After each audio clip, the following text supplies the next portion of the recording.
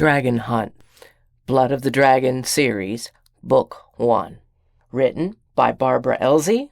Narrated by Barbara Elsie. Prologue. Chronicle of the Dragon Wars, year 24,325, 12th day, month of Julian, General Barakon the Gold. I have written many tales about many people. I have told these tales, sung them to audiences, sometimes even play-acted them, and almost always to unanimous accolades. Except when my performances were meant to mock, something that happened more than I care to admit, but always specifically for those who deserved it. Now, it seems, I am to write a tale about me, something I vowed I would never do.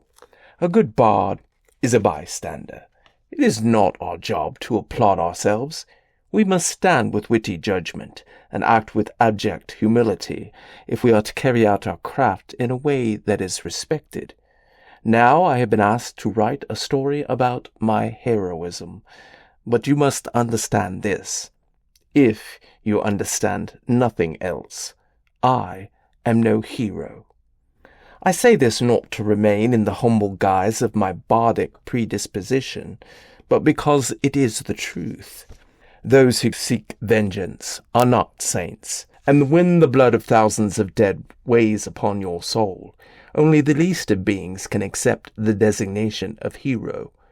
War was not our salvation, but instead creative thought, and perhaps I was responsible for that thought. For that I will take credit, but only after bathing myself in the blood of far too many humans. So I will give you my historical account, as requested, so it can sit within the archives and bear the truth of the events leading up to war, at least the truth from my perspective.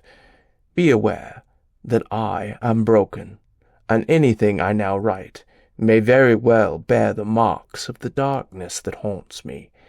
The account will reveal my sins, my mistakes, and my tragedies, and perhaps show that such was not always the way with me. I am Barakon the Bard. Prior to the war I now chronicle, prior to being known as a general of the dragon army, this was my title for centuries. I traveled the human world in the guise of a human, exploring the world and practicing my craft as a musician. As a bard, I must remove myself from the account and attempt to convey this tale without the bitterness and blackness that presently permeates my being. So I will tell it as if it is not my tale. I will attempt the nearly impossible task of objectivity, and I will take you back to a time when I was a very different being, when my heart was unbroken and uncrushed, and I had not yet lost everything that mattered to me. It was a happier time indeed. Chapter 1. In 300 years of travel, this was the first time a village had tried to burn him alive at the stake. He should have expected it at some point. As much as he used magic, someone was likely to call him a witch. The ironic thing was that he hadn't used magic at all in this instance. He had performed a simple sleight of hand, produced roses from the folds of his sleeves, and for that they had trussed him up and were now piling logs at his feet. They had also claimed that he sang too well for it not to be a product of magic. He supposed he should appreciate the compliment in that instance, but he was having trouble feeling grateful at the moment. He watched with curiosity as they arranged sticks and lumber around him, trying to make the most effective conflagration. He wasn't yelling or crying for mercy, and some were looking at him askew, because his reaction to being tied to a post in the center of a pyre was not normal. It was only further proof that he was indeed a witch. He supposed, by their standards, he was. A priest of some local god was muttering in a strange archaic language and throwing oil, water, or wine, he couldn't quite tell which, onto him. When it didn't burn him on contact, the clergyman stopped and massaged his chin in thought. What manner of witch could survive the holy ablutions, or whatever they were? Do you repent your many misdoings, sinner? "Exactly What would those misdoings be?" he asked. "Coming to this town in the first place? If so, you are most correct. I do most definitely regret the entrance into this strange barbaric place. If you could most kindly point me in the direction of the nearest civilized society, I shall promptly vacate your province and shall never sing here again, nor hide another flower in my garments." His words, quite understandably, were not appreciated, and perhaps not even understood. "What vile serpents twist their words in vile and evil ways! Such evil will be purged from your soul, and you will visit the vile hell in which you belong." May I suggest a few more descriptors? Contemptible, disgusting, despicable, horrid, appalling, repulsive, loathsome. I could go on. I have loads of them. You really need someone to write your speeches. He smiled, giving the priest the same showman's grin he gave while performing. He knew, of course, that this particular performance had no audience to enjoy it, unless his companions were watching the whole thing from the bushes, in which case he wanted to give them a good show. "Silence, witch!" The priest's dark eyes narrowed, and he motioned to several of the men who were building the soon-to-be-ignited bonfire. "Gag him!" I thought all religiously backward institutions required confession, he mused. I guess I stand corrected.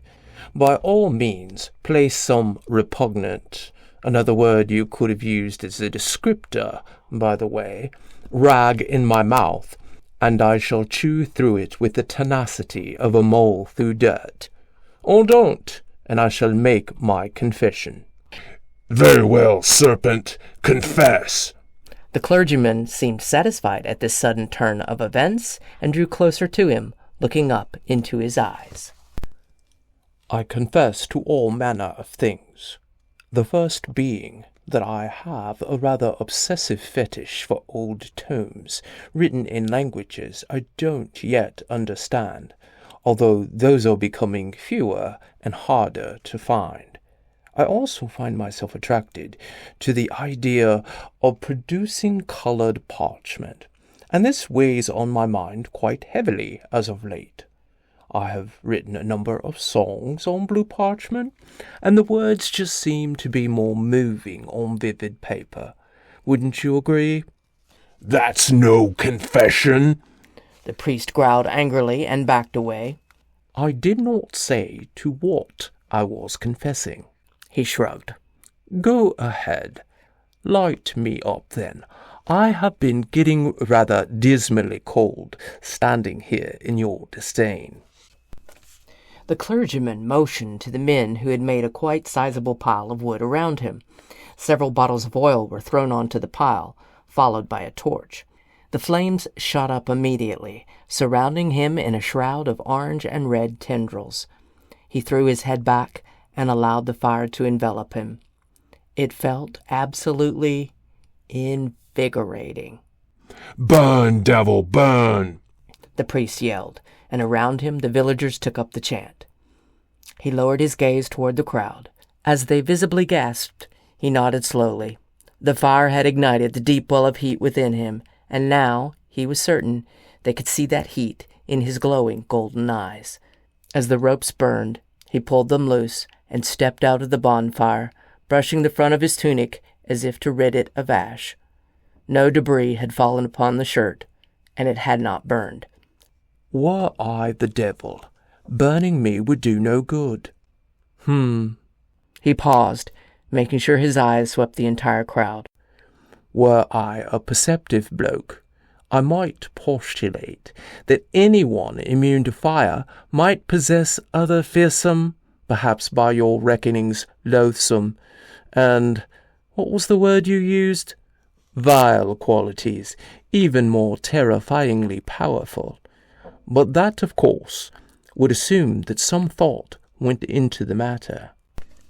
The villagers promptly screamed and ran, and the priest, who had dropped his holy watering can, sputtered momentarily, and raced after the fleeing villagers.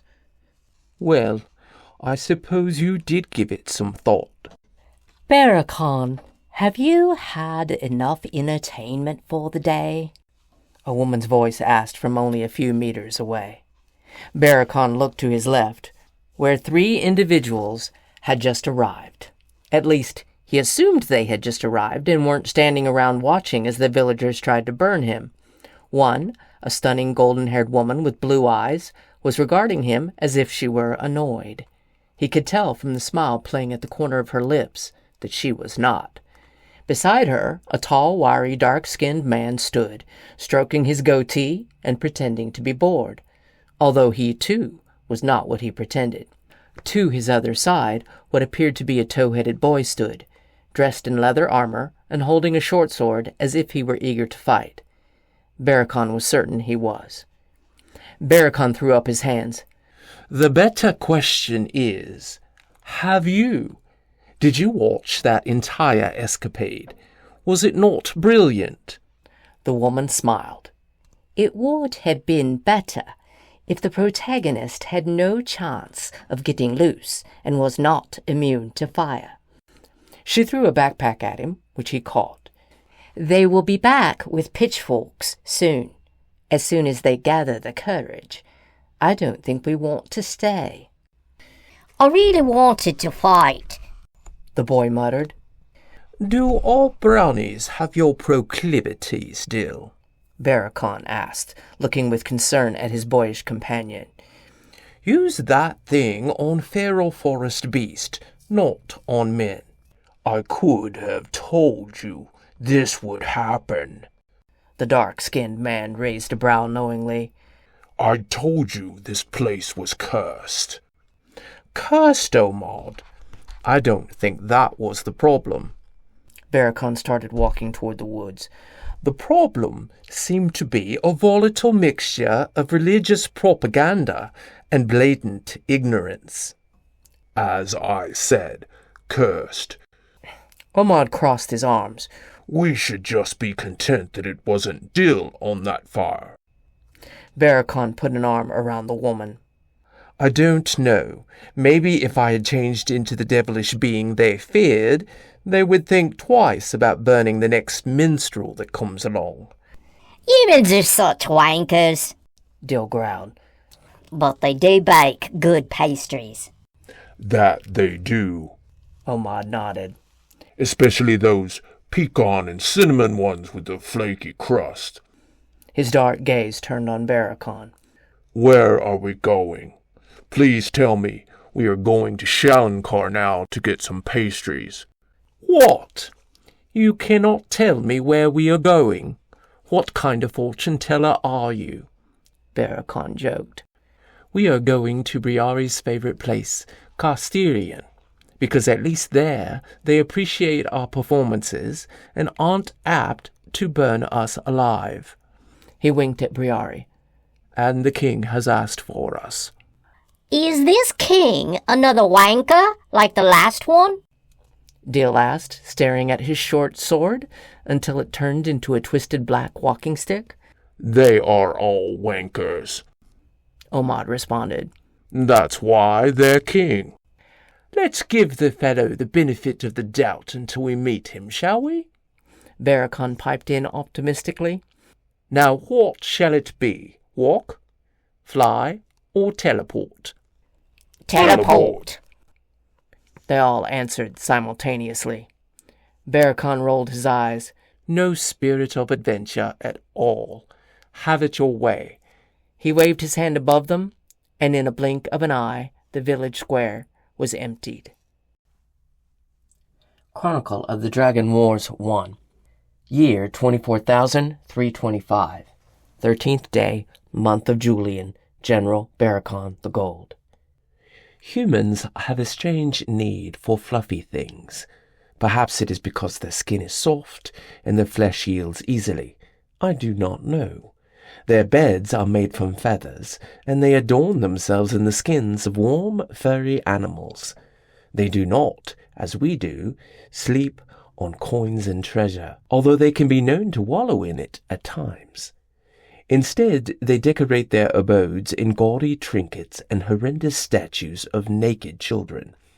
If you haven't traveled the human realm, it is like nothing you have seen before, but you should venture there. Do not let it terrify you. Simply spread some coins on the floor and sleep on the cool stone. Chapter 2. Barakon looked at the ornate bedroom, with its huge four-poster bed and skillfully carved furniture. The walls were covered in tapestries, paintings, and ornate golden sconces. Marble statues were in each corner, all strange depictions of naked cherubs. A bouquet of fresh roses sat on the dressing table, next to a silver-hand mirror and brush. A wardrobe stood open, filled with all manner of expensive tailored men's leisure suits and women's dresses. It was, in his opinion, an unreasonable display of wealth, but then he was a dragon who filled his hoard with instruments and books. A tall, ornate mirror sat in one corner and reflected his own image back at him. His blonde hair was currently tied into a bun on the back of his head, and his green eyes still looked alert, keen, and entirely human. He had created his own image centuries ago, played with it for months until he got it right, making himself into a handsome, charming human. That visage now mirrored back the smile that played on his lips. To his right, Briari stood, her blonde hair splayed across her shoulders, and her blue eyes staring curiously at their accommodations. Briari raised a golden brow. This king wants something from us. And why did you tell the gods we were husband and wife? About that, Barakon turned toward her, taking her hands in his own. He looked down into her sapphire eyes. I don't like the disrespect the humans show you for what they believe is wanton behavior. I would have it stopped. It's all right, Barakon, she told him, putting a hand to his cheek. They don't know what we are and what we are to one another. Then they should know. Barakon fell to one knee, and Briari let out an amused chuckle. Briari, you are the light in my life. Your beauty, although fairer than these human princesses, pales beside the extraordinary essence of your soul. No one else knows me so well, laughs at my pitiful jokes, and finds no fault in my need to drown myself in the written word. You are my... Loud knocking on the door interrupted Barakon's proposal. He let out an angry growl and drew a ring from his pocket. If that is you, Dill, I shall hang you upside down by your toes. His gaze turned back to Briari. Please take pity on my wretched soul, and do me the honor of marrying me. Briari fell to her knees in front of him, took his face between her hands, and kissed him softly on the lips. If it is important to you that the humans see us this way, I will do it. But I don't need such things to love you. I'm glad I didn't have to fall on the floor in a shameful display of melancholy and tears. He smiled and slipped the ring upon her finger. I carved this ring myself with draconic runes. No matter where you are, as long as you are wearing it, I can find you. He kissed the hand that he slipped it on. Humans have another custom that takes place after the marriage. He grinned mischievously, then grabbed her up in his arms and carried her over to the bed. Footnote 1. For those who haven't had the experience of being human, I highly recommend it. Is love-making different from the amorous activities of a dragon? Assuredly so, and undeniably better. To the stray human who manages somehow to read this tome, if you wish to know the proclivities of dragons in this regard, seduce a dragon, although I do highly discourage it, as we are much stronger and have incredible fortitude. End footnote. She let out a stream of laughter and wrapped her arms around his neck. I'm liking this custom. If we just... The knocking at the door began again, much louder this time. If we just get rid of the creature being obnoxious outside our door, Barakon finished for her. He set her on the edge of the bed and took 2 long strides to the door.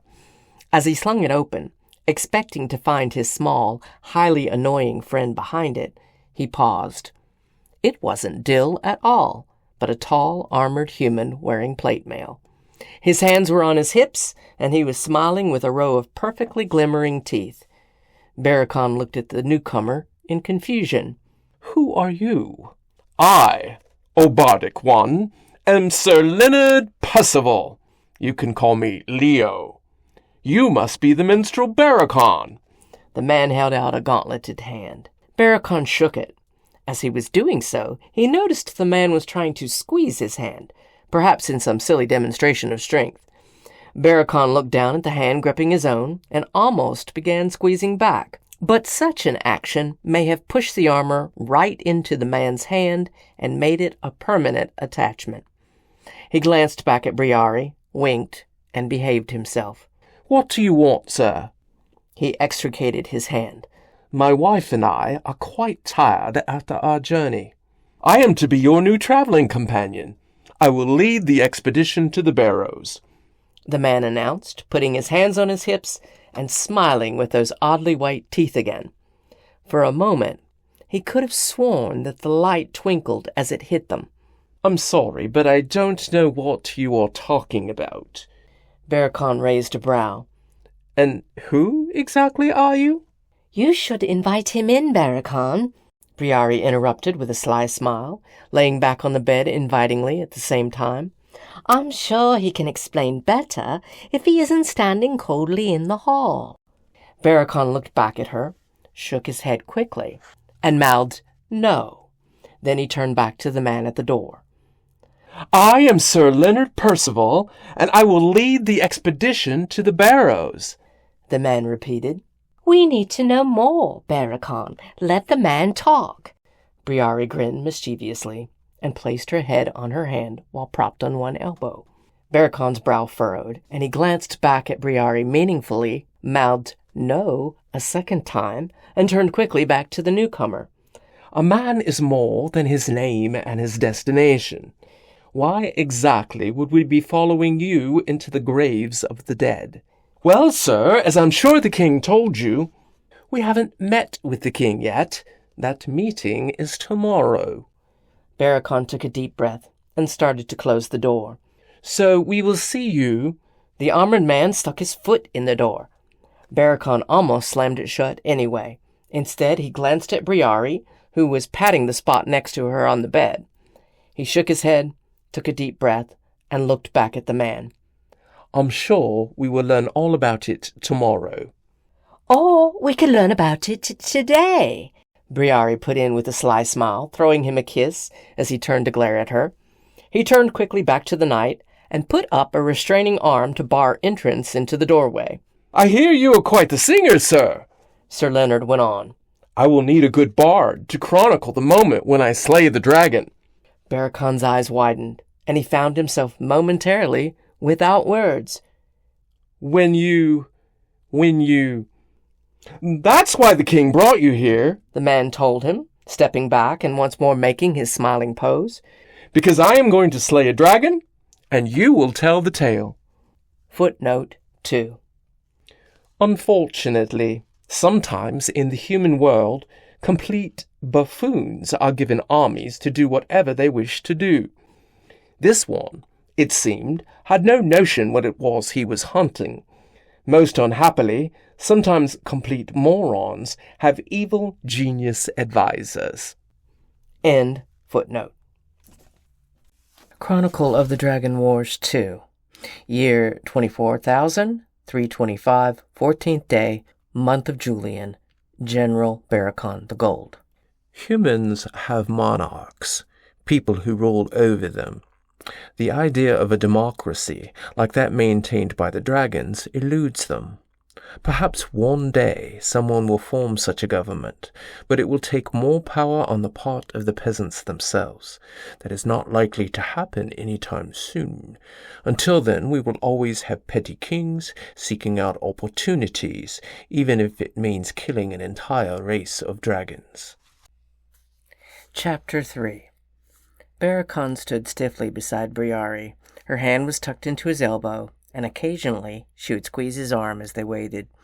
They did not speak while in the queue to be announced, but at times he would look at her, and her eyes spoke volumes. She was worried. They were both worried. This king wanted to hunt a dragon. Dragons were, in general, creatures that loved solitude. They made their lairs in desolate places, high above the landscape on mountain tops, in the caves of active volcanoes, or far out in the desert where water was scarce.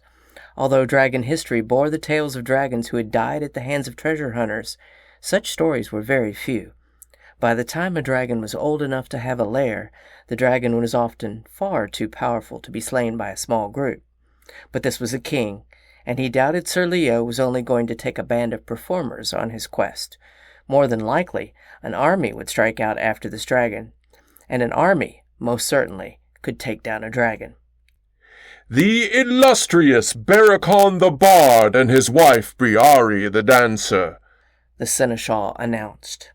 Barakon stepped through the double doors with Briari and looked at the crowds of people gathered around the king's throne. Expectant faces stared in his direction, with emotions as varied as their colorful lacy clothing.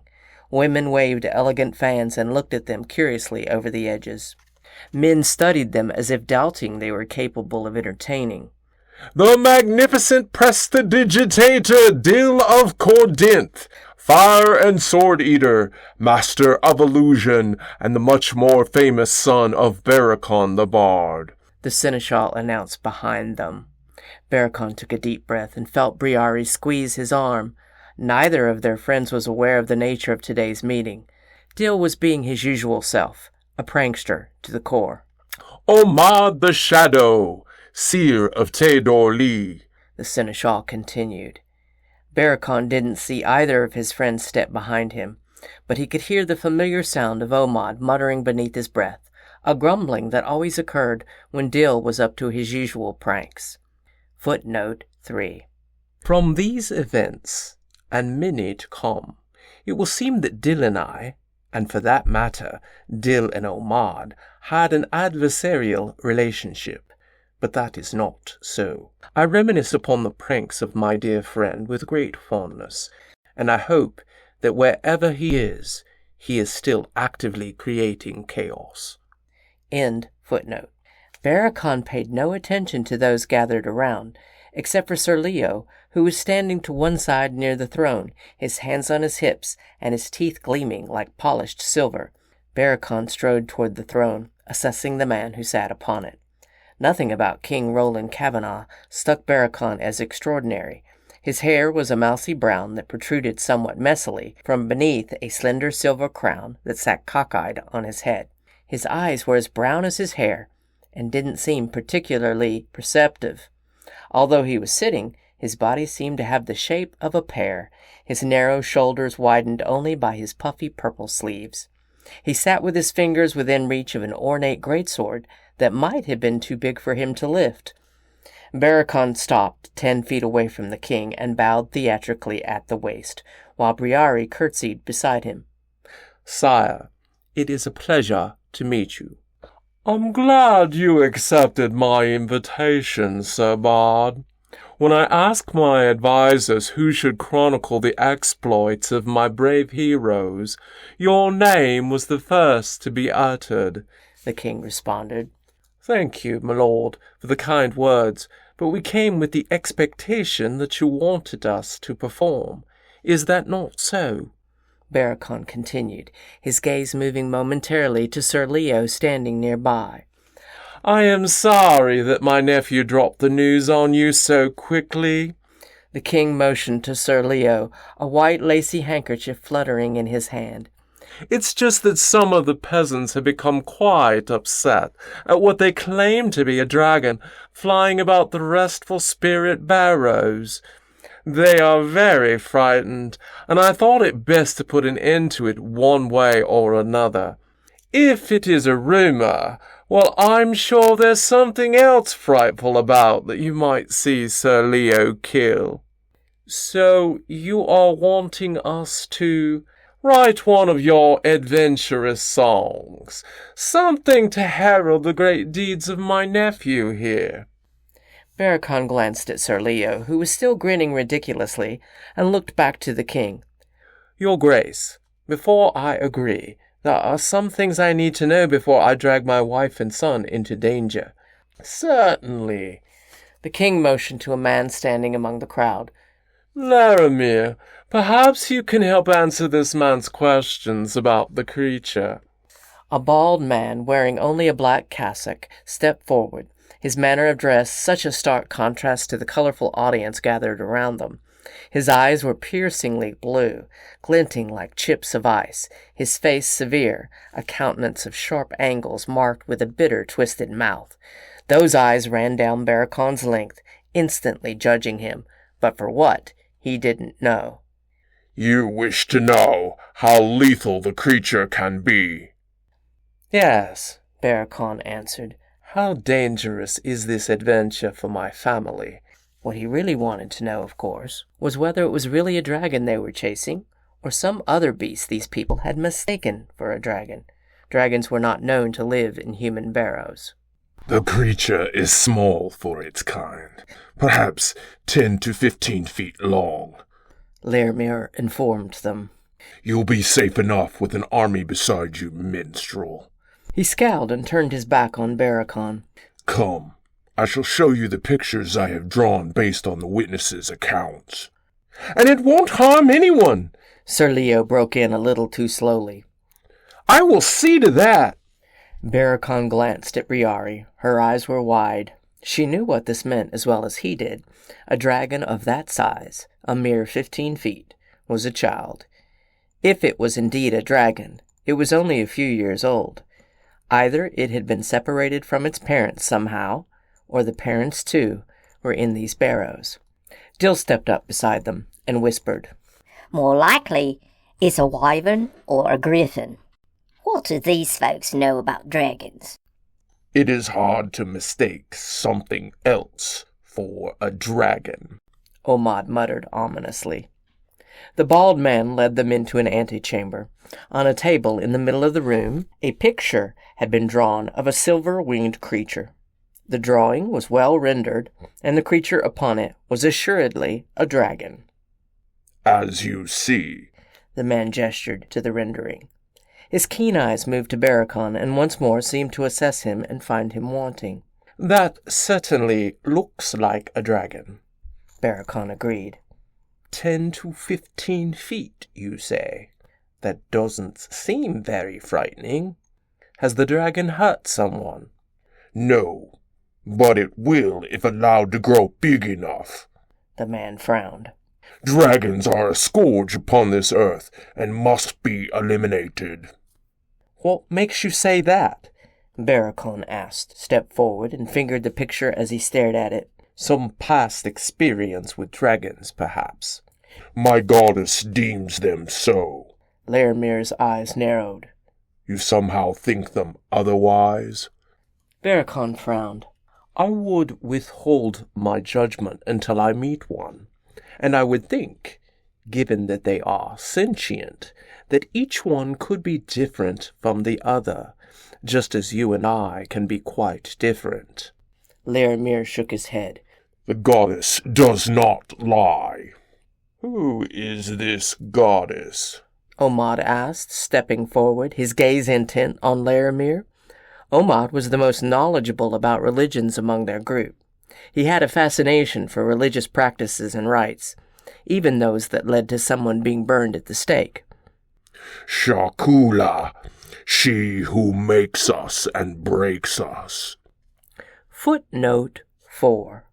Although this name will bring dread to all dragons reading this account, be aware that at this time, this was the first time I heard it uttered.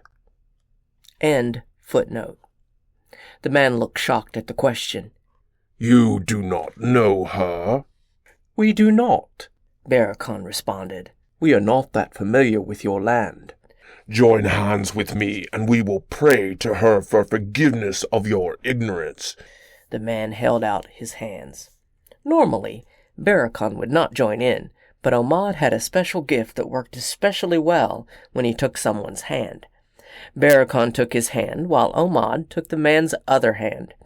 Briari and Dill also joined them, forming a circle around the table. Laramir began to mutter in a language Barakon did not understand. This in itself was interesting, since he understood most languages from this region. It was not even derived from the same linguistic roots. He looked at Omad, whose face had grown terribly pale. The seer had learned something already from his short contact with this man, and it wasn't pleasant. As the priest continued chanting, Barakon felt a strange pressure, like something was trying to push its way into his head. He fought with it for long moments, pushing it out and then feeling it renew its efforts to enter his mind. Barakon jerked his hand from that of Laramir. I don't think I want forgiveness from your goddess, priest. Is that a condition of my employment?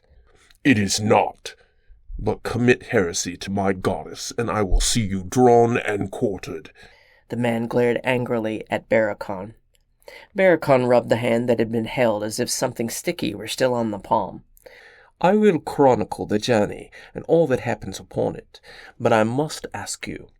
He pointed to the picture. What if this is a child? Would you kill it then?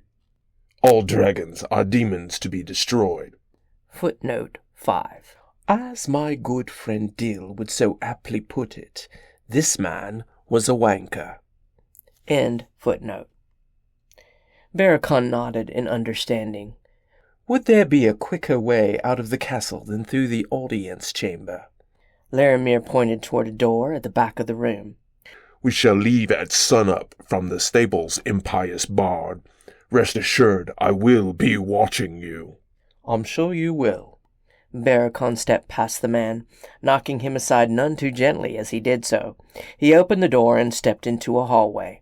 As the others stepped out and the door closed behind them, he took a deep breath. Briari put a soft hand on his shoulder. Are you all right, my love? Magic was at play in there. A magic I didn't understand, Barakon explained. He shook his head. Something was trying to read my mind. Omad nodded slowly. That man was channeling a force stronger than anything I've felt before. We need to be careful. I told you kings and their toadies are wankers, Dill put in. What's the plan, Barakon? Briari slid her hand down his arm, taking his hand. Will we save the child? We will, even if it means being drawn and quartered, Barakon replied, beginning to walk down the hallway and pulling Briari with him. Omad dropped into a stride beside them. You can't really be drawn and quartered, right? Dill asked as they walked away. 'Cause I'm pretty sure that would kill me. I mean, just so you know. Relax, Dill, Barakon answered. When have I ever led you into trouble? Dill put out his hand, counting off one finger after another. He rolled his eyes, sighed, and continued his pace beside his friends. Chronicle of the Dragon Wars 3. Year 24,325, 14th day, month of Julian. General Barakon the Gold.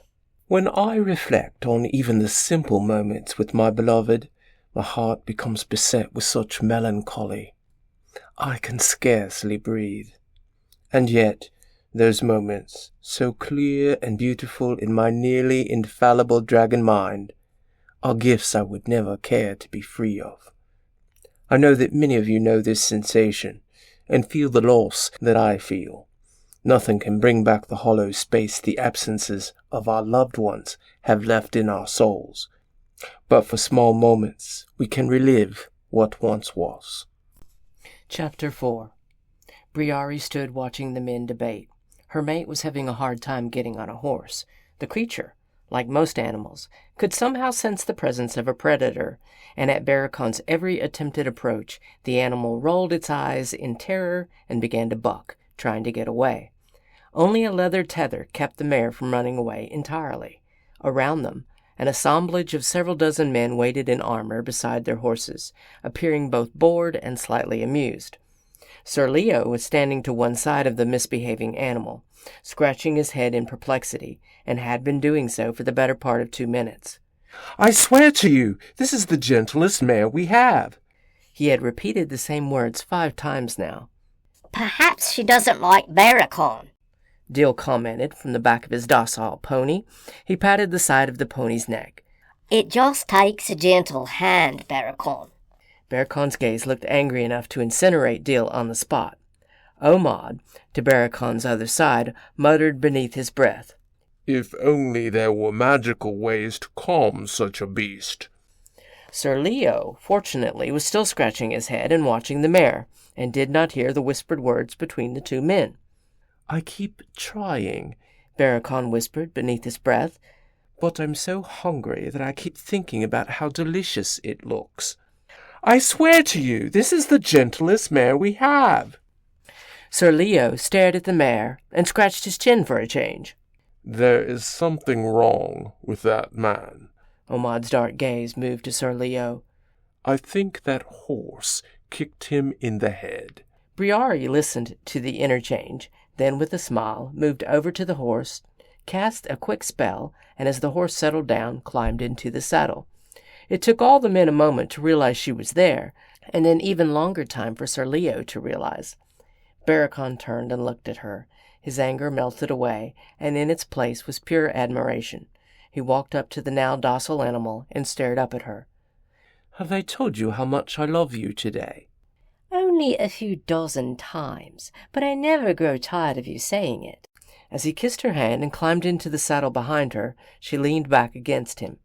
He reached around her and took up the reins. How do we make this thing go? He whispered in her ear. She giggled and shook her head. I know as much as you do. Then we are doomed. His voice sounded ominous. He shook the reins up and down. The animal didn't move. Sir Leo stepped toward them at last. Ah, yes, now she is gentle. I don't know what got into her. Well, now that you are saddled up, we can go. The man walked in his clanking heavy armor to his horse, vaulted into the saddle, and raised his sword into the air. To the barrows! He yelled. Then he promptly rode off at a full gallop, his sword held aloft as he grew smaller in the distance. The army of bored, waiting men spurred into action and followed him, repeating his words and raising their own swords. We are definitely doomed, Barakon commented. He is quite enthusiastic. Briari took a deep breath. I suppose we should follow. Yes, follow. Go forthwith, little mare. The animal didn't move. Nearby, Omad climbed onto his own horse. You must kick it with your heels. Kick it? Barakon exclaimed. I don't know about that. Very, very lightly, Omad counseled. as you could easily kill it. This is definitely the most absurd situation I have gotten myself into in the last 300 years. Barakon took a deep breath as if collecting himself. A dragon, on horseback, riding after a flock of morons with swords, all bent on killing another dragon. Shall I pinch myself and see if I am dreaming? We are going to lose them. Dill muttered sensibly. He rode his little pony up behind Barakon and Briari and smacked the animal upon its hindquarters. Both Barakon and Briari almost lost their seats as the animal burst into action, running after the sword-bearing flock of morons as if it were on fire. Had Barakon not had his arms around her, Briari would have fallen off the animal. Fortunately, he had managed to grab a knobby protrusion toward the front of the saddle and had kept them both from falling. As he leaned in toward her, his warm breath fell on her ear. Are we supposed to steer this somehow? It seems to be following them, my love, she told him. Ah, so it is. He tried to relax in the saddle, but he wasn't used to letting something bear him along. He thought perhaps composing the beginnings of a song might help his discomfort. There once was a nephew to a king, who hired a bard to sing. He thought he could slay a legendary creature that day, but the dragon escaped on speedy wing. I don't think that was what the king had in mind for a song about his heroism, Briari commented. I've got one for you. Dill broke in from one side, his pony trotting to keep up with the horse. Posies are red, cowbells are blue. That knight is a wanker, and his king is too. I would suggest a few other turns of phrase. Barakon began, grinning mischievously. Dill rolled his eyes. Oh, here we go. Moron, fuckwit, cretin, plonker, asshole, prick, buffoon. Shithead, dipshit, lardhead. Omar joined in. Shitbag, bugger, nasty piece of work, Briari continued with a smile. You've made your point, you reprobates. Dill veered his pony away from the others and pretended to be offended. Oh, bravo! Barakon, Briari, and Omad began to clap. Varlets! He rode further away, sending everyone into laughter. Although, truly, Omad told them, his horse riding up to take the position where Dill had been moments before. I don't think Sir Leo is so much a wanker as a complete idiot. That might work in our favor. I'm sure it will, but Laramir is no idiot. Barakon's gaze settled upon the priest's back. The man was riding behind the stream of men in the distance. He glanced back momentarily, almost as if he knew they were talking about him. Barakon resumed talking after the priest had turned back to the front. Perhaps we could somehow get him lost in the barrows or something. I could seal him inside a tomb for a while. Barakon stared momentarily at his friend, a look of shock on his face. You can do that? Footnote 6. Omad was a constant surprise. There were times when I thought I had seen the limitations of his abilities. Then he would surprise me with something new. Sometimes I wondered if he was secretly a dragon, and just hid it better than the rest of us. End footnote. Omad shrugged. He would think a ghost grabbed him and pushed him into the coffin. That's brilliant! Dill exclaimed, circling his pony back to ride with the rest of the party. Can I watch? I'll keep that in mind. Barakon considered it. If the priest got in their way, it might be prudent to make him disappear for a time. But being put into a coffin for an hour or so could traumatize almost anyone. He wouldn't entirely mind doing such a thing to the priest, but he would need to hold it as a last resort, in case he didn't find a better alternative. Barakon allowed himself to relax. It was going to be a long ride, and he was already regretting this form of transportation. However, the ride would allow him plenty of time to think about ways to save the dragon. Maybe, by the time they reached their destination, he would have a solution. Chronicle of the Dragon Wars 4. Year 24,325. 16th day, month of Julian. General Barakon the Gold. I must diverge momentarily from the story to call to mind those flashes of youth that make us smile, even make me smile, against all my hope of wallowing forever in my abject misery. Perhaps it is here, in such moments, that I still find peace. I speak of those forays into mischief and magic that mark our childhoods, the creative sparks of bad behavior that make it so difficult for our parents to raise younglings when we can literally burn the house down. At this point, very few dragons have not heard my mother's telling of the infamous canary debauchery, but the tale grows in legend with each repetition, with the latest count standing at 200,000 canaries. What sparked the incident was my mother chiding a very young and headstrong, but singing is my destiny child, that only canaries desired to sing. I therefore filled her bedchamber with canaries while she and my father slept.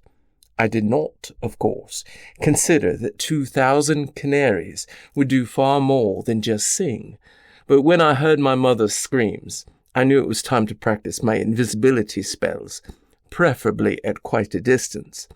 Had I truly been capable of conjuring 200,000 canaries so young, I'm sure my mother would have even greater infamous tales to spin. And yet, as much as she regales others of the evils of my youth, somehow she doesn't think any of my bardic talent descends from her. My father, too, although much more taciturn regarding his family's exploits, will speak with fondness of the time he stood upon the Senate floor, introducing an important amendment to our laws. and a stream of bubbles poured from his mouth at each utterance, while nearby his mischievous son hid between the claws of a nearly blind member of the council, disguised as a mouse. We have all done it. We may not have been born with appendages built to make music or vocal cords adapted to pure tone and clear emotion, but our talents for the mixture of magic and invention were decidedly our own, and each youngling became his own master. I'm sure now you grin at your own deceits, remembering those moments when impish delight outweighed your need for kindness.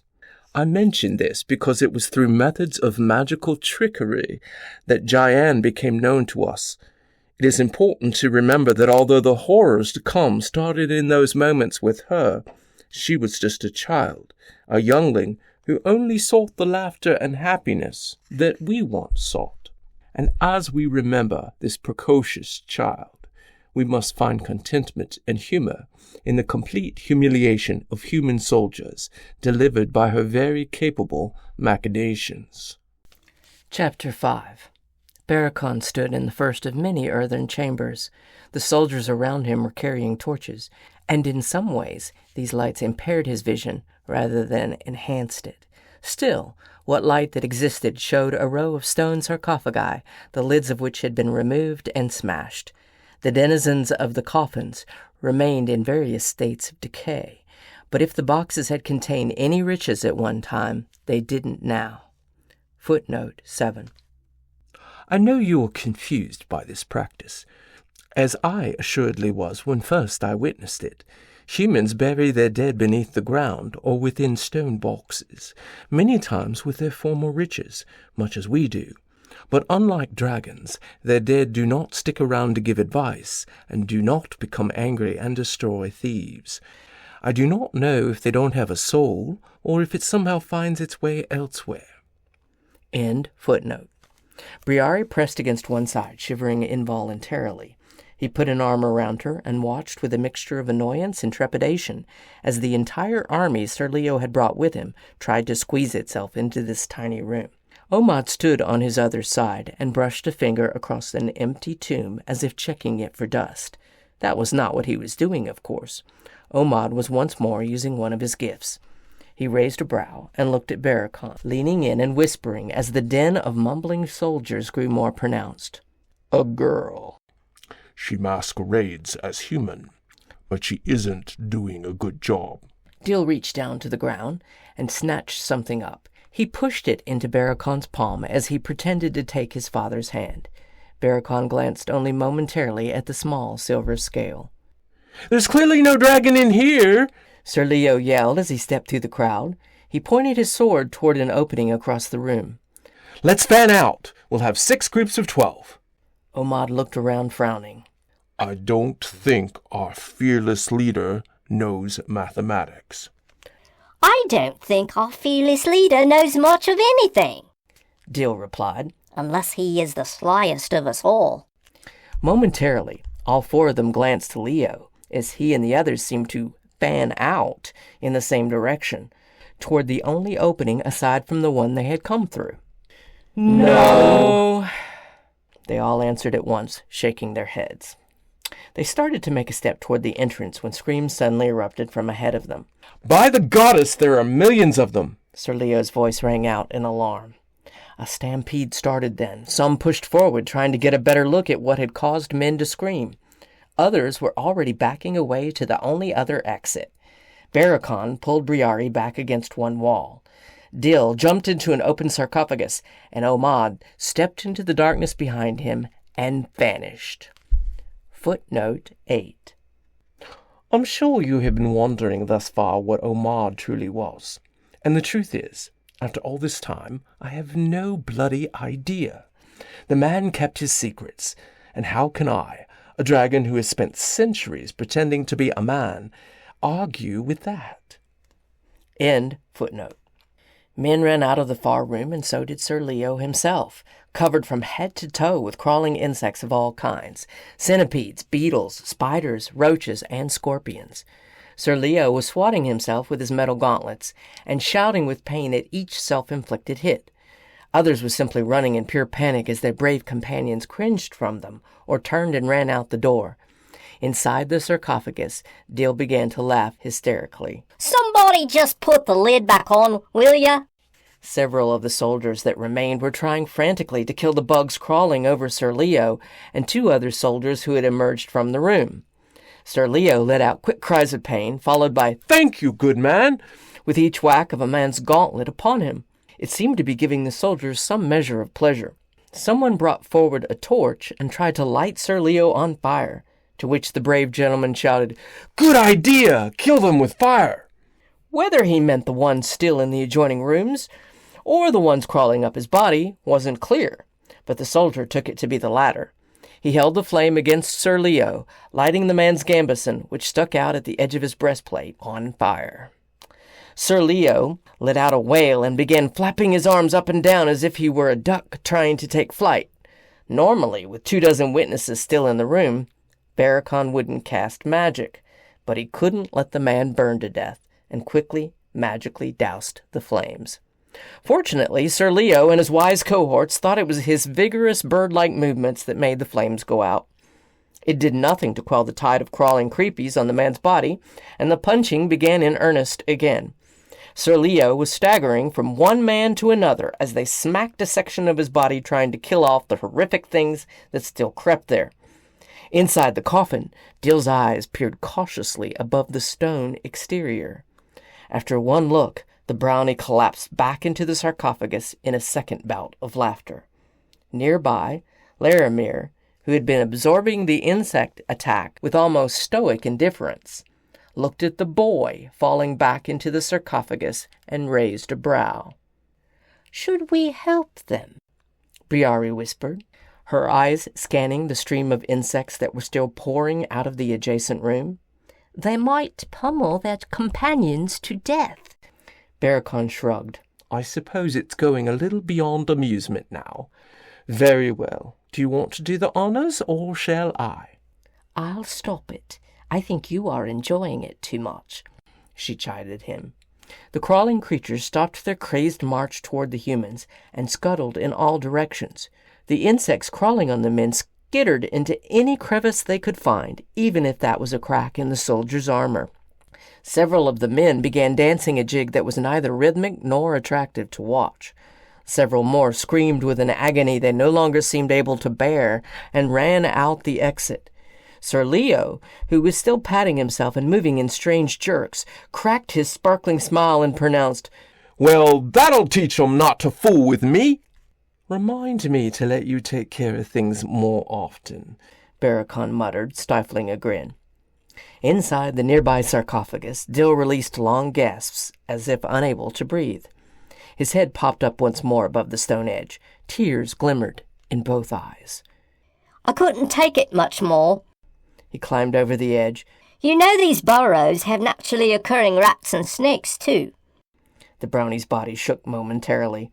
He wiped a hand across his eyes and turned to look at Sir Leo, whose armor now looked like he had been pummeled with rocks. Dill collapsed upon the floor, holding his ribcage and cackling silently. "Poor kid," one of the soldiers commented. "He's absolutely terrified." "Oh, I think he'll be fine," Laramir muttered and turned his attention back to Sir Leo. Behind Barakon, Omad suddenly reappeared. Footnote 9. Not a clue. End footnote. He looked down at the prone brownie and shrugged. "Sometimes the spirits of the dead haunt barrows. They are cursed places." This brought Dill out of his apoplexy. The pretend boy pulled himself to his feet and solemnly moved over to Barakon, taking his hand. "Yeah, well, we have dragons," he whispered. "and whatever you are." Chronicle of the Dragon Wars 5. Year 24,325, 12th day, month of Julian, General Barakon the Gold. Many ancient places lay hidden and partially destroyed by the passage of time. Civilizations build on top of old ruins without ever taking the time to discover what lays in the ground beneath them. Sometimes the ancient cities of old hold the key to things in the present. but even the most careful among us do not see them for what they are. Perhaps not even until it is too late. I blame myself for being a creature who always sought more knowledge, and yet, when confronted with the means to discover great intellectual treasures, I turned my face away, thinking there would be time later. After all, thousands of years stretched before me, all of which can be filled with such discoveries. But sometimes time is not on our side. Chapter 6. The barrows proved to be narrow and claustrophobic. As a creature used to cavernous spaces or the wide-open sky, Barakon was having issues with the tight spaces. Briari slipped her hand into his, clearly feeling the same anxiety. Dill trudged up ahead with no apparent concerns, while Omad seemed almost at home. The soldiers behind them trudged in silence, only the crackle of their torches and the clink of armor ringing through the echoing spaces. Sir Leo led the way, arbitrarily choosing paths when tunnels diverged. It was clear to Barakon that the man had no idea where he was going, and was probably getting his men hopelessly lost. Oddly, the path the man took still led them toward the youngling. Several times, Barakon had attempted to break off from the human horde to find his way to the youngling, but each time, Laramir seemed to sense it as if he had some uncanny gift that pinpointed only Barakon, or perhaps he was watching him very closely. Briari, too, had tried, only to be called out to almost immediately by the ever-watching priest. Barakon resigned himself to following the king's nephew for the moment. Eventually, as they wound themselves deeper into the labyrinth within the barrows, Sir Leo would get them hopelessly lost and have to stop and camp for the night. At such a time, Barakon would find a way to lose himself and make his way to where the youngling was. It was not that he had a great sense of direction. If he had to rely on his own instincts, he would assuredly be lost. But magic could remedy a great many problems, including the dilemma of where he was. He also had the advantage of being able to see in total darkness. He didn't know if the child would run from him or attempt to conjure obstacles like the insects as he got closer, but he was confident he could reach her. A youngling would not be able to easily discern that the human form before her was truly a transformed dragon, but perhaps their shared language alone would be enough to convince her. Sir Leo's torch suddenly disappeared just ahead of them, although a slight glow remained. The man had apparently stepped into a larger chamber. Ahead of him, Dill let out a surprised gasp. This alone was enough to alert Barakon. The brownie was seldom surprised, and greeted most events with humor or belligerence. This was neither. He quickened his pace and stepped into a cavernous chamber big enough to house a city of dragons. Were dragons interested in congregating in such places? He stood on a ledge only about 6 feet deep, beyond which the ground disappeared.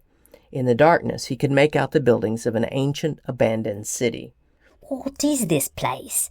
Dill whispered, as if afraid to awaken something in the ruins below. Talantia, perhaps, Omad answered, suddenly materializing beside the brownie and peering over the edge. What is Talantia? Sir Leo asked, his voice sounding like a shout in the echoing abyss. An ancient city, once believed to be inhabited by gods, Barakon told him. At least, that is the myth. Barakon frowned. Surely if humans had built these barrows, they would be aware of the city in its depths. It was lost thousands of years ago. The gods, you say? Sir Leo raised his torch higher, trying to see further into the darkness below. Laramir, the priest, stepped up from behind them. Ever since Briari had attempted to sneak off into the darkness, he had stayed on their heels. There is only one goddess. Whatever it is, it did not belong to other gods.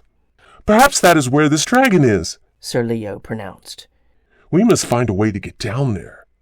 A stone staircase wound down within a few feet of where the man stood, but Barakon didn't think it wise to give away his superior eyesight, especially with the priest watching them so closely. Dragons are creatures of the abyss, Laramir announced. It makes sense that they would be found in such a place. Briari's hand tightened around his own. His gaze moved momentarily to hers. Thankfully, her anger had not given her away. but he squeezed her hand in reassurance. The priest seemed to have no end to his racial slurs. He had spent some considerable time as they walked, contemplating ways of discouraging the man and getting him to return to the king's castle. He thought, perhaps, if the younglings sent another round of insects at them, he would be sure it went for the priest. Barakon let out a deep breath. The truth was he wanted to descend to the ancient city. Such a place would be a treasure trove of lore. It was quite unlikely that any tomes had survived, but sometimes ancient civilizations carved their language onto stone tablets. Over time, he had become a master linguist, and with enough study and enough examples of the language, he could decode such writings. So much knowledge could be obtained from such a place, but that was not, of course, something Sir Leo and Laramir were interested in. Both Sir Leo and Laramir began circling the huge cavern, looking for a way down. Apparently, their human eyes couldn't discern what was obvious to him, for they walked past several sets of broken, yet still passable stairs. Dill walked straight for the nearest stairwell and jumped down it, disappearing entirely from view. One of the soldiers, who was filing in behind them, gasped and shouted, The boy! The boy went over the edge! The man ran toward where he had seen Dill disappear, almost tripping and falling over the edge himself. Dill popped up just in front of him, grinning wildly. I think this is the way down. Sir Leo circled back and looked at the pretend boy standing on the short ledge just beneath the cliff edge. Bravo, lad! You have found the way! Dill grinned at him and scampered away into the darkness. Careful, lad. Sir Leo warned. It's a long way down. He will be fine, Barakon told him. He has always had an affinity for caves. This isn't a cave, Sir Leo muttered. It's a barrow. I can't protect him if he runs into an evil spirit. I shall fetch him then. Barakon snatched a torch from one of the nearby soldiers and started down the stairwell, with Briari on his heels. Dill didn't need rescuing, of course. Disappearing into the darkness would give him the opportunity to find the youngling. This was probably what Dill had been thinking as well when he vanished down the stairs. His friend had found a way for him to escape the group. When he was 50 feet below where the nearest human stood, he made his torch go out. A short distance away, he saw Dill waiting for him, his fey eyes glowing in the darkness. Somehow, Omad was just behind Briari, appearing mysteriously once again. Barakon reached out with his magic and found the young dragon not so far away, hiding within a structure. He started toward it, and his friends followed. Are you there, minstrel? He heard from some distance above. Barakon? Mr. Bard? Barakon didn't answer, but continued walking toward the structures in the distance, marveling at the fact that an entire city existed under the ground. What civilization had this been? He discounted Omad's assertion that it was a city of the gods, but that didn't mean it was not Talantia. Many myths bore elements of the truth. The city might have existed, perhaps inhabited by one of the many races that had been lost to the world. As they walked along, Barakon's gaze scanned the stone columns and huge buildings. The doorways, now empty archways with no doors, were extremely tall. The carved frescoes on the buildings bore intricate designs, and beside those were ancient symbols. He recognized a language long dead, but one he knew well. This was a dragon city, he whispered, casting enough magic to make sure his voice did not carry. How do you know? Dill asked, staring with wide eyes at his surroundings. It's not one of ours, to be sure, but dragons? Do they build cities? The runes on the frescoes. Warding spells. They are written in ancient Draconic. Briari pointed to one of the nearest. If they didn't live here, they certainly weaved magic into the city. Omad stopped walking and looked dubiously at the floor.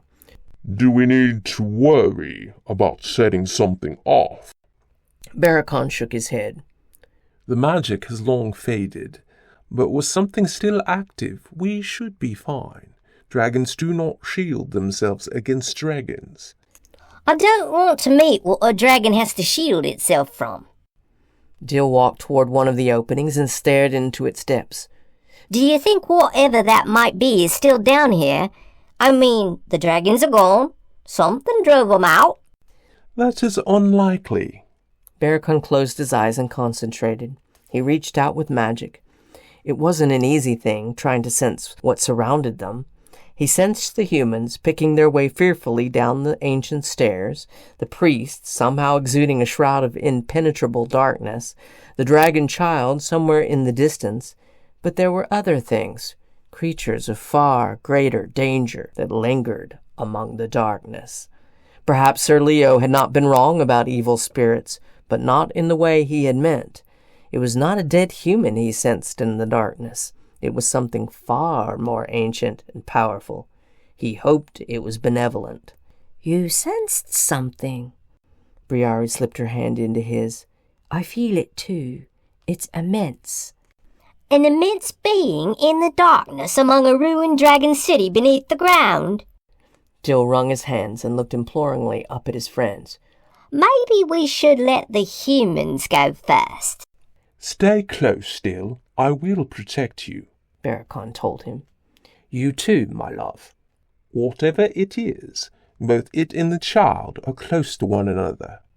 I can take a peek if you like. When I walk the shadows, little can sense me. Omad told them all.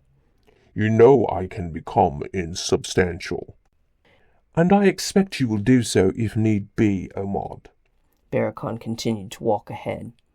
But whatever this is, it is best that none of us encounter it alone. Minstrel? Are you dead? A voice reverberated throughout the cavernous area. Dill grabbed Barakon's other hand. Please, I beg of you. Answer back in a haunting voice. Yes, I'm dead and I'm coming for you. Barakon chuckled. Why did you leave the Fae again, Dill? Because they said I was too serious for a brownie. Can you believe that? I thought it was because you were cursed. Omad muttered ominously. I am not cursed. He shook a finger up at the tall, dark-haired man. Everything is not cursed. Many things are cursed. Omad answered quietly. Lots of things you don't even know about because you are too busy laughing at them. Footnote 10. Omad did in fact believe that most things were cursed. Once he told me that I was, and I am inclined to believe him now. End footnote. That makes no sense. Ah, but it does. It makes the most sense of anything. Do you understand him? Dill looked up at Barakon. Something moved in the darkness, and the soft chink of metal against the ground echoed from somewhere ahead of him. Shh! Barakon warned. Everyone stopped and became completely silent. Only the sound of men calling out in the darkness came from somewhere behind them. A force slammed into Barakon. He flew through the air and slammed into the side of a stone building hard enough to cause cracks in its ancient exterior. The impact stunned him, pain overwhelming him as his whole backside screamed in protest. He heard Briari screaming something, and it took him a moment to finally make it out. Don't you look at what you are striking before you just reach out and smash something. She sounded furious, and for a moment Barakon felt a little sorry for whomever or whatever it was. But then he shook his head, trying to concentrate on staying conscious. I am sorry. A deep, gruff voice responded to Briari's inquiry. I didn't realize you were dragons. I thought you were the humans and had come to take the child. Barakon managed to look up, although pain still threatened to pull him into the darkness. What he saw amazed him. The spirit of a huge dragon stood before Briari and the others. The being had been incredibly old when he died. His shadowy form filled the entire area from building to building. Once a gold dragon, his scales glittered in the darkness, their magnificence broken by scars and open, raw areas. His eyes glowed with brilliant white light. Dill had fallen to the ground and was shrinking away from the creature. Omad had completely disappeared, and Briari had positioned herself between Barakon and the spirit, her hands on her hips, and her eyes glowing with golden light. He would not want to be that spirit. Barakon, are you conscious after that? Barely. Barakon managed to slowly pull himself to standing. A deep pain in his chest told him that ribs had been broken. He put a hand to his side and hobbled closer to where the spirit stood. Let it never be said that the ancestors lose their power when they are dead. I am sorry, young one. I sensed your magic, but didn't recognize you for what you were. The huge dragon spirit lowered his head, almost in shame. I was protecting the child, and you were not her parents. No, we are not, but we are here to get her home. Barakon moved up within inches of the great spirit. Who are you? This place, was it once a dragon city? Dragons and their riders, young one. I am Chaos. Who might you be? Riders. Barakon considered this. You allowed people to ride you. I take it from your words that you no longer have such alliances. The spirit shook its huge, transparent head. It shifted suddenly, changing into the tall, muscular form of a human, almost duplicating Barakon. The same blonde hair, the same facial structure, the same height and weight, but the eyes were still glowing with white light.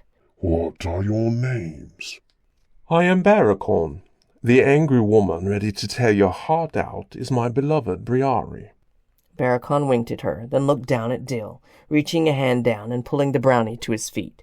This is my friend Dill, and somewhere... Omad suddenly appeared in front of the spirit, bowing low in front of him. I am Omad, seer of Toli. Is that what you call it? The dragon man lifted a brow. His eyes moved to Briari, and he bowed deeply. I am sorry for my quick, inconsiderate actions, dear lady. I hope you will forgive me. Briari moved to Barakon's side, looking him over for a moment. You could have killed him. Had he been human, my blow would have killed him assuredly. But dragons are made of tougher stuff than that. The duplicate of Barakon waved a hand and turned to walk away. Follow me. We will talk where the humans might not hear. They followed the fake Barakon into a nearby building. The inside was huge. Stairs snaked up along the walls, leading to chambers far above, but the ceiling of the first room was a good 50 feet overhead. Several candles glowed in sconces along the wall. A set of monstrous bones lay upon a mountain of gold, jewelry, and artifacts. Sitting among that gold, decorating herself in various bracelets, necklaces, and crowns, was what appeared to be a child of 6, with long silvery hair and eyes that looked like mirrors. Diane, this is Barakon, Briari, Dill, and Omad, Kaios announced as they walked in. Barakon? The child bounced up on her feet, running toward them and staring up at Barakon with what seemed hero worship. My parents told me about you. They did? Barakon questioned, holding his ribs as the pain still ebbed through him. Barakon the Bard, the first dragon to leave the Valley of Ancestors in 1,000 years. Barakon knelt before the child, winced slightly at the tweak he felt in his ribs, and put his hands on her shoulders. Where are your parents, Diane? How did you get here? The child looked down at the floor. Big tears welled in her eyes, dropping in silver chains down her cheeks. They killed my parents. Who did, honey? Briari knelt beside him, reaching out to wipe off the tears that ran down the girl's face. The humans. They came in the night and... The child choked and started to shake her head. Briari drew her into her arms and held her. Shh, it's okay. You don't have to tell us now. The child sunk into Briari's embrace, sobbing uncontrollably. It was minions of the goddess Shakula. Do you know of her? Kaios rumbled, resuming his dragon form and settling down upon the mountain of gold. I have recently learned of her. Barakon moved to stand in front of the ancient being. What can you tell me? Not much. I have been down here for what must be thousands of years now. Jayan has been the first soul to awaken me in a while. Kaios turned his huge head to look around at the stone walls surrounding them. I am imprisoned here. How I long to see the sky again. I will take your bones to the Valley of the Ancestors, if you desire it, Barakon told him. You would be older than any spirits there, and given a great place of honor. I would like that, young Barakon. But first you must take the child to safety. These priests are putting dragons to death and taking their flesh and blood. Briari let out an audible gasp. Barakon stepped back as if struck. What? What are you saying? Our blood, young one. Our blood can fuel any magic they choose to cast. One taste, one swallow, and any creature becomes an adept wizard. Any creature can wield power. The spirit poked a talon toward Barakon. Did you not know this? I suppose I did, but I never thought. Footnote 11. Was it naivety that made us believe they would never figure out how much power they could obtain from us? Or were we just so confident in our own power that we lowered our guards? End footnote. Never thought you would be hunted for the precious gold that flows in your veins? Kaios rearranged his position on the gold, sending coins scattering down the side of the mound. Only for the treasure in your trove. That isn't your greatest treasure now, is it? Barakon's gaze moved to Briari, who still held the sobbing child. She is my greatest treasure. And she is young, much younger than you, lad, and you are still young by my reckoning. The spirit's nose drew close to them, as if sniffing them and discerning something. But you are old enough to kill an army now, aren't you? You aren't their prey. Instead, they hunt children. The spirit's gaze turned to the woman and the child embracing. Well, that's not why they are hunting the child, Dill put in. That priest just thinks all dragons are evil. Well, that makes the killing morally justified, then. Kaios sat back on his hoard and looked around as if hunting for something. I have some items here. Something that might help. Items?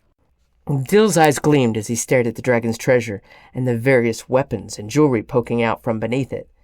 The spirit chuckled and threw something at him. Dill caught it deftly, staring down at the purple gem with absolute fascination. It's a fey gem. Indeed, Brownie. That one has the power to freeze a man in his tracks, so be careful with it. The dragon continued to fish about among his tremendous pile. This place, what is it called? You mentioned that dragons and riders were once here. Goldorian, the city of magic. Footnote 12.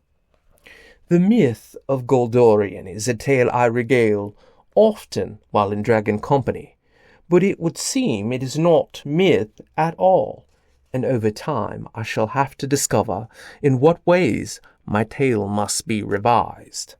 End footnote. That's not possible. Goldorian was destroyed by the storm elementals 20,000 years ago. Barakon's mouth fell open. Surely the spirit had made that up.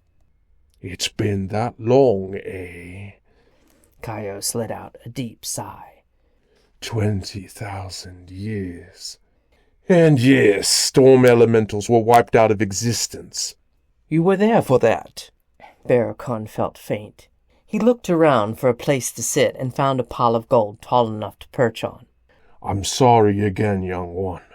I shouldn't have hit you so hard. I may have broken some bones. Do you have any books? Omad asked the spirit excitedly. Perhaps something that survived? There are a few tomes among these coins. I will allow you to look, seer, but careful what you touch. There are things in here quite dangerous to mortal men. The spirit tapped his own snout for a moment. There are things in here quite dangerous to me, for that matter. Jayan's parents? Briari questioned, still holding the child. You are quite certain they are? Kaios frowned and nodded. She has been here with me for a while. I'm afraid I am not the greatest of company. I tend to reminisce about old times, and a child her age isn't all that interested in what I have to say. My grandfather always rambled on like Caius, Gian admitted, sniffling slightly. Barakon reached a hand out to the child, taking her small hand in his own. "We will take you back to your grandfather, Gian, if that is what you want." She nodded slowly and rushed in and hugged Barakon. Barakon let out a sudden breath as the child squeezed his battered chest. The pain lanced through him a second time. "Definitely something broken."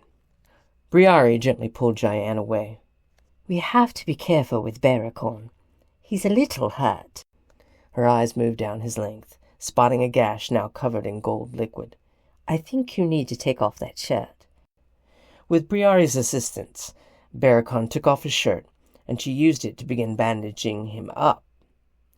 Caius seemed even more intent on finding whatever it was he wanted to find, especially when Briari's angry glances shifted his way. As she wound her makeshift bandages around him, Barakon grinned. "I believe you have an ancient dragon spirit completely kerfuffled." Kerfuffled? I believe you need a new word. "I am a master of words, and that is the perfect word." The complete history of the elemental gods, Omad announced in glee. He was buried knee-deep in the hoard, and had pulled a large silver-bound tome out of the massive pile he had been making around himself. It's intact. He giggled like a boy and hugged it to his chest. Gian had moved over to be with Dill, and she and the brownie were turning coins into icy cubes using the Fey gem. Barakon smiled at their antics and looked back at Briari as she tended to him gently. "The humans will be on us soon." Yes, I know. Will we need to fight them? She looked at him worriedly, her eyes scanning the wound he had sustained.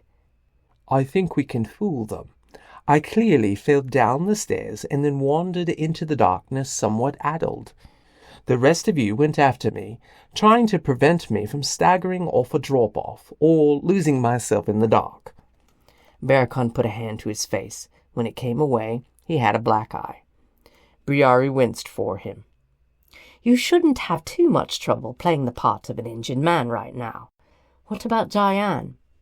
You found her running from a dark, scary spirit who abducted her from the world above. Caius had suddenly appeared beside them with no warning, holding a decanter of what looked like blue wine. Here, boy, drink this. It will aid your recovery. Barakon did as the ancient dragon bid him, instantly feeling some measure of relief. "They will come down here and try to kill you," Barakon told him, raising a brow. I am already dead. His dragon maw appeared to smile. And they cannot destroy what they cannot even hit with their swords. "What about your bones and your hoard?" Barakon lowered his head toward the shining treasure a few feet away. What bones? The treasure vanished before their eyes. Omad stood up in anguish. Gian and Dill had frozen a book they had found in ice, probably in an attempt to make Omad thaw it. Now Dill dropped it on the floor, where only a small chunk of ice broke as it clattered to the floor. Where'd it go? Dill muttered. Where'd all the pretties go? Barakon nodded slowly. "I should have known. After I have taken Gian back to the Valley of the Ancestors, I will return for your bones and treasure. That is, if you want me to take you there." I have been alone for 20,000 years, young one. I am lucky I am not insane. Caius's eyes rolled toward the entrance. They are here. Then he vanished, leaving no trace of his passage. Sir Leo and his entire entourage crashed into the room. Barakon wasn't certain why they hadn't been heard up until this point, but he guessed it was Caius's magic that kept the sound shielded, as he had been shielding their voices earlier. "Minstrel!" the knight exclaimed in glee. "Oh my goodness, what has happened?" "I'm afraid I took quite the crash down the stairs." Barakon looked down at the makeshift bandages Briari was winding around him, satisfied that his illusion of red blood was holding. "And there was this horrible spirit batting you about. That didn't help." Briari added as she finished up her bandaging. Spirit! Sir Leo looked alarmed and glanced around at the well-lit, seemingly empty room. Who is this child? Diane waved a hand at the humans in the room. Barakon had changed her appearance as well, fixing the flaws that clearly identified her as inhuman. Now she was a perfect, smiling, dark-haired little girl. The spirit abducted her. He leaned forward, whispering. I think it was going to consume her soul. Sir Leo drew his sword, glared at every corner of the room, and shouted, Where are you, foul beast? I will take your head home as a trophy. Low, guttural chuckling echoed from behind the doorway they had just entered through. Sir Leo spun and ran as fast as his armored body would take him toward the sound. Come, we will kill it. His minions followed, drawing their own swords and hurrying out after the exuberant knight. Only Laramir remained. His dark eyes moved up and down Barakon and flickered in interest to Diane. Perhaps we should examine this child more thoroughly. Dill stepped in front of Diane like a big brother bent on protecting his sister from a bully. She has been through a lot, the boy muttered defiantly. Still, she could be some kind of hellspawn. The priest took several strides toward the brownie and suddenly found Omad standing in his way. We may be traveling performers, but we have a code, priest. Omad's voice was low and ominous. Once we give hospitality to someone, we are responsible for them. This child is now under our protection, and you will not be traumatizing her. The priest scowled. His gaze moved from Omad's unemotional face to Barakon. This is your doing, isn't it, impious bard? I am not in command of this troop, if that is what you think, sir. We are friends. We also act in the interest of the innocent. Barakon stood and walked over to the priest, looking down, using his considerable size difference to intimidate the man. When he had conjured his human form, he had made himself the perfect human paragon, tall, imposing, and handsome. He was taller and bigger than Sir Leo and any of his soldiers. The priest suddenly seemed to be aware of this. He stepped back. The goddess takes care of the innocent, minstrel. If this child is indeed innocent, she has nothing to fear from me. The priest looked momentarily cowed. He turned away, striding toward the door after the crusaders on the snipe hunt. Before disappearing through the door, he turned back. I will examine her eventually, minstrel. I will get my way. As he stepped through the door, Omad relaxed and let out a low growl. I really hate that man. Diane stepped over to Barakon, taking his hand. Can you beat them if they try to hurt us? Barakon knelt in front of her. I can, Diane. His gaze moved between his friends. But someone might get hurt if I have to do that. We are going to pretend for a while. Do you think you can do that? She nodded slowly. That knight is really dumb. She grinned mischievously. Barakon smiled. He has certain mental incapacities, to be sure. But we shouldn't make too much fun of people's disabilities. Not everyone is as lucky as we are. To be born dragons. To be born smart. He stood and started toward the door, still holding the child's hand. Briari dropped in on his other side, and Dill and Omad fell in behind him. Lucky? Omad muttered. Or cursed? Take your pick. Chronicle of the Dragon Wars 6, year 24,325, 16th day, month of Julian, General Barakon the Gold. A few words about Chios, who may very well be the ancestor to many of us. From what I have gathered, after collecting his bones and his treasure and bringing them to the Valley of the Ancestors, he lived in the ancient city of Goldorian, the city of myth. He, the dragons of his time, and a great many humanoid dragon offspring founded the great city. It flourished for centuries as the most advanced and most powerful political influence during its time. The city was envied by the gods themselves. The storm elementals were directly descended from these gods, and were instrumental in bringing down the city and Chios himself. Later, the gods destroyed their own minions for fear of their power. Chios, as you will see, is far more powerful than most spirits that haunt our valley.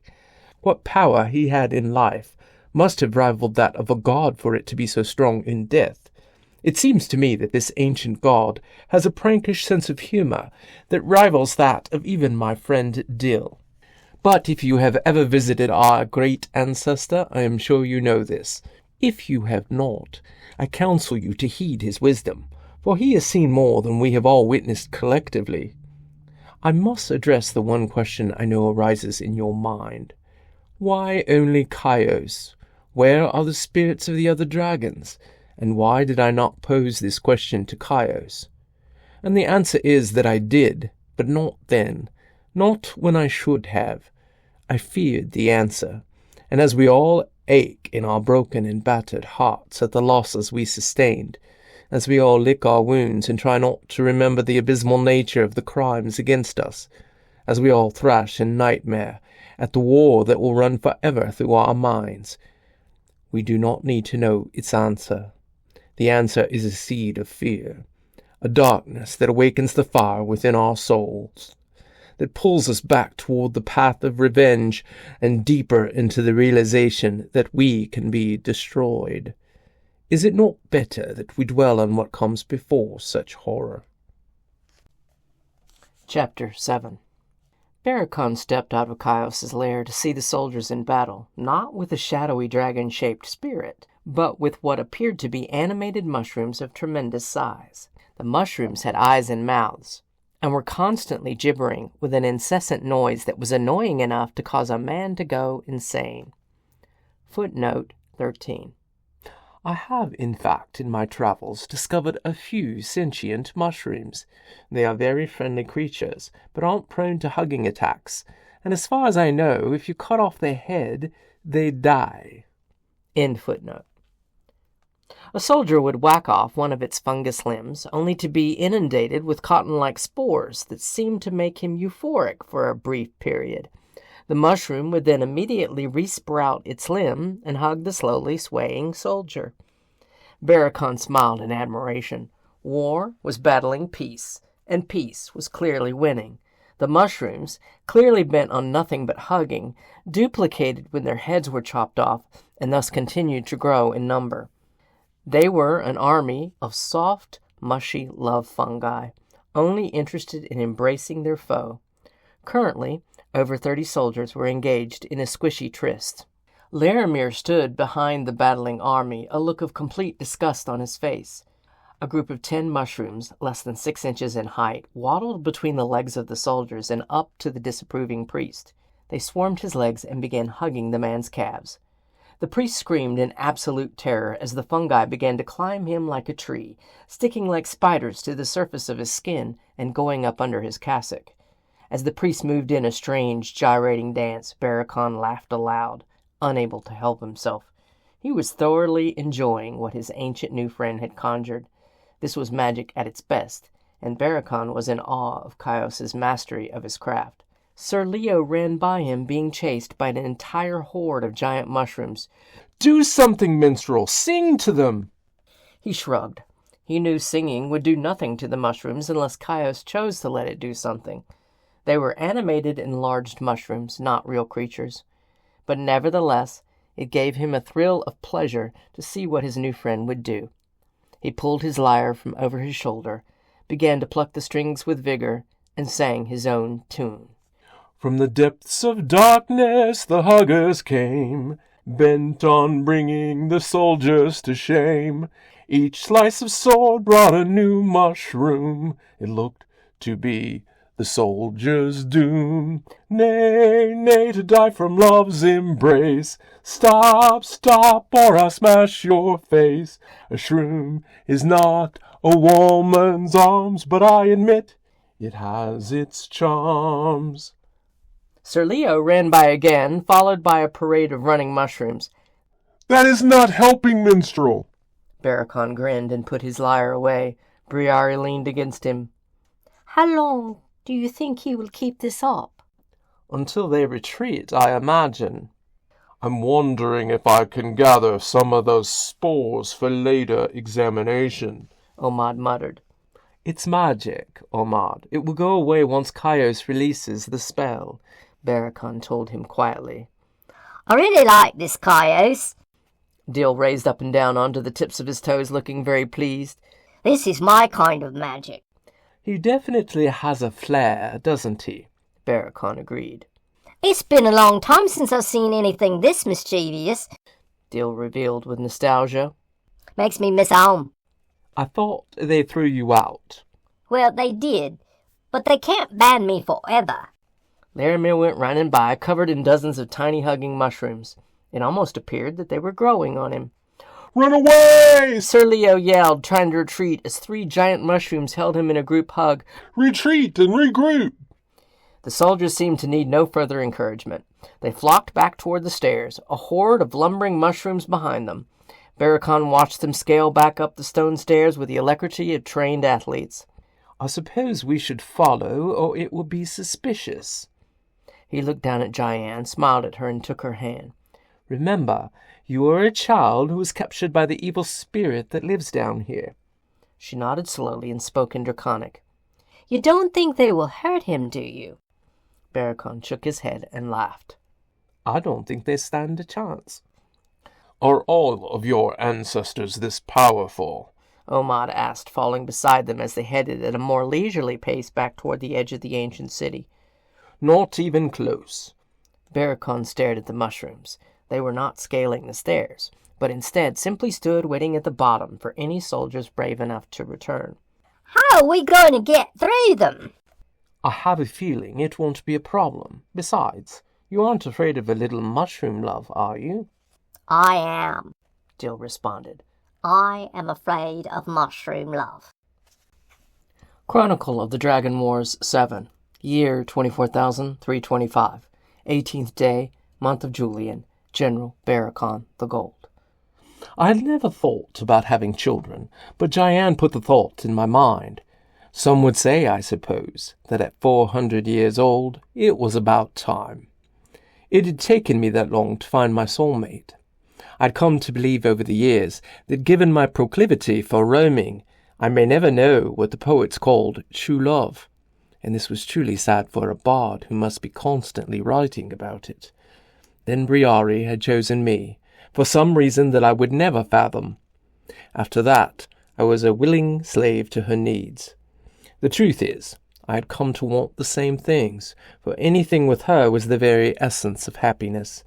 And with the presence of this delightful child among us, I began to wonder if perhaps it was time. Chapter 8. The lights of multiple campfires led them back to the king's men, not that Barakon needed them. He saw well in the dark. The child, Diane, was perched on his shoulders, ecstatic over the idea of riding on top of someone, as if he were a horse. Briari walked beside him, and occasionally the child would reach out a hand toward her. Briari was enjoying her new maternal role, and she filled it well. She would grasp the child's hand, fingers locked within fingers, and whisper reassuring words to the child in her own language. That would need to stop soon.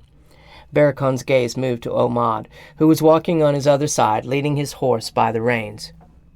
The story is we found the child along the way. She had been captured by the evil spirit and her parents killed. We will take care of her until we find her a home. She doesn't speak the language very well, Omad commented. That might be a bit of a problem. She's going to pretend to be mute, right, Diane?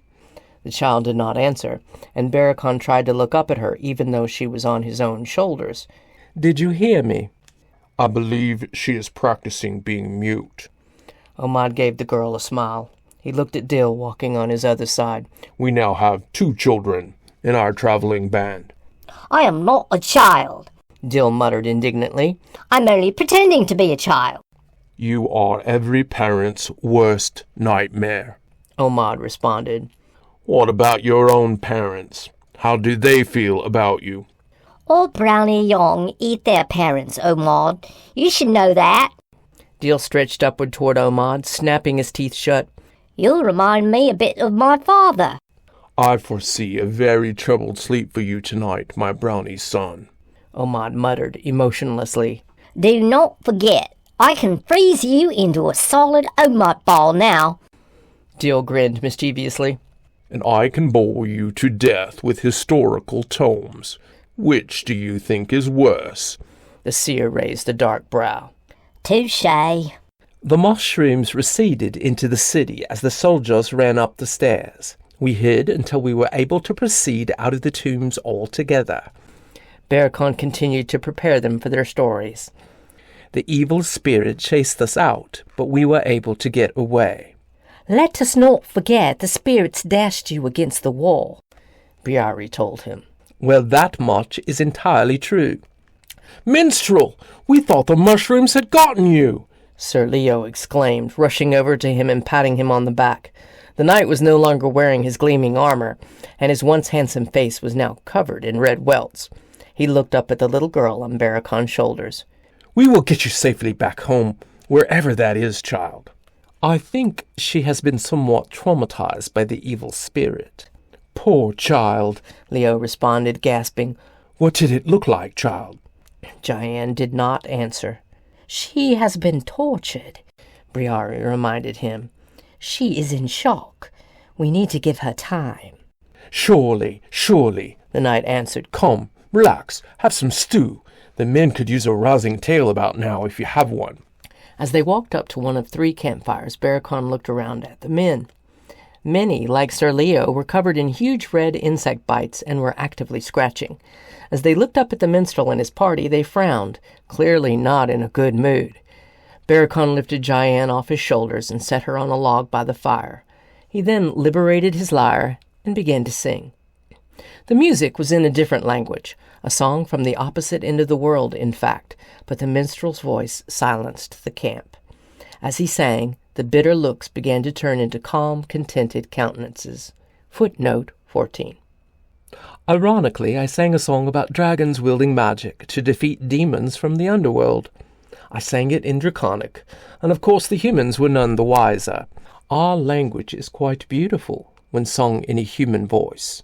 Our legends are far more expansive. End footnote. After that, Barakon broke into a familiar tavern song, and the entire group of soldiers were soon singing with him. Their poor mood now changed into an attitude of celebration and cheer.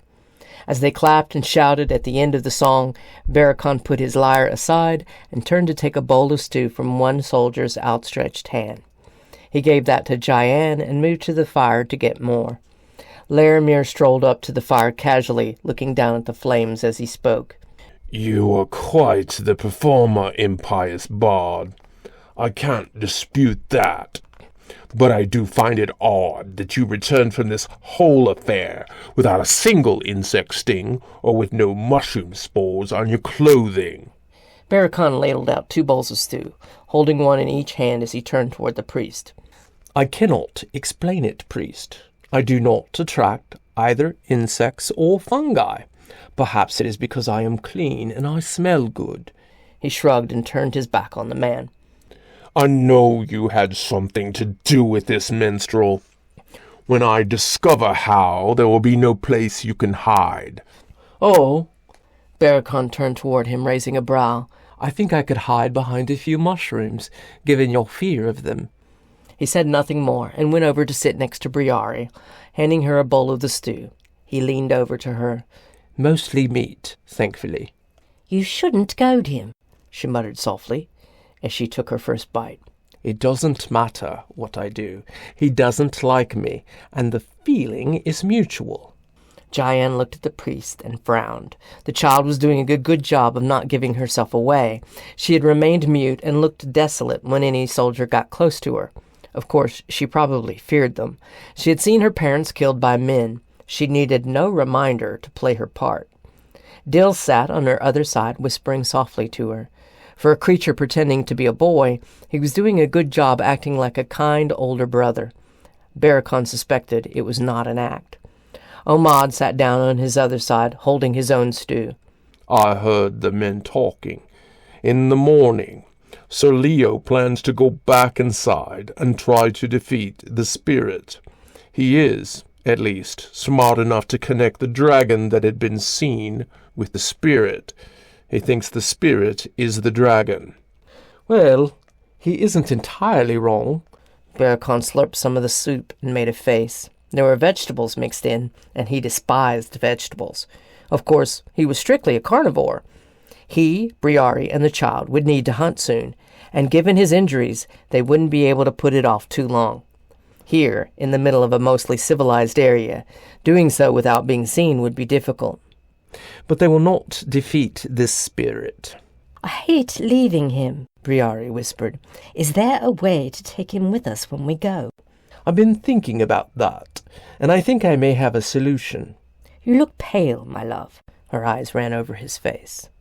I need to rest, and my solution may require that we get some real food. We should put up our tent for the night, and then we can discuss it. He put the bowl aside and started to rise. Omad put a hand on his arm. Dill and I will take care of the tent. You put up a good front, my friend, but I saw how hard you hit that wall. Barakon nodded and sat back down again. I do wish I could regenerate like those mushrooms. I sprinkled some of the mushrooms in the stew. Dill muttered, leaning across Jayan. The child giggled, trying to stifle her laughter by lowering her head and covering her face with her hands. To most, it looked like she was crying. Clearly the child had picked up quite a bit of the language. Briari put an arm around her, both to protect her and to pretend like she was comforting her. Why? Barakon raised a brow. Dill shrugged. She dared me. Barakon laughed, found the action caused his ribs to ache, and promptly tried to stop. Please do not make me laugh at the moment. He held his ribs, hoping somehow that would help. He had never been injured before, not like this. As a dragon, pain was something he rarely felt. Sometimes he stubbed a toe or pulled a muscle, but generally, very little could harm him, even in this human form. This was a new sensation, and not one he liked.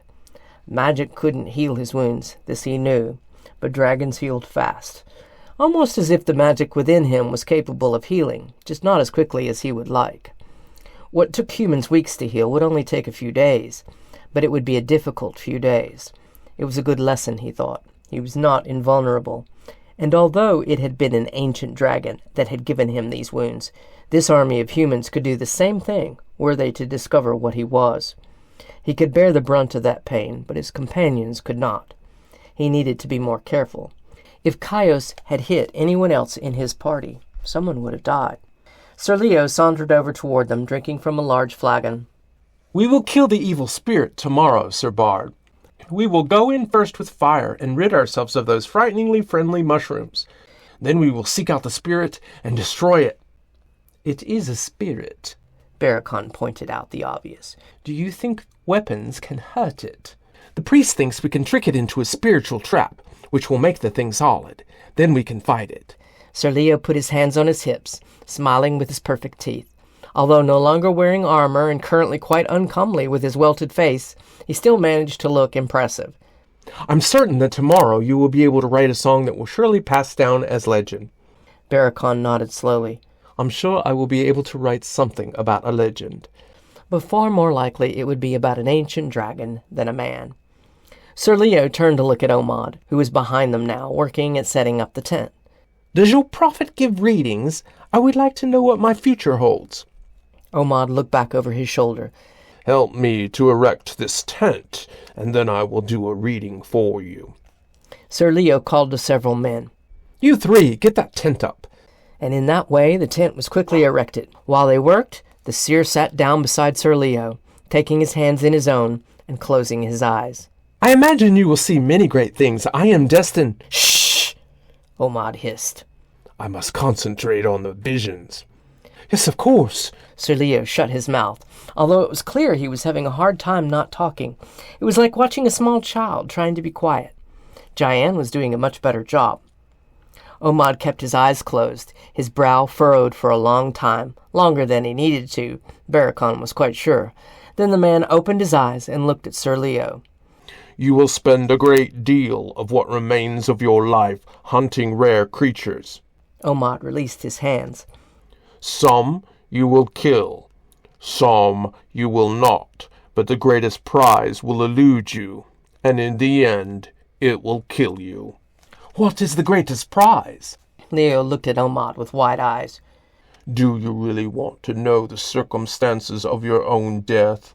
Omad looked at him with raised brows. Leo scratched his chin, looked upward, and for long moments was completely silent. When it seemed like minutes had passed, the man finally answered, No, you are right. If I know what it is, I will avoid it, and a brave man does not avoid a fight. Very wise, my lord, Omad told him, and for once, perhaps, meant it. As the man moved away, Barakon stood and looked at Omad. You saw his death? Quite clearly. He doesn't die here in the barrows, does he? Omad shook his head slowly.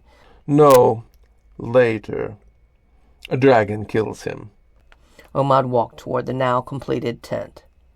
So he manages to track down a dragon at some point. Barakon followed him with the others, who were also making their way to the tent. Omad turned toward him, his eyes gazing at Barakon with a look of sorrow. You know the future is not written in stone. You know it can change, and rarely are portents of death real. What did you see, Omad? I saw you, my friend. You are his death. Omad patted him on one shoulder and turned back to the tent. Chronicle of the Dragon Wars 8, year 24,325, 20th day, month of Julian, General Barakon the Gold. I was certain back then that I could change the course of fate. It was, after all, what Omad said. The future was always pliable, always open to change. Who knew how the magic of prophecies ever worked? And he had always pontificated about how prophecy simply didn't work well when predicting the path of dragons. The magic of dragons interfered with the course of normal events and could alter reality itself, as we all have come to know well. I was certain, too, that nothing could move me to murdering another intelligent being. I was a creature of peace, a master of song, my only weapon a smattering of words that broke only hearts and spirits, but never bones. But no one truly knows what they will be, not until they have had their ultimate fears realized. What one has known for centuries can change in the blink of an eye. What control we have pretended to hold over the great power we possess can break as easily as glass, given the right blow. And I, though injured and unsure what the future might bring, was to have the greatest surprise of my life. A single day can turn as a coin, first one of bitterness and pain, and then suddenly the happiest moments you will ever know. Chapter 9. Barakon lay upon the bedroll that Briari had rolled out. She was checking his wounds, making certain that no more precious golden blood flowed through the cloth. But he was, as with all dragons, healing fast, and the wound had closed of its own accord. As she removed the bandages, he watched her with idle contemplation. Where is Jayan? She wanted to sleep in the tent with Dill. I put up a warding spell as I left. Barakon nodded slowly. I think our brownie would make a good father. Briari smiled slyly. I think our dragon would make a good father. Barakon shook his head. No, I am only a vehicle of transport to her. I think you underestimate your influence. Briari lay down beside him, draping an arm very gently across his chest. Would you take the job, being a father? He turned his head toward her. Do you want to adopt her? She will need a home, but it sounds like she has grandparents in the valley. No, I was just wondering if you would mind being a father. Barakon pulled onto one elbow, despite the pain it caused him. This is a strange line of questioning. So, my love, out with it. Why are you suddenly asking about parenthood? It's just I am not used to this human form. Not when it comes to what is supposed to happen, but I felt something today. She grabbed his hand and placed it on her belly. Barakon lay completely still, his hand resting on her belly, and then he felt a small movement beneath his fingers, a rippling of flesh and skin. He smiled and sat up completely. You are pregnant, my love. He cupped her face in his hands. Is that what this is about? I just didn't know. Yes, I think so. I think that's what this means, and it is not some sort of terrible condition only humans get. You are not prone to normal conditions humans get. You are a dragon, but I do believe you are pregnant. His smile widened to a grin. We're going to have a youngling. You do not mind? She looked at him cautiously, gauging his expression. No, I knew we would have a child at some point. He kissed her softly on the lips. But this changes things. Yes, I want to raise him in the valley of the ancestors. He cannot grow up always disguising what he is. Him? You are sure the babe's a boy? I feel it will be a boy. She shrugged. He will look like you with your bright, intelligent green eyes. I think it will be a girl. He grinned. And she will look like you, beautiful and talented and lithe like the wind. You didn't protest going back home. You love to travel, and this would put us in one place for quite some time. 20 years, my love. Not so long a time. He rested his head upon her stomach, as if listening for the baby dragon inside her belly. Lizel. Atir. Borot. Fiona. Lizel Atir Borot Fiona. He looked up from his position against her stomach. This will be a confused child. You really don't mind going back home for 20 years? He crawled up the length of her body, all his weight on his own forearms, and kissed her softly on the lips. The problem with dragons is they have no formal ceremony where they throw themselves at each other's feet and beg for everlasting fidelity. He whispered this against her lips, then rose slightly above her to look down at her face. Where you go, I go. What you want, I want. And any child that comes from my love will know that same love. You will be a good father, she told him with a satisfied smile. So tell me, in this state, how fragile are you, exactly? She saw the mischievous look on his face and gasped. Barakon, you have broken ribs. That does not mean that I am dead. Are you sure being dead would stop you? No, you are probably right, it wouldn't. He bent to kiss her more thoroughly when the tent flap sprang open and a 6-year-old humanoid dragon child came bounding onto the bedroll. Dill was behind her, for a moment looking oddly apologetic. Can I sleep with you? There are noises in the woods, the child muttered in Draconic, her eyes wide. Barakon made a shooing gesture to Dill, laid back, and lifted the blanket for the little girl to slip into. Practice, Briari muttered with a smile, laying down beside the child as she nuzzled into Barakon's chest. Barakon pouted only momentarily, then stretched his arm across the child.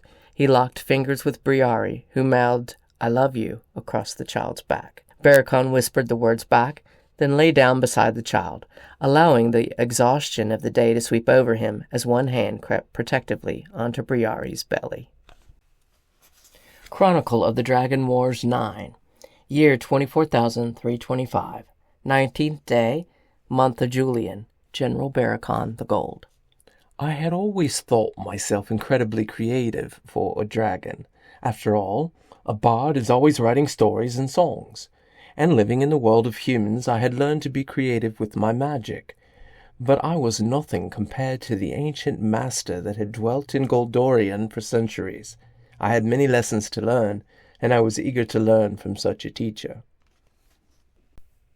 Chapter 10. The next day, Barakon was sore. Briari had rebandaged his ribs with clean cloth, and the stiff corset-like brace helped him to move without jostling himself too much. The pain was a new companion he did not desire to keep. Omad and Dill would be staying back at the camp with Jayan, while he and Briari went back into the spirit den to watch the men be once more dumbfounded and confused by Kaios. He had to wonder how much the humans would put up with before giving up on their conquest. It didn't matter, however, because today, if he was able to complete his plan, there would be no spirit left in the barrows for them to chase. Sir Leo began by getting them all lost in their attempts to find their way back to where they had been attacked by giant-hugging mushrooms. They wandered for quite some time. Laramir, unfortunately, straightened out the man's misdirection, and eventually they found themselves once more at the bottom of the stairs, facing the ancient city of Goldorian. On the ground, stretching out as far as the eye could see, was a sea of 6-inch mushrooms. Footnote 15. Kaios had imbued them with ludicrous smiles. Their expressions were almost human. It was astonishing. End footnote. Light them on fire! Leo commanded, stepping backward, up one step. Several soldiers stepped forward with flasks of oil, poured them on the nearest mushrooms, and then lit them with their torch. 1,000 tiny screams echoed through the air as they burned. Barakon almost laughed, but it hurt too much. Beside him, Briari had put a hand to her mouth to stifle her own mirth. "Maybe there's no ghost," one of the soldiers muttered. "Maybe they're just friendly mushrooms." "Ain't no such thing as a friendly mushroom," another answered. The group fanned out, burning mushrooms as they went, not entirely indifferent to the pain screams of the fungi. They wore grim, troubled expressions as they went about their work, a task that was taking hours to complete. When they had only burned about half of the field of fungi before them, Sir Leo stopped and shouted, "We know you are here, spirit! Come out and face us, or we will kill the rest of your mushroom friends!" Something did move from the darkness. It was a blackness far darker than the lightless area beyond their torches. Its shape was amorphous, and as it moved, the mushrooms withered beneath the area where it had just gone. Footnote 16. Who, other than a maestro of his craft, would think to have the mushroom wither beneath him as he moved? I was awestruck. End footnote. "I don't care about these things, human. I only care to rest in my grave without interlopers." "What are you? Who are you?" The priest stepped forward in a rare bout of courage. "My name is Lil Dolphin. I was once king here." Lil Dolphin. He knew that name. It would be from the same line of kings as the current king. Caius had clearly paid attention to the names on the tombs above him. "He would have been king 300 years ago," Barakon told them. "You are a human ghost?" Sir Leo questioned, looking at the priest with confusion. "That's right." The blackness floated in the air before them, stopping just inches from Sir Leo. "Have you seen a dragon in here?" The ghost chuckled, a low, ominous, evil-sounding laugh. "Dragons do not live in human barrows. Dragons build their lairs in mountain caves." "You have fought a dragon before?" Leo put his hands on his hips, assuming a pose for what he thought to be an ancestor. "Why fight a creature that can be a strong ally?" Sir Leo put a hand to his chin, massaging it thoughtfully. "What do you mean?" "Dragons are intelligent, capable of reason. They are powerful allies. What enemy will attack a land allied with armies of such caliber?" "That makes sense," Leo pondered. "They cannot be trusted, my lord." Laramir whispered in his ear. "They are masters of deceit." Yes, that's right. They are evil and deceitful." Leo repeated the priest's sentiments. "Only in the way that some humans are evil and deceitful. Perhaps like that priest standing beside you." The ghost moved nearer to Laramir. "We once were allies with them. They were once the power behind our throne." Sir Leo looked at Laramir and backed up a step. What? What are you suggesting?" "Not all counsel is wise. Not all things unlike us must die. Some can prove helpful. Some can prove friends."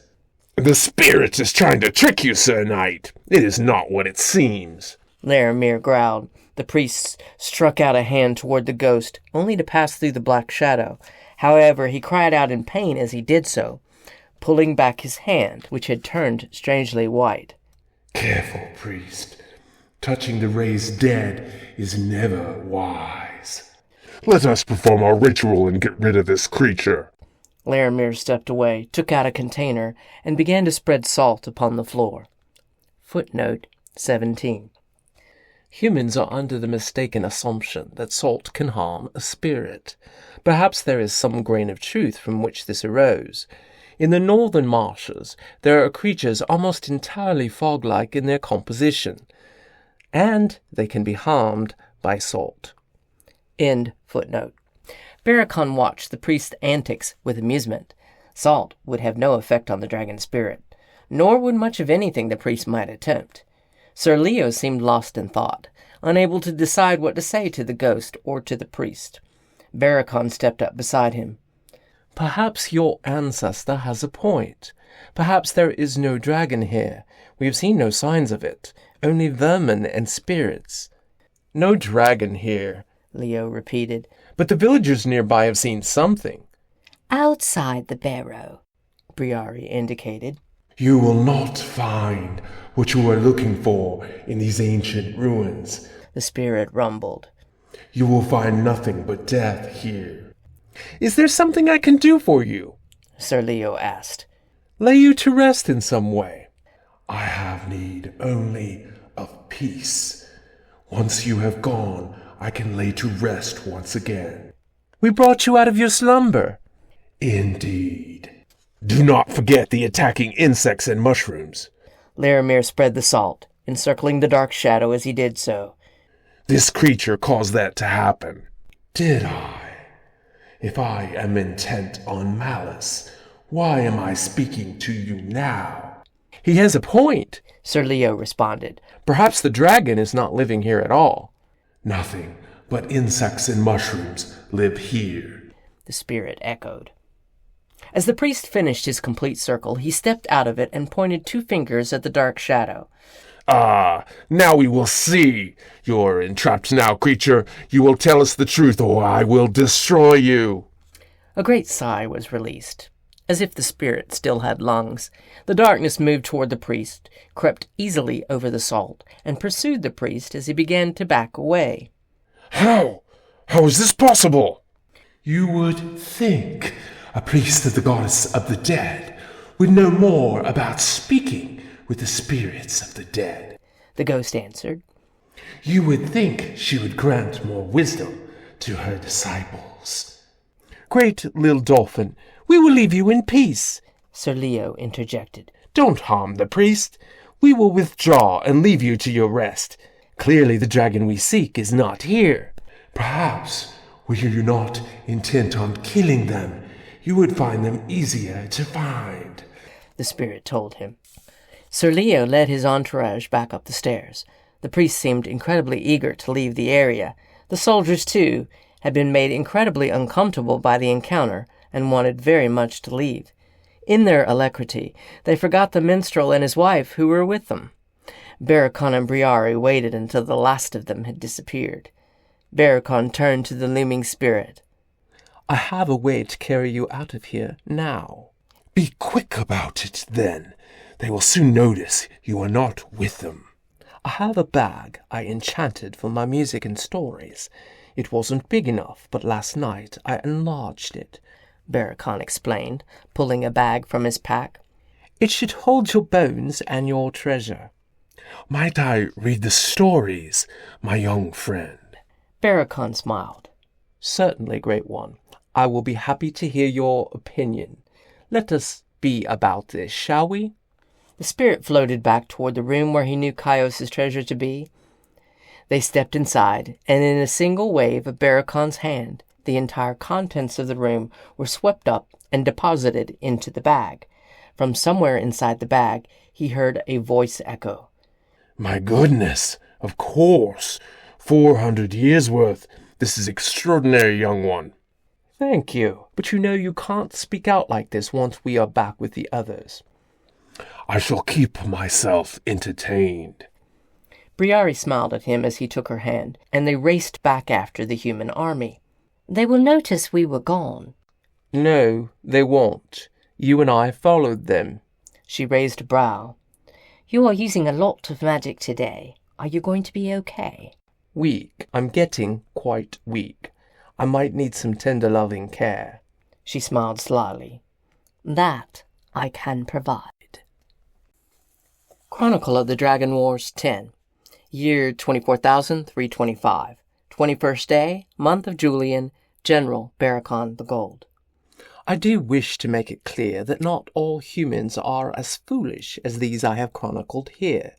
I have in fact settled down for years at a time in some places around the world to spend more time with humans I have come to love as friends.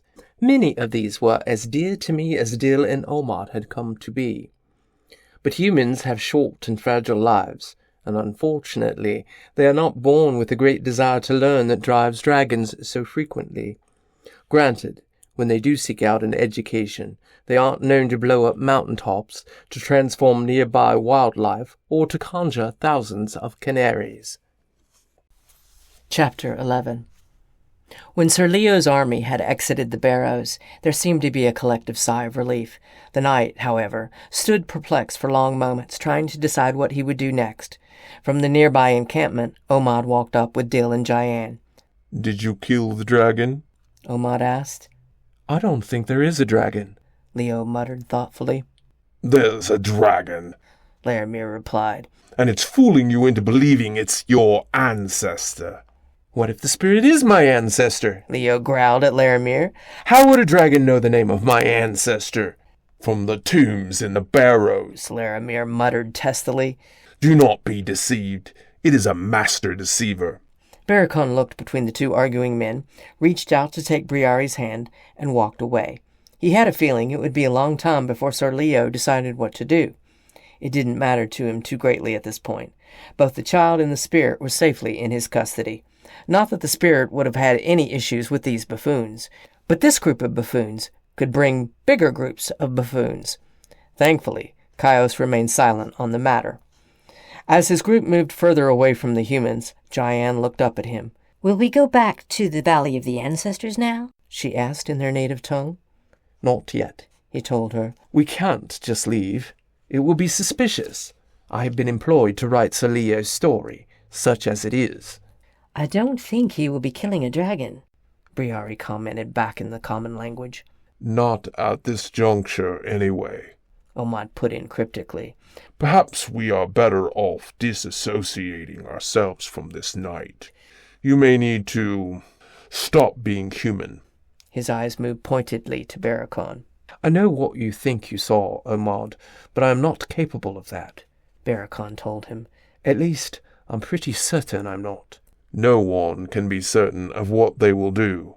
The seer commented. It is what would drive you to it that I fear. Barakon did not like to consider Omad's words. Sometimes the seer was right. Many times things did not unfold according to his expectations. There was much fallibility in every prediction he made. All right, we can bow out. I will tell Sir Leo that we didn't bargain on a prolonged campaign, and we have a schedule to keep. How about there's no hero to tell a tale about? Dill put in. You would have to lie in every line of a song you wrote. I've never seen you do that. No, I don't lie in my songs, but I do paint things colorfully. And you would paint a colourful idiot.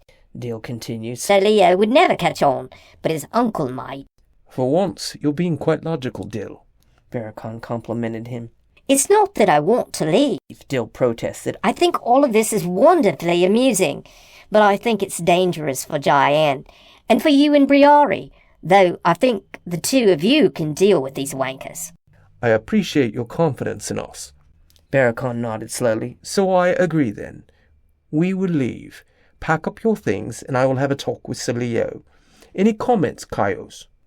Your stories are extraordinary, the ancient spirit muttered from within Barakon's bag. Barakon felt a brief swell of pride at the ancient dragon's compliment, then turned back to look at the army that had come out of the barrows. They were milling around now, waiting as Laramir and Sir Leo argued about what to do. Barakon sighed. Sir Leo, he imagined, would be disappointed that they were leaving. The priest, however, might be troublesome. Is that what Omad had seen? Barakon having to act, to become the dragon, to extricate them from danger? As his friends moved off to break camp, Barakon strolled back toward the two arguing men. Before he got close enough, he heard a very low whisper from Caius. I have your back, my young friend. Although his ribs still hurt and his bones were still broken, Barakon knew he didn't need the ancient dragon's help. These men were no match for the power he could wield. He had used his power before, to dispel the suspicions of men, to create deceptions. Never, in his almost 400 years of life and travel, had he ever had to harm another being. Scare them, perhaps. Embarrass them? Certainly, but never truly harm. Even the ruffians who had tried to pick tavern brawls with him had been easily cowed when he had caught their fist in an iron hand. Perhaps he had caused them some muscle strain, but nothing permanent. She's merely a child, Sir Leo was practically yelling as he came up on the two men. There's no need to put a child through more misery than she has already endured. For a moment, Barakon felt a pang of sorrow for the knight. Sir Leo was an idiot, but his heart was basically in the right place. He wanted to be a hero. He wanted to do what was right. He hoped down the line that the knight would not so easily be led by those who were smarter than him, which was essentially almost everyone. What are you discussing? I wish to examine the child, minstrel. Laramir told him, his lips twisted in a disapproving scowl. We already talked about this. You are not going to cause that child further trauma. It is not for you to decide. Laramir growled. It is for our leader to decide. That's where you're wrong. When it comes to doing what's right, it is for every man to decide, Barakon replied. I'm sorry, Sir Leo, but it seems there's no tale to tell here. My troop would rather move on to performing, as we thought we were going to do in the first place. But, Leo began, then faltered, perhaps realizing that the minstrel was right. You can't take that child until I have examined her! Laramir yelled as Barakon turned away. Barakon did not respond to the man, but kept walking. When the priest grabbed him violently by the shoulder, he turned to look at the man's surprised face. The priest had discovered what most men found when trying to engage Barakon physically. He was as immovable as stone. Barakon's gaze fell on the hand upon his shoulder, and he pried the fingers from his tunic, giving the priest a contemptuous glare. I recommend that you take your hands off of me, or I will be compelled to defend myself. You would dare defy a priest of the goddess? Barakon didn't answer, but kept moving away. Behind him, he heard the priest chanting. He didn't know what the priest was up to. So far, the man's attempts at any sort of spell were ineffective. He felt that strange presence in his mind again, as he had the first time he had encountered the man. This time, however, something else pushed the presence away, something incredibly powerful. Chaos. He looked behind him to where the priest still stood, his mouth hanging open incredulously. Barakon turned back to his friends. Omad and Dil had packed up the tent and their belongings, and Dil was holding Jayan's hand. Briari was staring at the priest behind him, her brow furrowed and angry. She looked like she might boil the man alive, and she might if he continued to try to harm them. One breath of fire would be enough to dispel any notion that they were human. Let's go, he muttered, and the entire group turned and walked away. I'm not done with you, minstrel! The priest yelled after them. He will soon be busy with mushrooms, a deep voice whispered as they increased their distance from the priest. When Barakon heard the priest's cry of alarm, he smiled in satisfaction. Apparently, behind them, thousands of large mushrooms had begun pouring from the barrows and were now attacking those who had burned their young.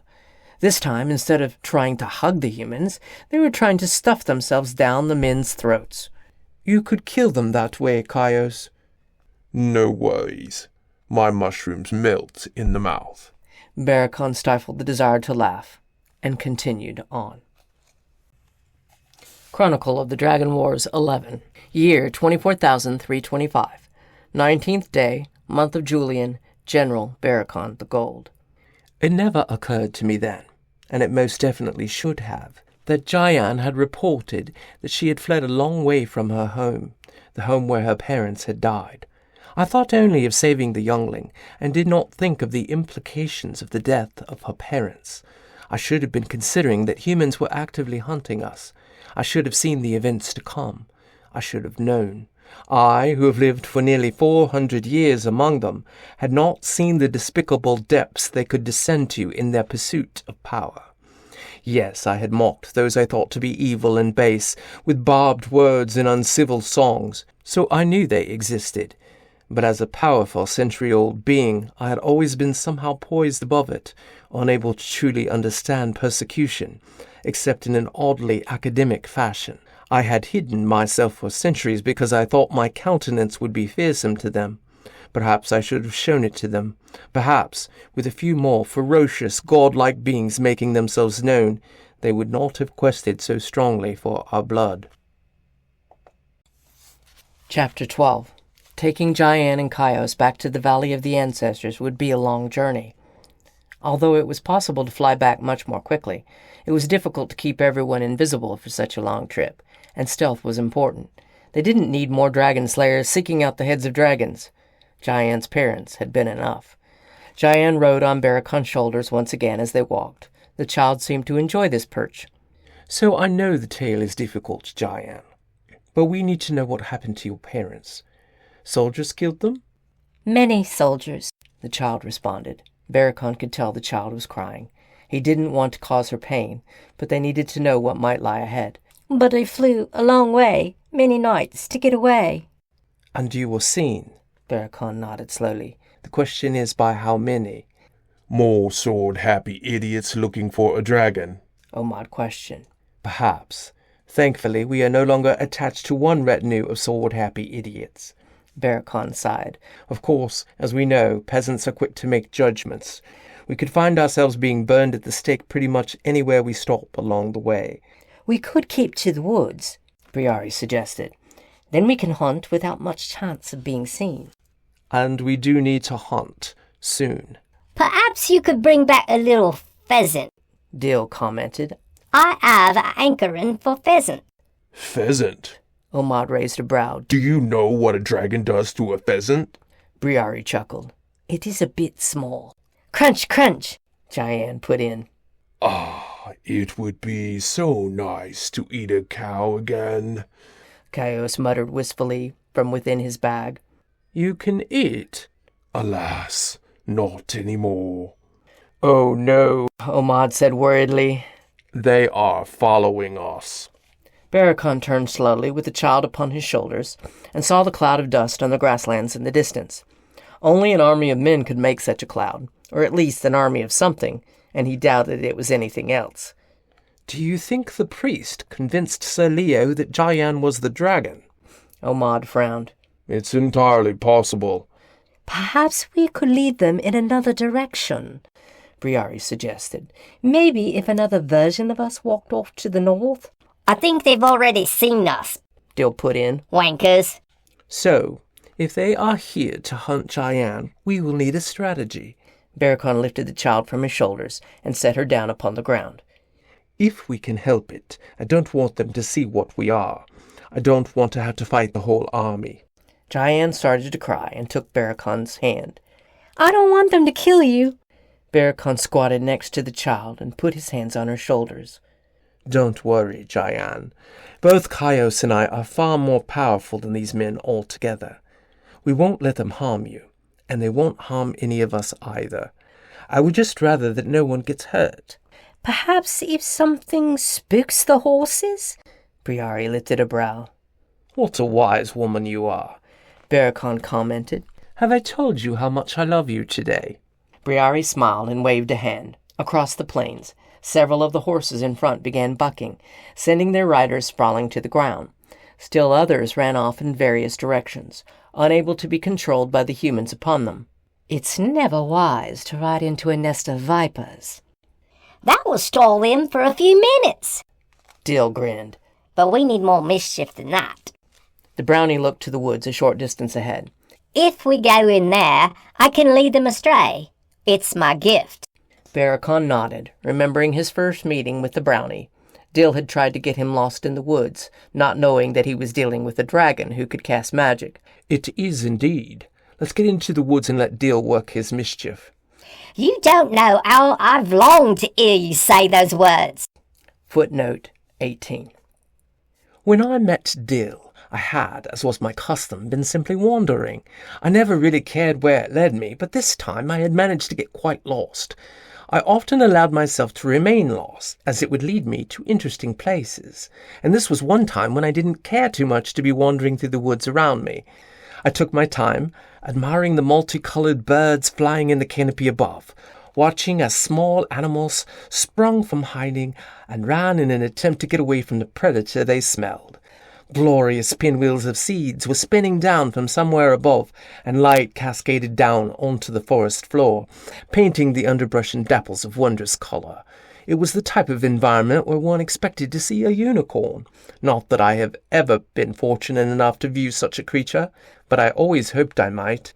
Instead, the forest darkened, and a strange ball of light glowed in the distance. Had I been human, it would have been the only thing I could have seen.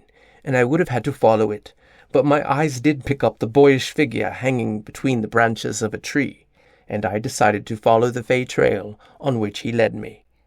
End footnote. Dill practically ran for the woods in front of them. He gestured to Diane, and she giggled and ran after him. We have put our lives in the hands of Dill, Omad muttered with pretend disapproval. These are dire times indeed. It had grown unusually dark after entering the woods. Barakon knew this was Dill's work. Brownies and Fey had a gift for making the woods seem strange and frightening. Dill was using those talents even now to pave the way for the army following them. In front of them, deep underbrush parted of its own accord, as if beckoning them in. We will go this way, The brownie told them, taking charge for once. This was his domain, and Barakon wasn't going to argue. The brush will go up quite solidly behind us. I will need to leave you for a time to lead the wankers away. Barakon cast the spell, and a small owl, only about 3 inches in height, appeared in his hand. Take this. I can keep tabs on you, and if they get too close, I can come and get you. That's cute. Dill approved, taking the creature and putting it on his shoulder. Can I feed it? It's a magical construct, Dill. It doesn't eat. Does it talk? With my voice. Oh, that's no fun. Can't you give it a wise owl voice? The brownie looked at him imploringly. The owl let out a long hoot. Who do you think I should sound like? The construct asked in Omad's voice. Dill shook his head in disappointment. Follow me. We're going deep in the brush. Once it's closed behind me, it won't be easy getting through. They followed Dill. Before him, the vegetation moved aside, leaving a bare path that all could follow. Barakon took up the rear, and as soon as he would take a step, the thick underbrush and bushes would close behind him as if he had never been through there. It was no wonder Fey were difficult to track or to catch in the woods. After only a few minutes of travel, the brownie stopped and turned to look at all of them. Just ahead is a tree bowl big enough to hold all of you. Stay there until I come back, unless I need help. Then come after me. Dill grinned, his eyes glimmering mischievously. But you won't need to come after me. Getting people lost in the wood was always my talent. The brownie took one step toward the bushes they had come through, and vanished as if he had never been. Will he be all right? Cheyenne asked. Barakon squatted down next to the child. Once, years ago, someone kept throwing berries at me and disappearing into the woods. I followed the berry-throwing boy and got quite lost deep within the wood. Barakon grinned in remembrance. I got frustrated and used magic to find both the boy and my way out. That was Dill? The child raised a silver brow. That was Dill. Why'd he try to get you lost? Because I was too close to the Fey realm. Barakon took the little girl's hand and moved ahead toward the tree Dill had indicated. The tree was tremendously old and had a hole in one side, big enough for all of them to slip through. It was somewhat tight for Barakon, but he managed to get inside. The interior was quite cozy, and the remnants of a campfire still lay on the sandy floor. Something tells me he knew about this, Omad commented as he looked around. This is not his forest, but I am told the Fey realm is deeply connected. It's not a magic I fully understand. It's an old magic. The voice came from the bag. More intricately woven into the fabric of all life, unlike ours. It's like a hideout. Cheyenne grinned. Well, for us, it is a hideout, Briari told her. She sat down on the floor, and the child climbed into her lap. Barakon sat down beside them. Omad remained standing, studying the interior of the tree as if he thought to find insects in the wood. I'm going to check in on Dill, Barakon commented. He closed his eyes and saw through the eyes of the owl. The brownie was up high in the branches of a tree, almost invisible among the green foliage. He stared down at the mass of men crashing through the underbrush. Sir Leo was up front, and was no more dexterous than the rest of the bunch. Beside him, Laramir was looking at the trees of the old forest as if they were the enemy. And perhaps they were. The light from the sun was almost nothing here. It was not as dark as the barrows, but very little light found its way to the forest floor. Barakon was certain that Dill had a hand in that, although what magic he used, he couldn't say. A flash of bright light appeared in the distance, almost like the light of a torch, flickering and moving through trees. There! Leo announced, and pointed toward the light. The army lumbered clumsily in that direction. As they moved, they disturbed a group of small green birds that were nesting on the ground. The animals took to the air, pooping as they took flight, and littering the men below with the excrement. As cries of distress rose from the men, Dill giggled audibly. "And you thought I could just throw berries," he muttered softly for Barakon's benefit. The soldiers spent a moment cleaning their armor and faces, then moved on toward where the light had been. The light had moved at this point, apparently much further away.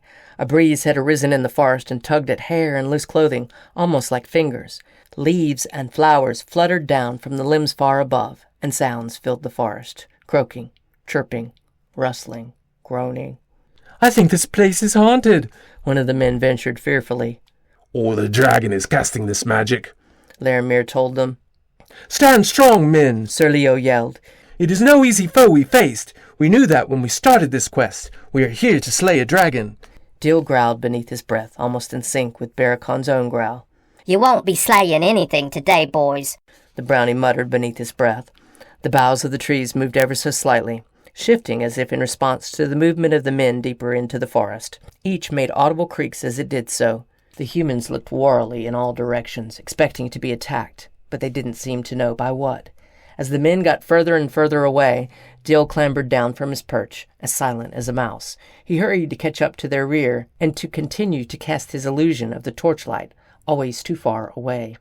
Barakon's attention shifted quickly back to the tree bole, where Jayan was climbing into his lap. "I'm bored," she expressed, leaning her head back against his chest and looking up at him. "Would you like to see what I am seeing?" He smiled at her. "Would you like to see what Dill is doing?" He didn't think the child would see anything violent or worrisome with his brownie friend. The child nodded enthusiastically, and Barakon waved a hand, allowing Jayan to see through the eyes of the owl and to hear Dill. He looked around.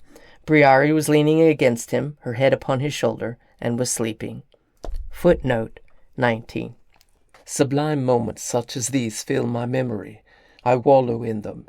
The warmth of her head against my shoulder, the smell of her perfume, a heady mix of cinnamon and clove, the gentle sound of her breath. It is an exquisite form of torture that meanders through my dreams and has me forever grasping for her upon waking. Is there any spell to suppress dragon memory? I suppose, were I to create it, it could be done. But I don't really want it to go away. Not truly. End footnote. Omad sat with his head in the tome he had gotten from Kaios. Anything interesting? Omad looked as if he were waking up from a dream. He nodded slowly and smiled. "Sorry. Yes, very interesting. There were once other elementals, it seems." The storm elementals. "Well, we knew about them. But there were elementals of the sun who used light in various ways to conjure illusions or to illuminate a room. Perhaps even more fascinating are the elementals of shadow," the seer told him enthusiastically. "Is that what you are, Omad, an elemental of shadow?" Omad grinned mischievously. "I am not, but it is an interesting idea." "What did these elementals of shadow do, and what happened to them? Or the elementals of the sun?" Barakon questioned. They were a lot like the sun elementals. They also manipulated light, but more to its absence. They could cover an area in darkness, or hide wherever they chose simply by dimming the light. The man went on excitedly. "But I don't know what happened to them yet. I haven't read that far. Their own gods destroyed them." Kaios' voice echoed from the bag on Barakon's waist. "I have never figured out why people would worship gods." Barakon shook his head. "It seems like all they do is harm their own constituents." "That's because dragons are practically gods in their own right." Omad shook a finger at him. "You have so much power that you don't need to pray for more. You just grow older to obtain it." "Is that what it is, a desire for power?" "Most people want power over their own lives, free from danger, free from oppression, free from poverty. Power gives them that." Omad smiled slightly. "I suppose it is why their lives are more fixed. They will always seek it." He extended a hand toward Barakon. "You, on the other hand, practically live forever and have more power than you need. You are not driven by the same needs." Jayan let out a giggle. Barakon looked down at her. Her eyes were still focused far away. She was clearly laughing over something Dill had done. And yet we must hide, O Maud, and pretend to be something we are not. That is not the complete power and freedom you would suggest. The seer scratched his chin thoughtfully. I suppose it is not. The greatest power is not in spells, young ones, Caius told them cryptically, and then said nothing else. And what would be the greatest power? Barakon questioned. The spirit chuckled, but didn't answer. I better check in on Dill. Barakon concentrated on his owl, and found himself looking through its eyes again. Somehow, the army of men had found their way into a dark tunnel of branches. As they made their way through, the tunnel was getting smaller and smaller, more and more claustrophobic. Dill was entirely green now, and was clinging to the walls of the tunnel, apparently completely invisible to the oblivious men. Are you sure they went in here? Laramir asked. I saw the light this way, Sir Leo answered in confusion. I'm beginning to think we are being deceived. The priest looked at the green enclosing walls with distrust. This is surely some form of magic. And how are we supposed to fight that? Leo looked angrily at the priest. It is a difficult task, Sir Knight, if you aren't up to it. I'm up to it, Leo snapped back. I just want a straight-up fight, not this war on brambles. As if in answer to his words, the brambles grew, reaching out and ensnaring the men in the army. Sir Leo was dragged against the enclosing walls, struggling against the many vines that somehow seemed stronger than they should be. Laramir started screaming as the same vines pulled him down and stitched him to the ground. Leo began yelling angrily and tugged his arms as hard as he could, breaking the fibers that held him. I will not be beaten by a plant. Dill muttered softly. I'm not doing this. We aren't the only ones here. I'm leaving this to them. The brownie pulled himself out of the wall so that he was on the outside of the tunnel and began moving back in the direction he had come. Barakon switched his attention back to the tree bole. We are not the only beings in these woods, it would seem. You mean besides the humans, I take it? Omad questioned, looking up from his book. Fae, I think. Barakon looked to Jayan, who was no longer concentrating on what Dill was doing. That was fun. Barakon smiled at her and turned to Briari, who was waking up. Did I miss anything? We will be leaving as soon as Dill arrives. There's another presence in the forest. It probably isn't best to stay for long. Barakon lifted the child from his lap and stood inside the tree. It was a little bit cramped, and he had to stay crouched, but he peeked his head outside of the tree. A short distance away, hovering a few feet off the ground, were several fairies, their wings flitting like hummingbirds. They were about 6 inches in length, their wings various colors, and their expressions a mixture of mischief and joy. You cannot hide from us, you know, A female in the front said. We weren't trying to hide from you. It was the humans following us we meant to hide from, Barakon informed them. He stepped out and bowed. I am Barakon the minstrel, at your service. I am Terra Flora. This forest is my kingdom. My apologies for entering without knowing this. He turned to his friends as they climbed from the tree. This is my wife, Briari. The child is Jayan, and this is Omad. I sense your magic, Great One. You need not hide. We will help you. The fairy gestured to the others around her. But I am curious why dragons hide from a group of humans. They are hunting us, Barakon supplied, and we don't care to spill their blood. Ever the peacemakers, dragonkind. We are not so kind to those who enter our forest. They will leave here alive, but not without the nightmares of their time here. She gestured in one direction. You are welcome to rest among us, Great One. Who is the Fae who has led them away? His name is Dill. I will have someone guide him back to our village. Are you truly a minstrel? I am. Then your song is welcome, and if you so desire, we would love tales of dragon legend. The fairies began flitting in the direction she had indicated. Barakon and the others followed. It would be a pleasure. It's not often I can tell such tales. Once you reach the village, you are welcome to take your true form. Our people would rejoice in seeing it. The dragons so seldom leave their home. Yet you recognized me. Your magic was too strong for anything but a dragon, Barakon. And the spirit you carry with you, I sensed him too.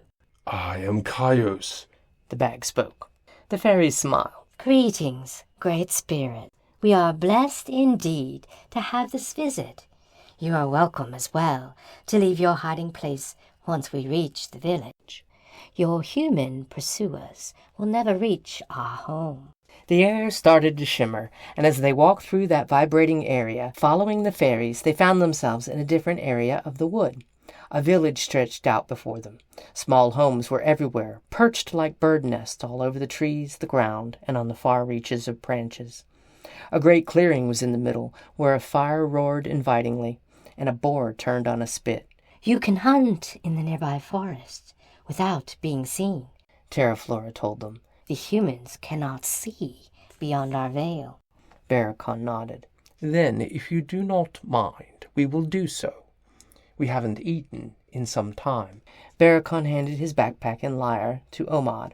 Keep Caius out of trouble if you can. And how am I to keep an ancient dragon out of trouble? Omad raised a brow. His eyes scanned the Fey village. At last, a place that is not cursed. Chronicle of the Dragon Wars 12. Year 24,325. 23rd day, month of Julian. General Barakon the Gold. No matter how many centuries I spent as a human, nothing matches the power, grace, and freedom of my dragon form. I love the feel of the air across my wings. I love the taste of raw meat after eating so many human meals and trying to fill my tremendous appetite with small birds and vegetables. I love, even more, to hunt in a pack, where absolutely nothing escapes our perceptions from above. And when I looked over at the golden dragon with whom I meant to share my entire life, I felt that love could consume me like the fire inside of me, and I would gladly let it. Chapter 13. It was good at last to feel full. Briari, Jayan, and Barakon had hunted to their heart's content. The wood had been full of wild game, and after a few deer, boars, and one stray moose, they were quite appeased, and returned to the safe confines of the fairy village. There they found Dil, Omad, and the spirit of Caius relaxing about the fire with a horde of fairies. The fairies seemed particularly interested in the transparent form of the huge golden dragon stretched out on the ground. Many of them were flitting about inside the dragon's form as they listened to him tell some tale of ages past. Speaking of good storytellers, the great spirit said as he saw them walk back up in human form, Barakon here is a master of tales, and apparently of music as well. Perhaps he will sing for us. Barakon smiled as the fairies fluttered around him, landing on his shoulders, his head, and even on the end of his nose. I would be happy to sing, but you will have to perch elsewhere than my nose, as that is incredibly distracting. Sorry! The fairy child squeaked and joined the growing group of creatures on his shoulders. Barakon saw his lyre laying propped against a log. He picked it up and began playing. Once I entered a forest green to escape a hunting foe. I found myself a new group of friends and ate a couple of doe. Oh, sometimes life is strange and grand, and sometimes life is grim. But the human hunter lost beyond, I wouldn't want to be him. Oh, I wouldn't want to be him. The fairies began to sway on his shoulders. Still more were dancing in the same space that Caius occupied. Jayan and Briari were dancing as well, with fairies following their moves.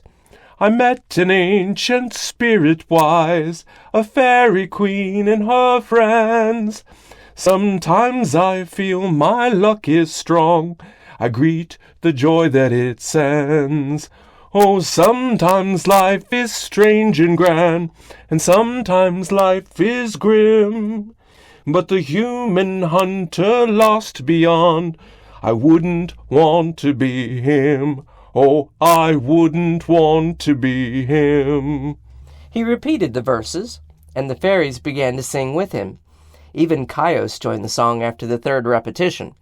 It was a silly song, and generally when he invented something on the spot, it was, but they all seemed to enjoy it. At the end of his performance, the young fairy queen floated up to him. I didn't No dragons could be so entertaining. We thank you for the song, Minstrel Barakon. Your voice is like magic. Thank you, Queen Terraflora. I aim to please. He bowed slightly at the waist, cringing as pain lanced through his ribs at the action. He had overtaxed himself in the last 2 days. You and your friends are welcome to rest here for as long as you like, Barakon. The human hunters cannot find their way to our village. It is hidden by magic they cannot fathom. Thank you for your excellent hospitality, Queen Terraflora. Surely there is something we can provide in return. Your presence alone gives my people great joy. She gestured around the campfire at the many fairy folk who had gathered to observe the dragons. Although Barakon, Briari, and Jayan had resumed human form, mostly because the village was small, the fairies still seemed quite fascinated with them. My people will talk for centuries of the time 3 dragons and a great spirit dragon came to visit them. We also have no brownies, and of course, none of the mysterious shadow seers in our forest. Barakon raised a brow and looked at Omad. Shadow seer, eh? Footnote 20. Okay, yes. I have no clue what that is, but it's a name at least. Something that might exist in ancient dragon tomes. I need only find it. End footnote. The fairy queen laughed. Ah, I see he has kept himself a secret, even from you. It is their way. I would be eager to hear what you know of shadow seers, my lady. She bowed her head slightly. And I would be eager to hear of your travels around this world, my dragon friend. Your stories are payment enough to us for your stay here. Barakon smiled. That I can provide. The queen threw her tiny arms into the air. Rejoice and dance, my friends.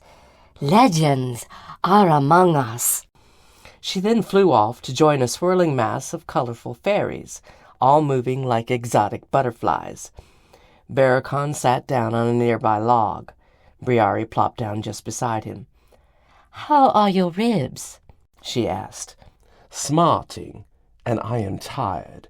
I could fall asleep right here, he confessed. She put her arm around his shoulders. "Then fall asleep, my love. I do believe we are safe here." I think you're right. He sank down, nestling his head in Briari's lap, and it wasn't long before he fell into a dreamy sleep. Footnote 21. Another moment, safe and warm within her lap, her hands poised on my shoulders. She is a dream that holds me when I cannot cry, and her hands stroke my cheeks, and I find my tears once more, but only in human form.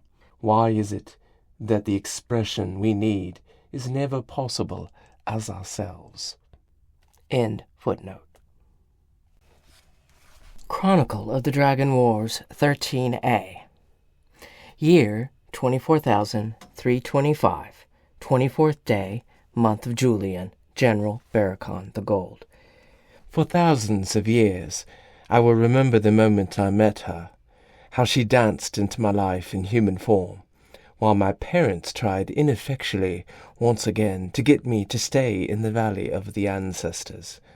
They had thrown a party in my honor. You probably remember it.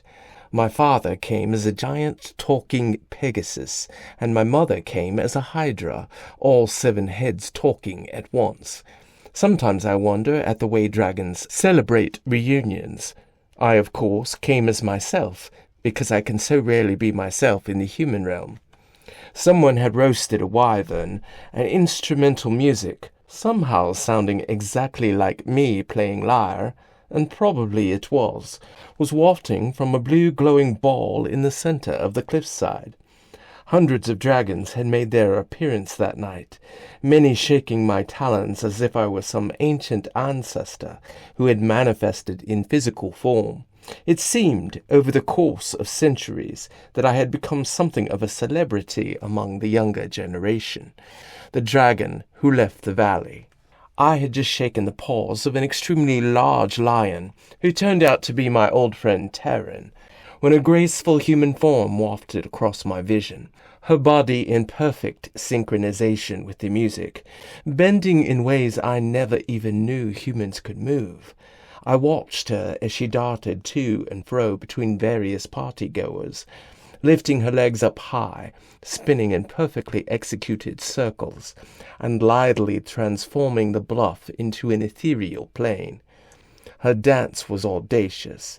It flaunted the very norms of dragon society, and while many stared in a mixture of jealousy and contempt, I stared in absolute awe.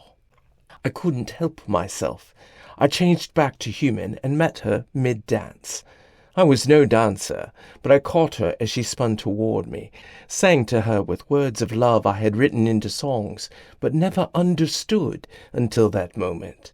She danced around me, her fingers grazing my shoulders, her eyes locked on mine, and I took her by the waist and lifted her.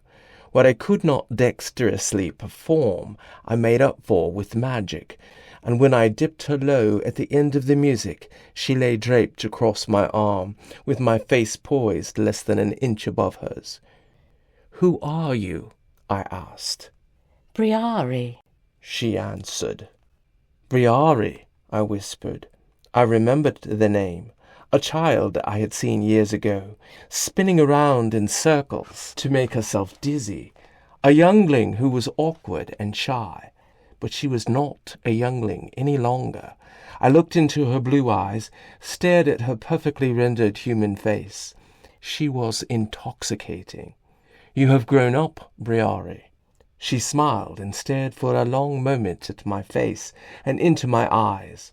are you going to let me up, Barakon? "Oh, I'm quite certain my human form blushed as I pulled her to standing.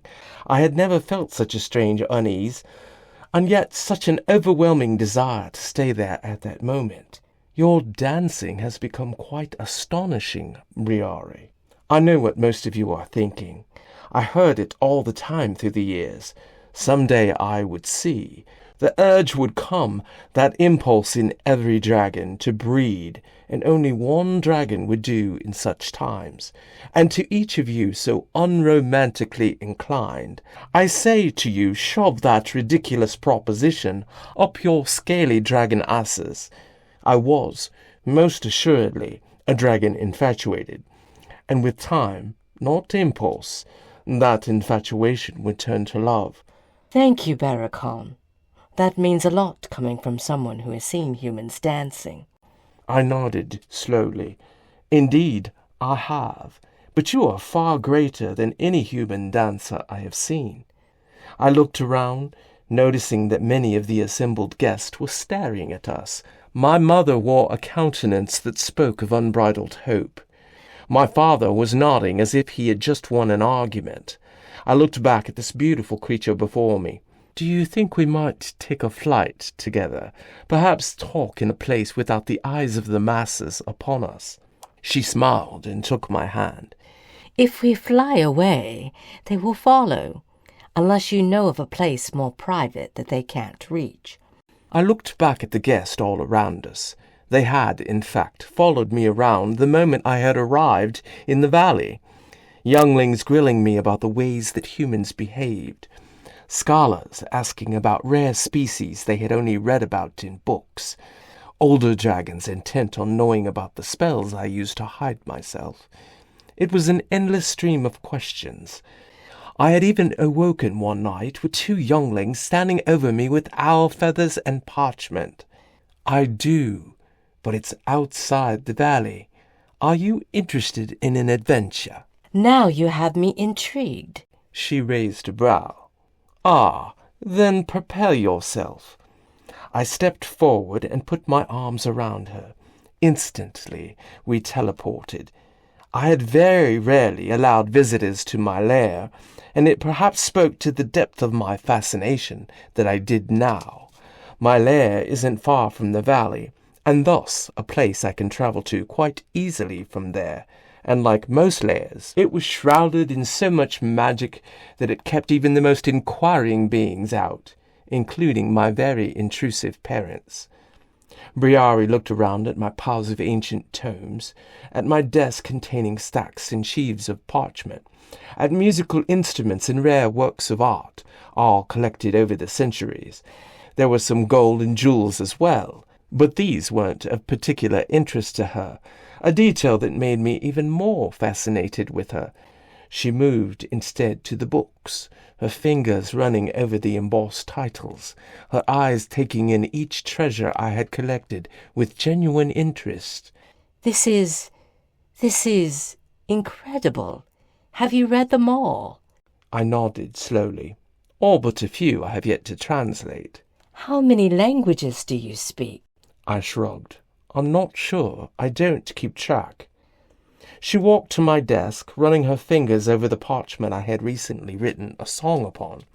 She looked up at me, her eyes gleaming. It must be incredible, traveling the world the way you do, collecting all these things, witnessing all the events, interacting with so many different people. It definitely has its perks. I smiled at her. Is it something you want to do? She nodded slowly and picked up the feather I used to write. It was a tall white feather, taken from the nest of a giant swan. The plumage had been particularly beautiful. Ever since I learned of your adventures, I have wanted to do the same. I tried to talk to you about it when I was younger, but... She looked down, blushed, and then looked up at me again. I was too shy. You were like this shining star that only some were allowed to approach. I'm sorry. I have always tried to be open to everyone. I frowned. I always tried to be friendly to everyone. Had I somehow failed with this incredible woman? Oh, it wasn't you. It was my own perception as a youngling. She smiled, a dazzling smile that set my heart racing. I just assumed you wouldn't be interested in questions from a child. I laughed. I have been plagued with them since I arrived. 2 even showed up in my bedchamber. Other than those 2, whom I did throw out, I don't think I've turned away any of the younglings. I stepped up to her, looking down into her mesmerizing eyes. Clearly, you have gotten over that shyness. She blushed and turned away. Her fingers found the song I had just written, and she looked down at it. Not entirely. Besides, you danced with me. I have been practicing for years, and you were the first one to do that. And you are the first I have seen dancing to my music. I looked down at the song she held in her hand. Do you like it? I like all your songs. Your words are always so potent. She turned and looked at me. Your music is so stirring, and when you sing, there is nothing in our world that is so beautiful. You are, I commented. She blushed again, and this time raised on her tiptoes and kissed me on the cheek. The soft brush of her lips was more haunting than any melody I could write. I cannot believe I am standing here in your lair. I have had a crush on you for 20 years. I raised a brow, and the sudden uptake of my heartbeat flooded me with warmth. It was the fire within me, igniting itself in a way I had not known before. I didn't know. Perhaps I would have returned home sooner. She shook her head. You would only have seen me as a child. I don't see you as a child, Briari. Not now, no. She gave me that lovely smile again. Her fingers traced a line down my chest, the sensation sending a thrill through my human form. The human body could be so expressive. You are the one who made me realize I could be a dancer, even though my parents told me that my preoccupation with it was abhorrent to dragon ways. We can be whatever we want to be, I told her, still concentrating on the sensation of her fingers against my chest as she walked around me, almost dancing as she moved. Our magic makes that possible. I said as much. I used you as my example. You have changed things in the dragon world. Everyone wants to be you now. The only one that can be me is me. What about you, Briari? Do you want to be me? I stood there as she walked around me. Her every movement enticed me. Maybe it was her intent, or maybe it was the lithe maneuvers she had learned in her dancing. No, I want to know you. She came back around to my front and looked up at me with serious eyes. Is that possible, to get to know you? I smiled, took hold of her hand still poised deliciously on my chest, and kissed her fingers. It is, but getting to know me could take some time, and I will not be here that long. Unless, of course, you would consider coming with me? A shy smile of pleasure lit her face as she looked away. I would consider it. I couldn't hide the joy on my face. I would be able to get to know this incredible woman, if she decided she wanted to go with me. Then do, and in the meantime I will be here for a few weeks. Perhaps we can spend some time together, and you can decide if you would truly enjoy my company. I would like that. She cocked her head to one side. All the time you have come back over 400 years, or so I've heard, you've never taken much interest in anyone. Why me? You could not have danced like that without doing it for years. That means, like me, you have a desire to obtain a level of skill in something we are not ideally suited for. And you don't care that the entire dragon community thinks you are mad for having done it. I looked down at her, at the blue eyes that were like pools of the sky that I could dive into and get lost in. I think that makes us a lot alike. Because of you, a lot of dragons are wanting to leave the valley, to adventure to the world outside. I am not the only one. You are the only one daring to dance in front of everyone. I raised a brow. And what a dance that was! I gestured to the items spread out in the lair around me. Do you not see how I gravitate to great works of art? Are you trying to make me part of your collection, Barakon? She moved away, touching the many things that lay around us. No, nor are you a fascination of the moment. I moved over to her, kept step with her as she surveyed the contents of my lair. There is a human town not far from here. If you would like, we can go there now. I think that it is Everchange, which is a festival they have at the change of seasons. It is always quite fun. I've never been to the human realm.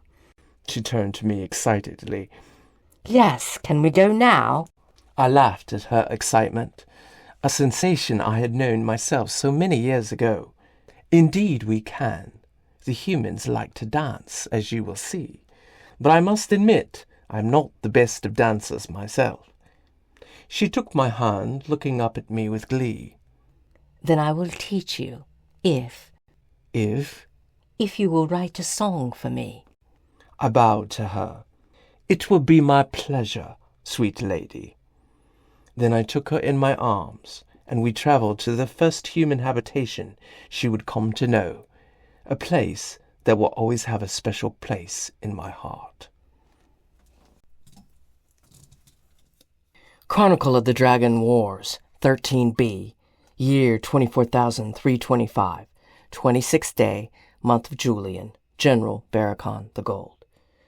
How can we live for so many centuries and still be pulled back to such simple moments? How is it that out of so much time, mere minutes can be so extraordinary? Humans live for mere moments compared to us, and yet they do not make the most of it. And yet every moment I spend with a loved one, I do not wish to squander. Perhaps it is because I see how fleeting these moments are. Perhaps it is because I have lost so much. Chapter 14. They sat beneath the canopy of trees, nestled among a field of flowers. Briari was plucking flowers from the ground, sniffing them, then holding them up to Barakon's nose while he lightly played the lyre. The birds in this area of the forest seemed to be singing more forcefully, harmonizing their tunes with the sound of the instrument. Petals and leaves floated down through the air in a constant breeze, and showered the two lovers in a light covering of natural flora. What if our daughter wants to leave the Valley of the Ancestors? We should allow our son the freedom to choose, Briari put in slyly. She leaned against Barakon, putting her arms around his neck. What if we have twins? Are you prepared for that? He set the lyre aside and took her in his arms. I am prepared for whatever child we have, but a dragon has not had two offspring at once in over a millennium. Well, Barakon the Bold has always broken the records of the past. Barakon the Bold? Did I never tell you that is what they call you? She raised a brow. You did not. He looked at her dubiously. You are making that up, aren't you? I am not. She leaned into him, her mouth only inches from his. But I know what you are going to say. That they need better word choices. Ah, yes, you see, I know my bardic husband well. She lightly kissed his lips. Do you think we have truly managed to sneak away? No one has bothered us for 15 minutes now. He ran a hand down her face. The moment I start to make love to you, they will show up. All of them, in force. 100 fairy children, Dill, Jayan, and the fairy queen, just to make it embarrassing that she caught us in the act in the woods. We can cast the spell and make sure that we are not interrupted. I like the way you think. He grinned and rolled onto the ground with her. Around them, the entire forest shifted. The leaves suddenly flew violently through the air, forming walls around them. Flowers decorated these walls, and the sun still filtered in through them. She giggled. I wasn't thinking of something quite so obvious. If they see it, hopefully, they will turn away and go back to wherever they came from. And if instead they try to peek their head through? Won't work. It is invisible on the outside. Invisible? She questioned, looking him over closely. You must be feeling better to use so much magic. I feel splendid. He rolled over so that he was partially on top of her without exerting his weight. How do you feel, my love? She smiled up at him. I feel stupendous. Superb. He nestled in their leaf-strewn bed and kissed her on the belly, looking toward her face. Marvelous. Glorious. He continued, moving up to kiss the exposed portion of her throat. She stretched her neck out, sighing softly. Sensuous. He responded. That sounds even better.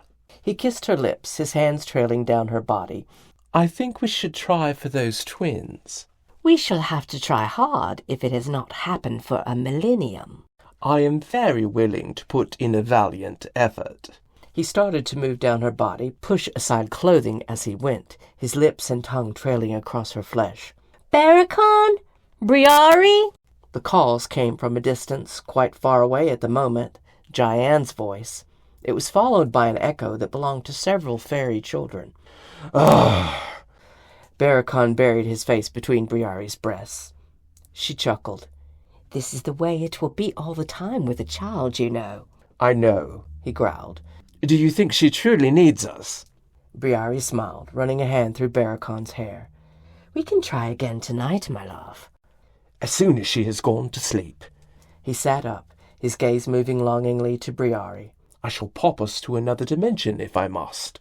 Briari giggled and put a hand to his cheek. Do not worry, my love. I'm sure we will find the time somewhere, even after the child is born. Children. The children. We are definitely working for those twins now. Footnote 22. And we most assuredly did. End footnote. He grinned, waved a hand, and the entire leaf structure fell to the ground beside them. Chronicle of the Dragon Wars 14. Year 24,325. 27th day, month of Julian, General Barakon the Gold. Fairies are an incredibly hospitable lot, and they are quite fascinated and reverent with us. I'm not sure if that stems back to something that happened in ancient times, but their kindness was an extraordinary boon. If you ever have the opportunity to visit a fairy kingdom, I highly recommend it. It is one of the most peaceful, beautiful places I have ever been, filled with benevolent, incredible beings. Chapter 15. They stayed in the fairy village for 15 days. That was long enough for Barakon's ribs to fully heal. In that time, they hunted without worrying about being spotted, ate their fill, and spent a good portion of their day entertaining young fairies. Barakon and Kaios spun great tales of the past. Barakon sang while Briari and all the fairies danced. Omad performed card tricks and taught the children to juggle. Dill seemed to have turned into one of the children himself, and went about encouraging the children to perform magical mischief, turning hair green, or complexions orange, or other rather innocuous pranks that set all the children laughing. And Barakon and Briari snuck off into the woods to be alone. No one was truly in any great hurry to leave. Barakon's whole life had been nomadic. He had made his home wherever he was most welcomed, and this small kingdom had welcomed them. In the past, he had stayed in some places for months at a time, and in others for only days. In many ways, he was driven by whim. People often traded lodging for singing, and that was often all he needed in a place. It was incredibly convenient, in this small kingdom, to not to have to hide what he was. The fairies fully understood his need to hunt, and it made it harder to want to leave. On the 15th night, however, after Barakon had spent an hour serenading his hosts, Omad crept over to him and sat down. We need to talk, the seer muttered ominously. The fairy queen had told him something about the shadow seers, but she knew very little. Mostly what he already knew, that his friend got glimpses of a possible future, that he could disappear in the darkness as if he had never been, that there was much that the seer kept to himself, and he imagined, if the seer knew someone he cared about was going to die, or something terrible was going to befall him, he might keep it to himself as well. Who can live happily knowing death is at their door? Barakon gestured for Omad to move away from the fairies. The children, especially, did not need to hear whatever it was. Something is wrong, isn't it? I can't define it. It's only a feeling. The fairies are much like you are. I cannot easily see their fates. Magic makes it too difficult. But I feel a sense of doom. The dark-eyed man wrung his hands, looking nervous. It's very strong. I've learned to listen to your sense of doom. Barakon let out a deep breath. But if we leave, are we leaving these people unprotected? I don't know. Omad shook his head. I don't know if whatever is going to happen will happen to them, or us, or both. I cannot see it. It's an evil presence, I feel, looming over us, waiting to pounce. Have you felt this before? When that priest was praying back at the king's palace. Omad frowned, his dark eyes staring at Barakon intently. It's their goddess, I'm sure of it. Barakon sighed. Then she has found us, which means Sir Leo's army will find us.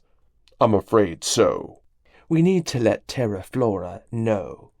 It's her kingdom, and she can decide if she wants us to stay or to leave. Barakon took a deep breath. I can't say I've had this much difficulty with a deity before.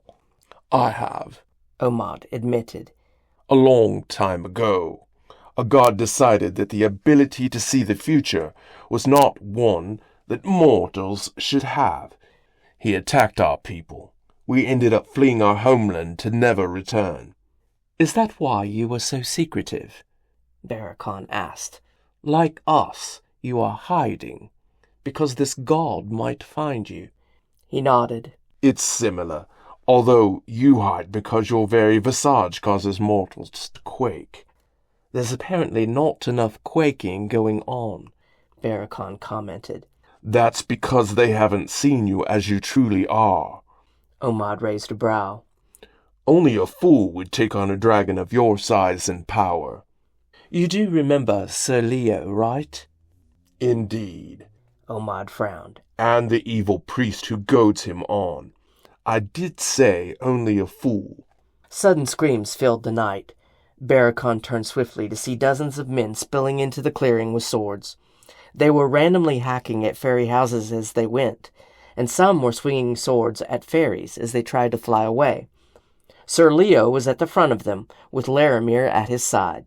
The priest wore a vicious snarl, while the knight looked determined. A huge gale suddenly blew through the clearing, and what once were fairy houses now looked like knots on trees. The fairies themselves disappeared, and the air was full of leaves and flower petals, which swirled around and eventually settled to the ground. At the disappearance of the fairies, the men stopped their violence, but Laramir stabbed 2 fingers toward Barakon. There he is. Sir Leo strode up to him, puffing up his chest as he came. Where is the child, Barakon? Barakon glanced around. Briari, Dill, and Jayan had disappeared entirely, as had any sign of the great dragon spirit that had stretched next to the fire. The forest looked normal. Only he and Omad were still there for the army to confront. That gave him some relief. He wouldn't have to worry about anyone else getting hurt, and Omad could vanish in a heartbeat. What child would that be? You damn well know what child. Laramir growled. The dragon child. Why are you helping that creature? The priest is right, minstrel. If you don't take me to the child, I will regret doing it, but I will have to take you and your seer friend here prisoner. Barakon frowned. He didn't know what magic they had used to penetrate the Fey magic, nor what the priest still had stored up for use, but he was tired of these people so bent on killing a little girl. And what will my crime be? Aiding and abetting the escape of a child from an army bent on killing her? Damn it, minstrel! This is no ordinary child. She is a dragon. Sir Leo protested, looking wounded. I wouldn't just kill a child, wouldn't you? Isn't that what you want to do? Barakon looked around at the men who were now just milling about, unsure as to what to do. Isn't that what you paid me to do? Tell the tale of you slaying a dragon, regardless of the age of the dragon? Barakon shook his head. I will not let you kill babies. Leo sighed and turned to look at some of the men standing nearby. Take him into custody. As 2 soldiers stepped toward them, Omad took 2 steps backward and seemed to vanish into the dark leaves of the trees behind him. Barakon took a deep sigh. I will give you one warning, and only one warning. I don't want to harm you, but I will protect the innocents here, and you have already tried to take the life of quite a few of them with your swords and your soldiers. You do realize you are far outnumbered. Laramir sneered. Barakon shook his head. The men now knew about the fairy kingdom that was here. They knew about Jayan. They knew about Kaios. He had to divert that unhealthy attention. If they wanted a dragon, let them think that only one dragon had created it all. If they were going to hunt after a predator, it was better that it be the predator most difficult to kill. You should have brought more men. A man appeared on each side of Barakon and grabbed his arm. They tried to push him in the direction of the other men and found that they couldn't move him. They put all their effort into pulling on the minstrel and couldn't even manage to move his arms forward. Sir, it's like we're trying to lift a boulder. Barakon easily pulled his arms loose from the men's grasp and folded them across his chest. You've been trying to hunt a child, Sir Leo, when the dragon you want has always been with you. The dragon was among you the whole time. What are you talking about? The dragon was among us the whole time. What? Suddenly it dawned on Sir Leo. His eyes widened. The 2 soldiers who had been trying to move him suddenly jerked backward and pulled their swords. Leo did the same. You are joking, minstrel. This is some sort of trick for you to write into a story. He is the dragon. Laramir growled. Kill him. Are you sure you're the dragon? Sir Leo questioned, ignoring the priest. I mean, you don't look like a dragon. What does a dragon look like? Barakon smiled knowingly. I can assume whatever shape I choose. That priest right there could be a dragon. Barakon shrugged. He isn't. He does not have a good enough nature to be a dragon, but you don't have a clue what you're hunting. A dragon is big and scaly and ferocious, Sir Leo responded. They don't sing. I don't think they sing. I do whatever I want. As he talked, vines began to snake around the feet of the soldiers, moving with an undetected stealth. It wasn't his doing, but he almost smiled. More than likely this was Caius's work, but it could have come from the fairies themselves. His own magic was similar. He had glued Sir Leo and Larimir's feet to the ground. You need to fight me then. Leo held out his sword. You need to pick up a weapon and fight me. Barakon shook his head. I don't know how to use your weapons, but go ahead, take a stab. Barakon held out his arms. Let's see how well you do against an unarmed man. Leo attempted to lunge, only to find his metal boots stuck to the ground. He instead toppled over, his feet still in place.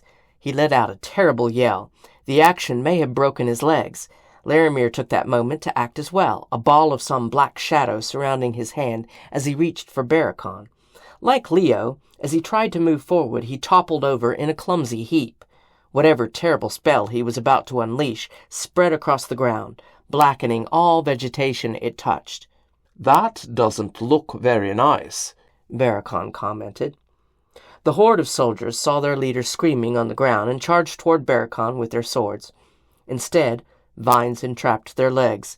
The first four in front tumbled backward onto those behind.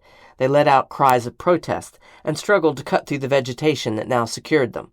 Barakon walked over to Larimir, cast the sleep spell, and the man stopped struggling and fell asleep where he lay.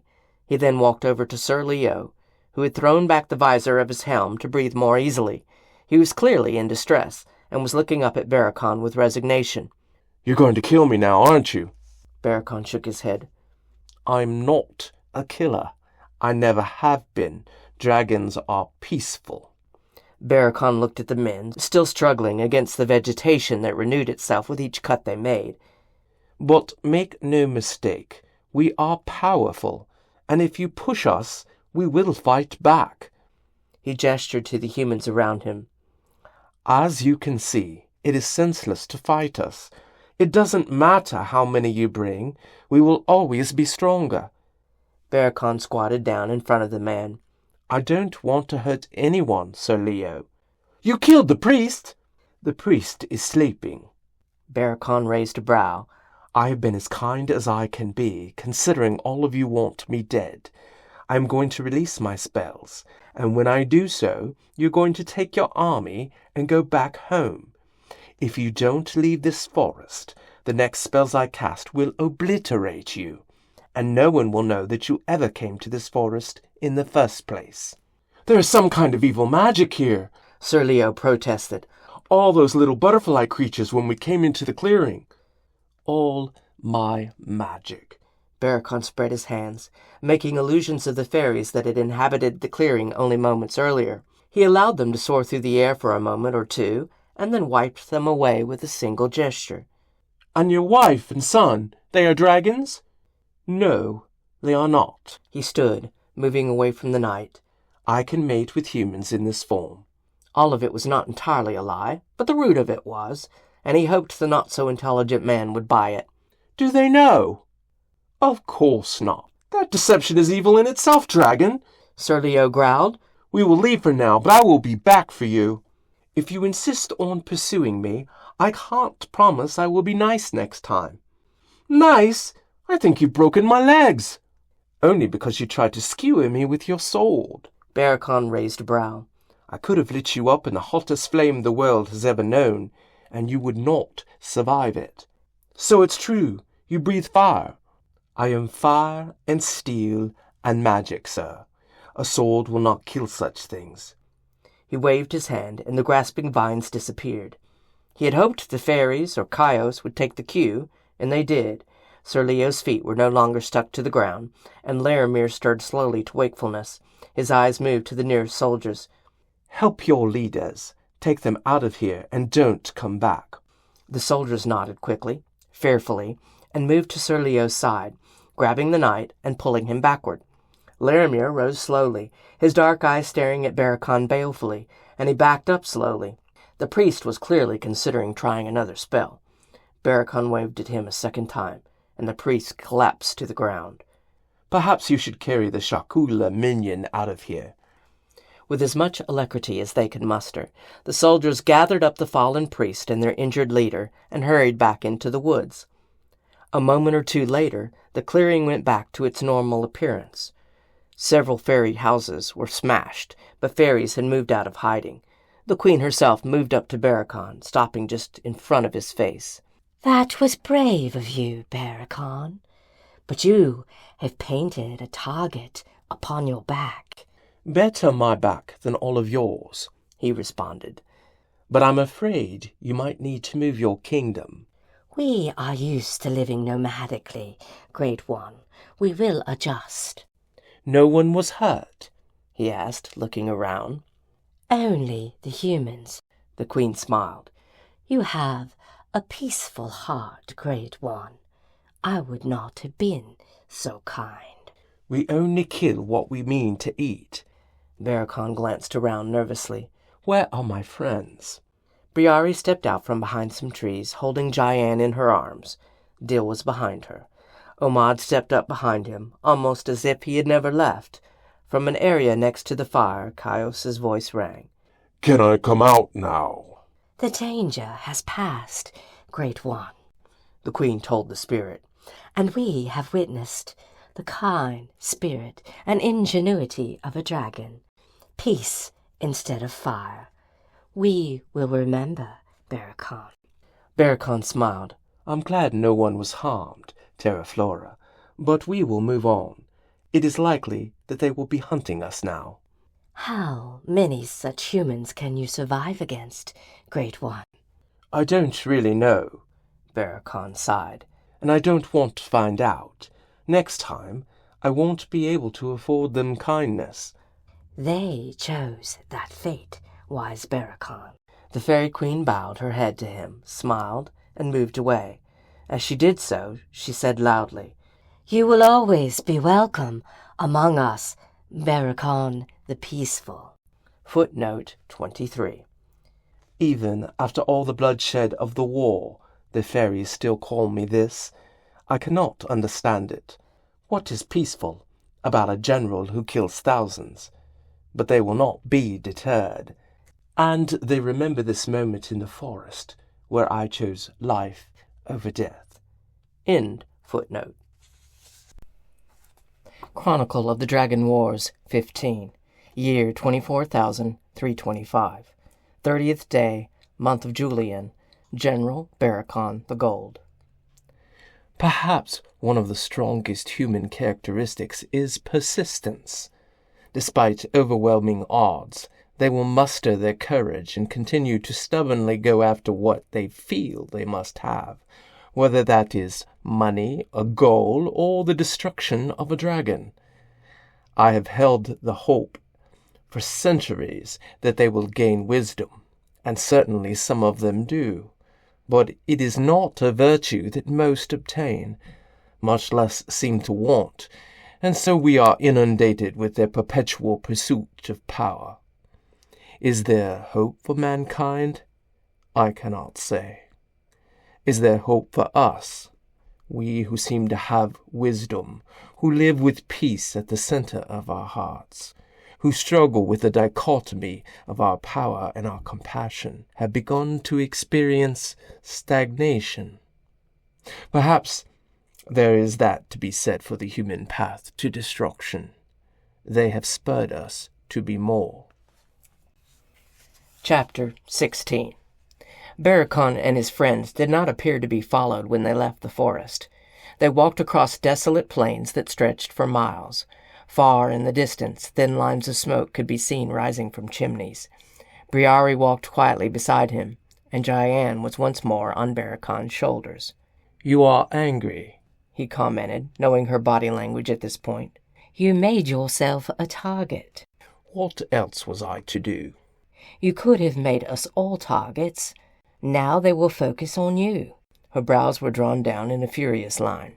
Even in this state, he found her intensely alluring.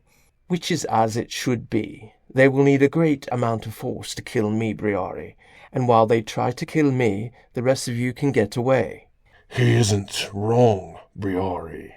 Caius intervened from inside the bag. He can withstand an army 10 times the size of the one they brought, perhaps even more. Caius, I am speaking to Barakon. She reprimanded the ancient spirit. Barakon could almost feel Caius cringing in the bag. Briari was an intimidating presence when she wanted to be. She was in all ways a strong woman. He reached out and took her hand, squeezing it. "I need you to protect Jayan, Briari, and I need Dil and Omad safe as well. I cannot use all my ability to fight if I am worried about saving everyone else." Would you kill them like you threatened? She asked, her eyes gazing at him worriedly. "You know I don't want to kill anyone, but if they try to kill us, I may have no choice." It will change you. A tear ran down her face. It will harden you. You have always been my gentle, sweet Barakon, the most talented singer and storyteller in all the world. You are not a killer. "No, I'm not. He reached out and wiped the tear from her face. And I will always be your Barakon. That won't change." Please don't die, Barakon, Jayan said from above him. He could hear the sorrow in the child's voice. "I won't die, sweetie." He patted the girl's legs. "I'm a very big dragon." You are much bigger than my parents were, the child agreed. Omad stepped up on Barakon's other side. It wasn't Barakon's death I foresaw. What about that wanker of a priest? Dil interrupted. Did you see his death? 'Cause he's the one that needs to be throttled.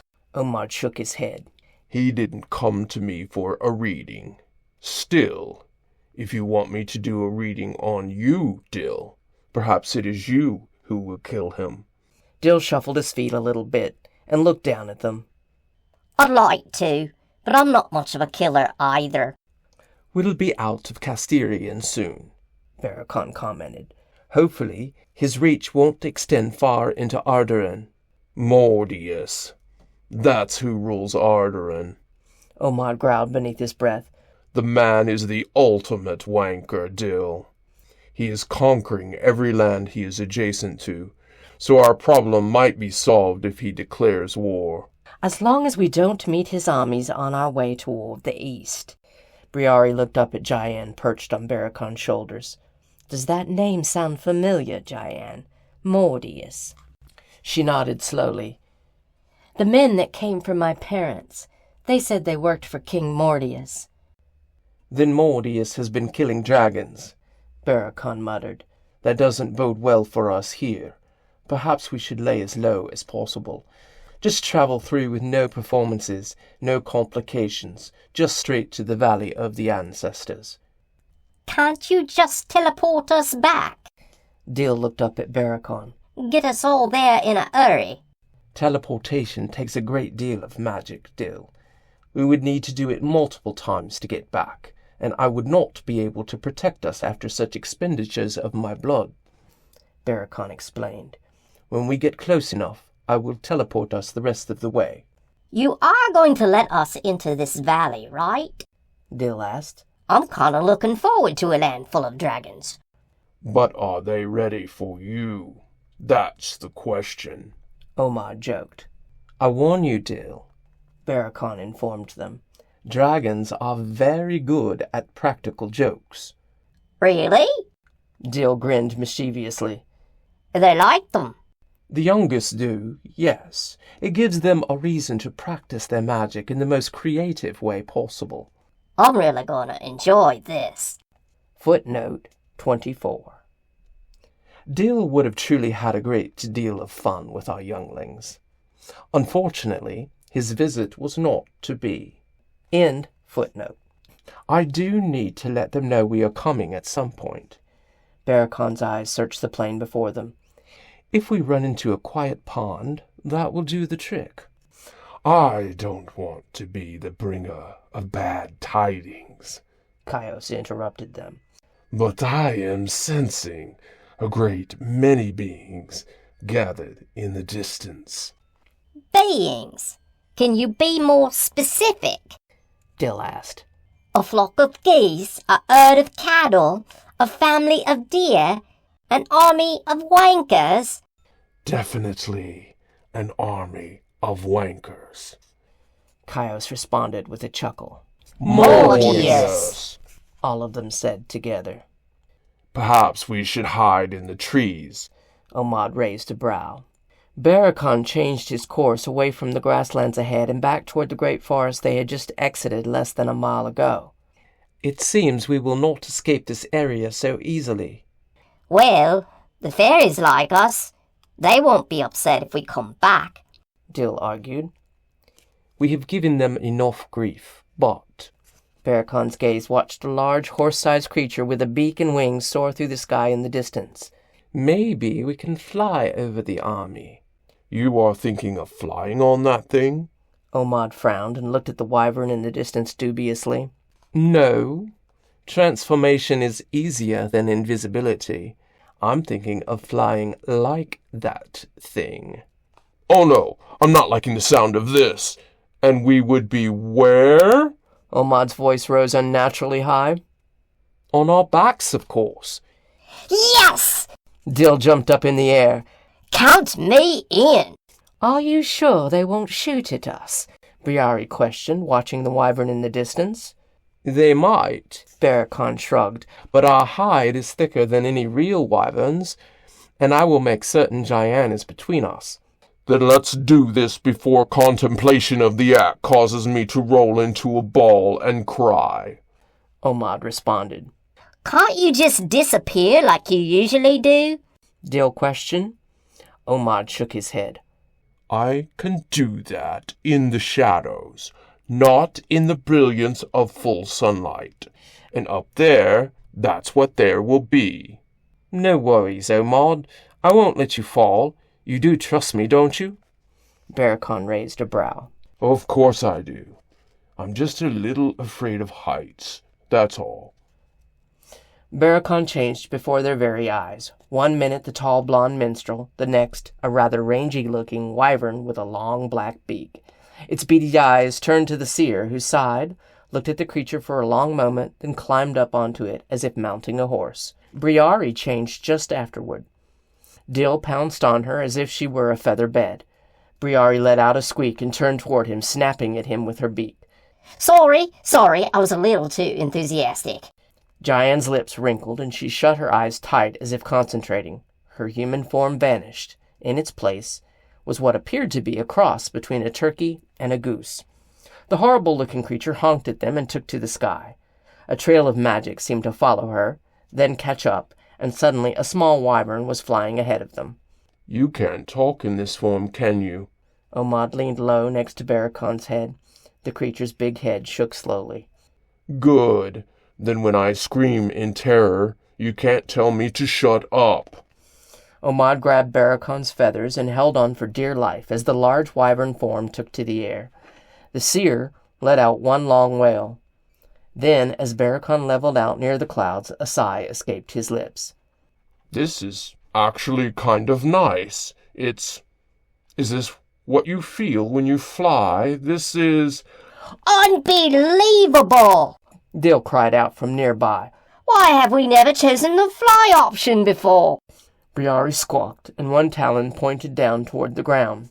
I think that is her way of telling us to be silent, Omad said.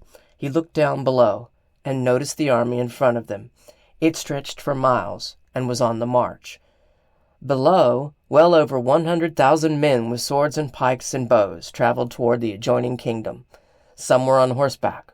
Some wore armor similar to Sir Leo's, but most had only shields and crude swords, pitchforks, and scythes. It appeared to be mostly an army of farmers and villagers who had given up a hoe or a rolling pin or a blacksmith's tongs for a battle that was truly not benefiting them. As they got closer, Omad and Dill laid down close to the backs of the wyverns. Although some looked up at the creatures flying far above, they were too far away to be seen as much more than a large bird of prey. They maintained what seemed a deadly silence as they passed over the army. In its wake, the huge army left clouds of dust and trampled farmland. They were a force for destruction even before a single drop of blood had been shed. The army was followed by wagons of supplies and tradesmen, and those who had been conscripted for other duties. After they had passed over, Omad let out a huge sigh of relief. That army will decimate our problem, I think. You saw it? Dill asked, glancing back over his shoulder. This time I don't need to see it. The wyverns came down in a copse of trees far away from the army that had just passed. Beneath those trees, Dill and Omad climbed down from their perches, and the 3 dragons returned to their human forms. It is quite strange for you to be silent, Omad commented as he looked at Barakon. I'm definitely not known for stealth, but this time I think we managed it. Barakon looked at the devastation left by the mere presence of so large a group. Mordius clearly doesn't care about what he destroys as he builds his empire. That's more men than I've ever seen in one place. Dill shivered. A huge field of wankers. Footnote 25. We, of course, would see these wankers later on the battlefield, but the true villains were their leaders. At some point, I do hope Mordius and his evil goddess pay for their crimes. End footnote. Not all wankers, Dill, Briari corrected him. Most of those people were just simple peasants, required by their king to fight. I have never understood the human need to conquer things. Barakon sighed. Perhaps I never will. Humans have an incredible craving for power, Omad told him. Perhaps it stems from the short nature of their lives and the fact that they have no power, not in the sense that we do. Their power comes from how much they can oversee and control. Barakon looked at Jayan, squatted down beside her, and smiled. Are you all right, sweetie? The child nodded and put her arms around his neck. I was scared. I thought they might shoot us. I wouldn't let them shoot you, he told her. He took her hand and reached out to grab Briari's hand. Nor you, my love. They killed my parents, though, Jayan told them. Were there that many of them? Omad asked, looking worriedly back in the direction the army had gone. No, but there were lots. It would take well-trained soldiers to kill 2 dragons. Barakon looked into the little girl's face. How old were your parents, Jayan? Do you know? Mum was 28. Da was 32. Barakon stood. More than Sir Leo had with him, yes? The child nodded. Then let's get you safely back to the Valley of the Dragons, where no army will ever be able to march. They turned to the decimated field ahead and continued to walk. Chronicle of the Dragon Wars 16. Year 24,325. 32nd day, month of Julian. General Barakon the Gold. I made myself a target. I thought that would protect those I loved. After all, I was 400 years old, and no army would find me easy to kill. I naively had no real idea of what violence truly was. I had lived centuries, singing songs, telling heroic tales, relaying the lives of those who were exemplary, while paying very little attention to the humans who were not. I didn't understand murder. I didn't understand war. I prided myself on how well I knew humans, without truly understanding them at all. They were creatures driven by a need for power, and I, on the other hand, only wanted the peaceful existence that, ironically, my power always provided. I was soon to learn the nature of violence. I was soon to learn grief, despair, and bloodlust. I was soon to become something I never knew I could be. Chapter 17. Barakon did not worry so much about Sir Leo and the priest Laramir anymore. He doubted they were still pursuing their desire to kill a dragon, with King Mordius marching 100,000 men into their kingdom. Still, Jayan's parents had died at the hands of Mordius's soldiers, and those men could still be a problem. Had he taken all of them with him on his march to a distant kingdom? Or were there still plenty of soldiers here, searching for dragons among their own people? And how exactly did you discover if someone was a dragon? Did you try to burn them at the stake, and if they didn't burn, they were dragons? That, of course, was only true of fire-breathers like Barakon and Briari. Jayan's own parents were not fire-breathers. Jayan, he began. How did those men know that your parents were dragons? They saw us hunting, and followed us home," the child answered from her perch on his shoulders. They weren't careful enough. His parents had warned him many years ago when he had left home for the first time not to let himself be known to humans. He didn't understand it back then. He was so young and idealistic that he thought making himself known to them would simply end in an interesting conversation. He had learned otherwise through the years. The first time he had shown himself to humans in a village far away from his homeland, they had run from him in fear. They had come back bearing pitchforks and torches, neither of which was very effective against a creature of fire and metal. After a few of the villagers tried to skewer him with the weapons and tried quite ridiculously to burn him alive, he simply teleported away and realized he would never make that mistake again.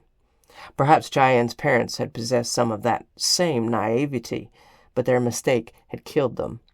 Jayan squeezed Barakon's hand and pointed with her free hand to a burnt structure in the distance. "That's my house!" she yelled.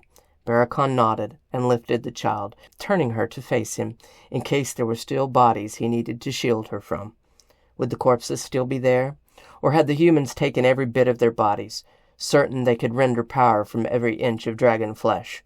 And indeed, if they figured out how, they could. Only the stone foundation still existed. It was charred by the fire that had consumed the house. A few big timbers, now black and mostly destroyed, lay in the ash remains of the home. Barakon and the others fanned out among the debris and looked for some signs of the former occupants. Momentarily, Barakon closed his eyes and concentrated. The path of magic was weak and barely discernible. He opened his eyes and followed it. It led to a spot in the grass, a small silver pool of what looked like flowing metal. Dragon blood. Barakon squatted down beside it, holding Jayan still in his arms and making sure she couldn't see what he was inspecting. The fingers of his open hand touched the blood. Nothing happened, but it should have. The spirits of the dragons should be here, like Kaios' spirit had been where he died. The spirit has been taken along with the blood and flesh, Kaios told him, his voice echoing from within the bag. Then we cannot talk to them. They are gone. Barakon frowned at this. Were they gone for good? Had the humans destroyed their very souls? This he didn't want to consider. They can be recovered, but you would need to find the remnants of their bodies, Kaios explained. if they have not already been used up. And if they have, then there is nothing to save, young one, Kaios muttered softly. the dragons of Goldorian, what happened to them, Kaios? Barakon asked in a hushed voice. Search your heart, young one. You know the answer. Then we are not truly immortal. Barakon whispered and frowned at the revelation. Dragons typically remained after death. Dragons took their remains to the ancestral resting place and interred them there, along with the contents of their hoard, where the dragon would reside for an eternity, dispensing wisdom to his or her descendants. But that soul could be destroyed. Dragons could be utterly destroyed. This knowledge sat in Barakon's mind like a dark spider, waiting for its moment to pounce into the forefront of his mind and cause the terror he knew waited there. For the moment, he pushed it aside. His gaze moved to Omad.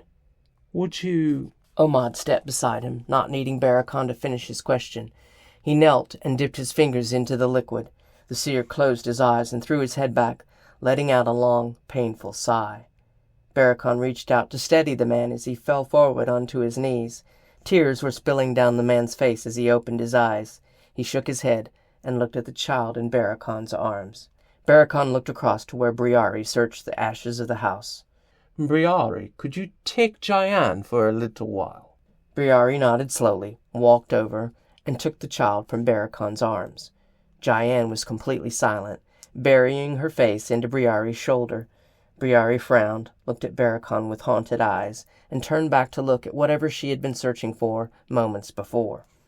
Once the child was out of earshot, Barakon turned to Omad. You saw it? The seer nodded slowly. More than I wanted to see. Close to 100 men, I guess. They came at night, and they were hidden by something. shrouded by some unnatural darkness so they couldn't be seen or heard, at least until they were here. He pointed toward the house. There's a tunnel near the fireplace. It might be caved in now, but it's how they got Jayan out before the humans fell upon them. They fought to make sure no one got to that tunnel until the child was safely through. Barakon looked around. Still, she saw it happen. It might let out somewhere nearby. I hope she didn't see all of it. Omad grabbed one of Barakon's arms. Barakon, they cut the flesh off her mother before she was even dead. They spiked her with some sort of odd weapon that caused the blood to flow into barrels, as if she were a cask of ale. Omad shook his head and shuddered. The brutality of it. Barakon frowned. He could feel fire rising in his chest, anger awakening within him and blanketing him in a sudden surge of warmth. Omad dropped his hand from his arm and stepped away. I'm sorry, my friend. I never thought dragons could be hunted like this. I never thought. The seer's voice broke. They wanted everything. The blood, the flesh, the bones. Jayan may have seen her parents dismembered before her very eyes. Omad looked up at Barakon and took another step away. Your eyes are glowing, my friend. It is rather intimidating. Barakon took a deep breath and turned away from his friend. I'm sorry, Omad. You are in no danger from me. You know that. I do, but it doesn't change the magic you are exuding. Barakon shook his head and tried to get his anger under control. He took a deep breath and turned back toward Omad. I didn't realize. Did you see what direction they took the bodies? Omad shook his head slowly. I can touch more that is around us and perhaps get a clue. But do you truly plan to chase after them? Barakon shook his head. I want to, but not with Jayan and Briari here. I won't endanger them, nor you, for that matter. This is not your fight. I think it is. Omad muttered, tears in his eyes. His gaze raised to look at the little girl in Briari's arms. I didn't know the child's parents, but I know the child. I think they would have killed her too if they had known she was there. So these dragons were overwhelmed by sheer human numbers. Not exactly, Omad explained. Magic was used. The same unnatural powers we saw Laramir using, but this time it was wielded much more adeptly, and there was more than one of these damnable priests. Barakon took a deep breath, looking back the way they had come. I wonder if those priests were in that army back there. I know what you are thinking, but you don't know the scope of their magic. While you sneak in there, you would leave Briari and Jayan exposed. Barakon nodded. You're right, of course, but we are talking about 2 dragon souls.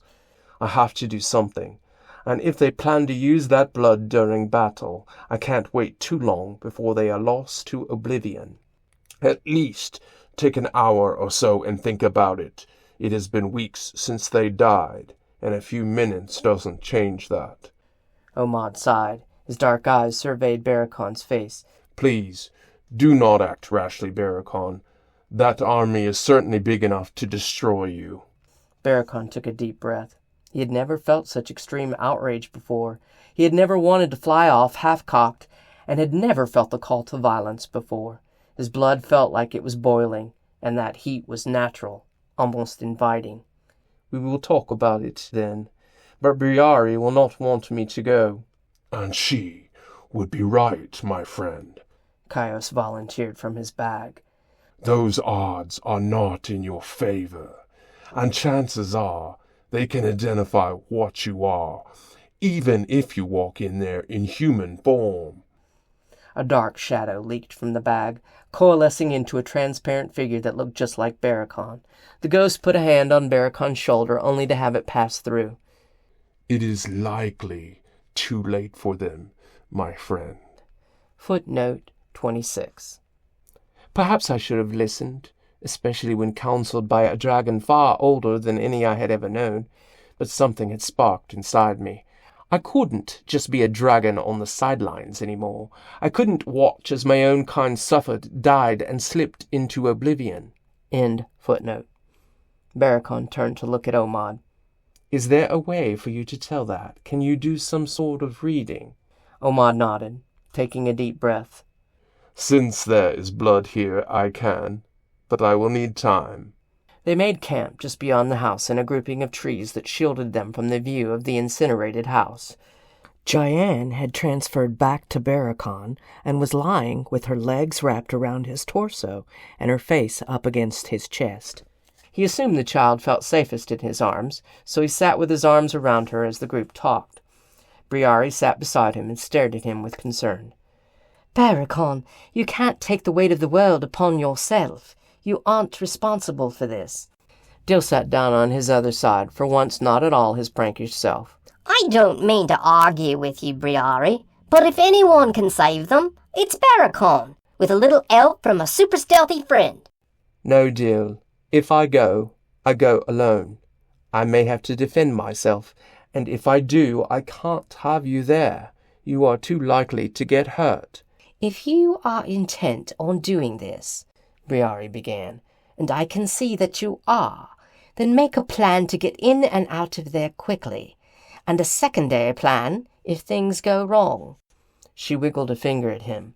Because make no mistake, if they take you down, I will wander into that army to save you.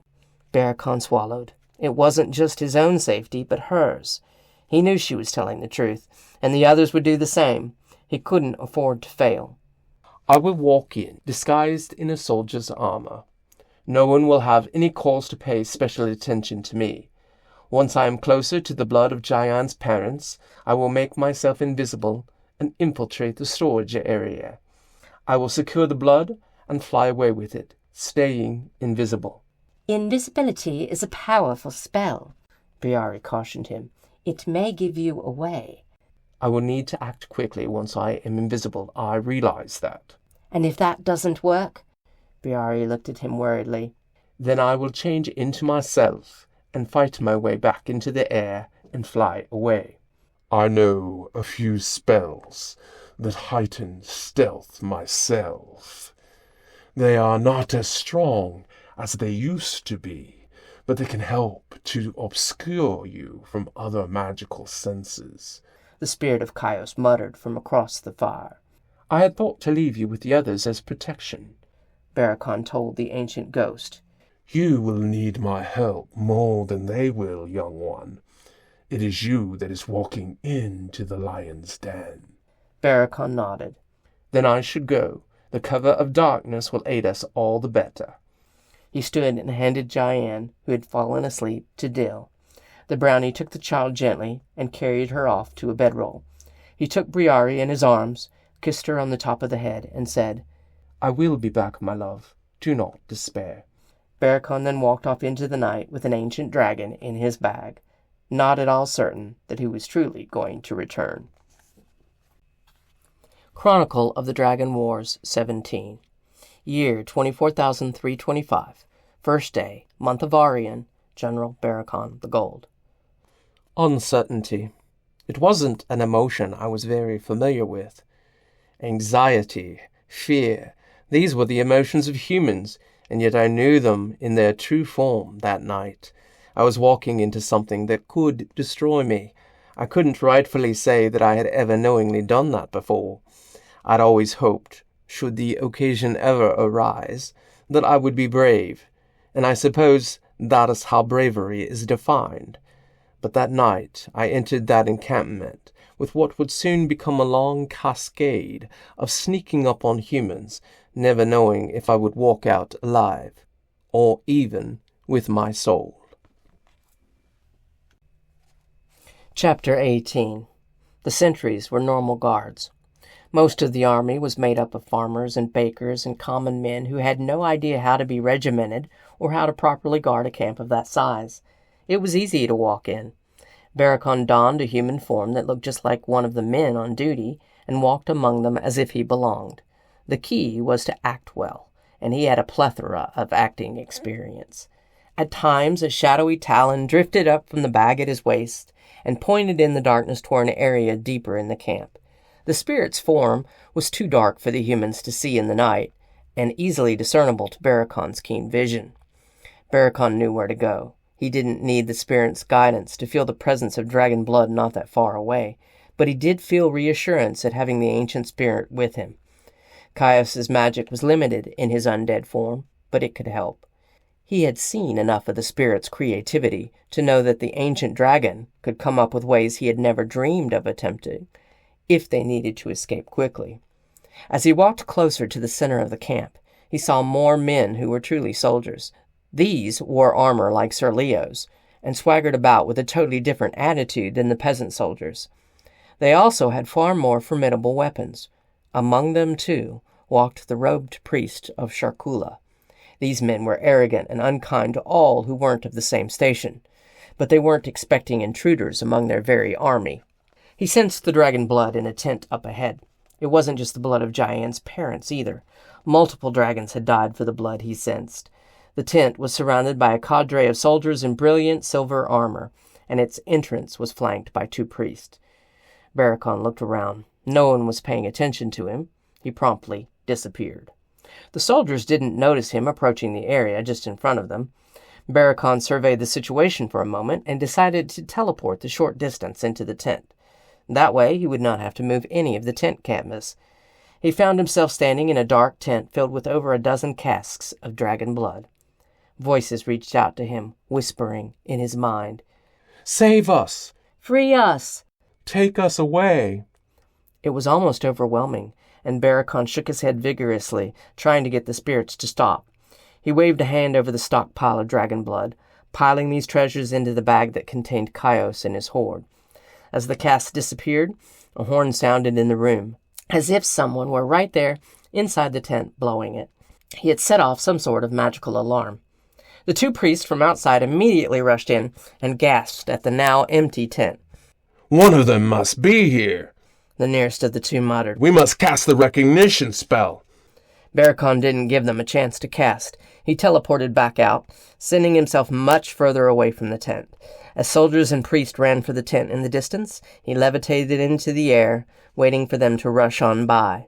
Once they were past him, he changed into a dragon and flew far up into the atmosphere. From a great height, he looked down on the chaos below. "I think that worked quite well."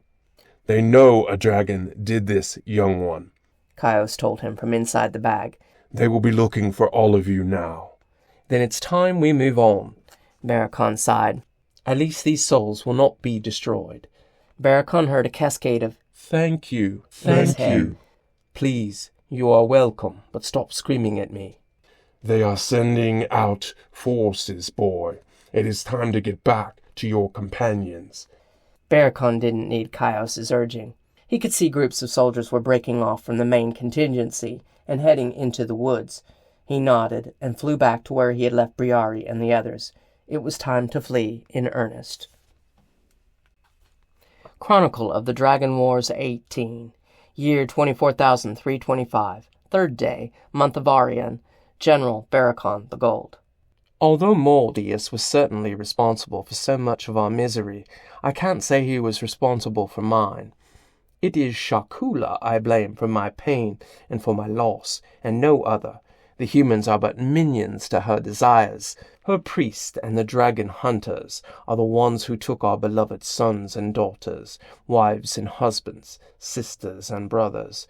It is they who would bear the brunt of my wrath in the times to come, and they who deserved it. Chapter 19. For 2 days, the companions had traveled with no sign of the hunters or the priests of Mordius's army. It was perhaps the fact that they did not look like dragons. As they passed through small villages, they changed the way they looked so they appeared simple peasants. The hunters weren't looking for peasants.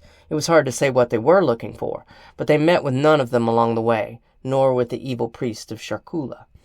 They were walking along a major road between 2 cities when at last the pass caught up with them. Barakon and Briari looked their normal selves at that moment, not expecting to be accosted on a desolate section of road.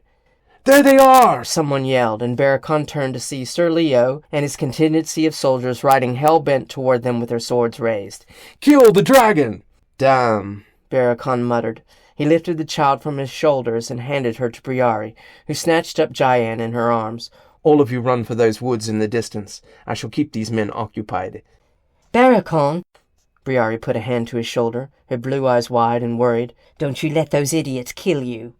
Barakon grabbed her hand and kissed it. Have I told you I love you today? That's an order, you know. I know. He smiled at her. Now go, before those idiots start writing for the rest of you. Briari ran with Cheyenne held against her chest. Dill ran after her, looking back over his shoulder at the approaching human army. The brownie reached out a hand for a moment, looking intently at the section of road between Barakon and the charging men. Then he turned and followed Briari. Omad stepped up momentarily behind Barakon. Kill him, if you must, my friend. It is not his right to kill you. Then the seer was running after the others. Are you there, Kaios? Barakon watched as the army charged at him with lances lowered, going full tilt. They would, of course, crash into each other in their single-minded attempt to take his head off. As they reached within 500 yards, the grass itself sprouted up under the thunder of the horses' hooves. Horses and riders were suddenly tumbling to the ground. Chaos erupted as the grass around the road moved with the jumble of horses and men. Shouts of pain and shame rose in the air. That's pretty good. I didn't do that.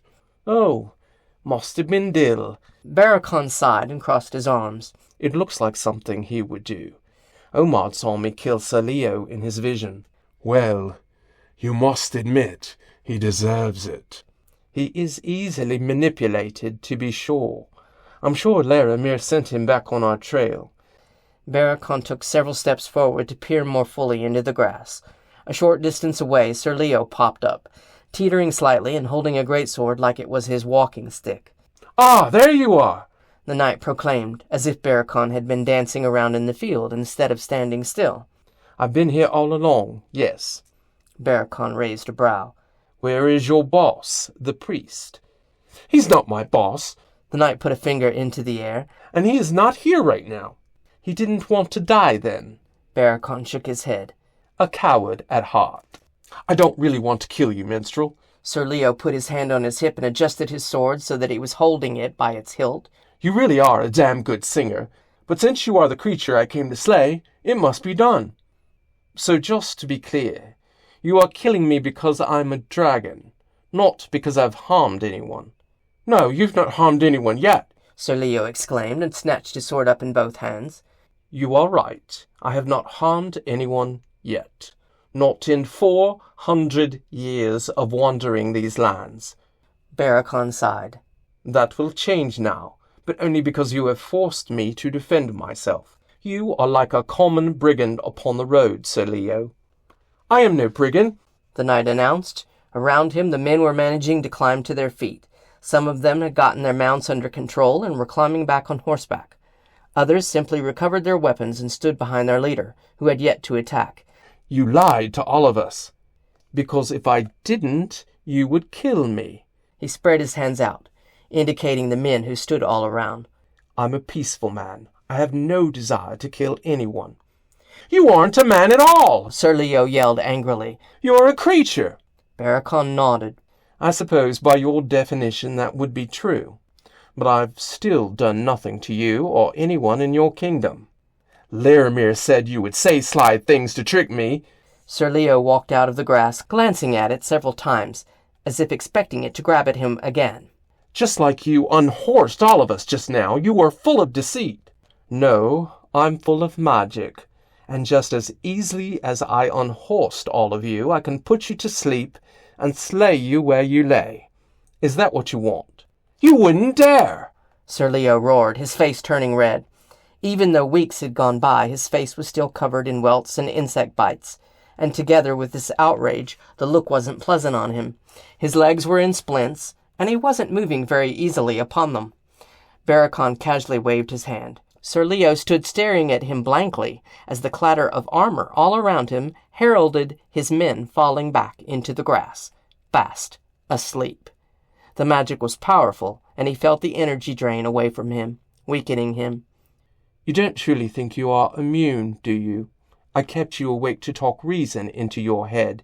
You can't just attack someone for being different than you. And why not? Sir Leo looked down at one of his men and moved completely out of the grass, as if it were the culprit in this last conundrum. You will find yourself at war with everyone. We are not your enemy. Who is we? Sir Leo waved his sword around, looking for someone else. There are more of you? Barakon took a deep breath. We, as in dragons. I haven't actually seen you change into a dragon, Sir Leo muttered, getting a sly look as if he were onto something. Maybe you are just fooling me into thinking you are a dragon when you are merely a man. Barakon changed before the man, looking down at him with his arms still crossed across his massive dragon chest. He could see his reflection in the man's eyes, as well as the sudden fear, the realization that this was no 10 to 15-foot creature he faced, but something far larger.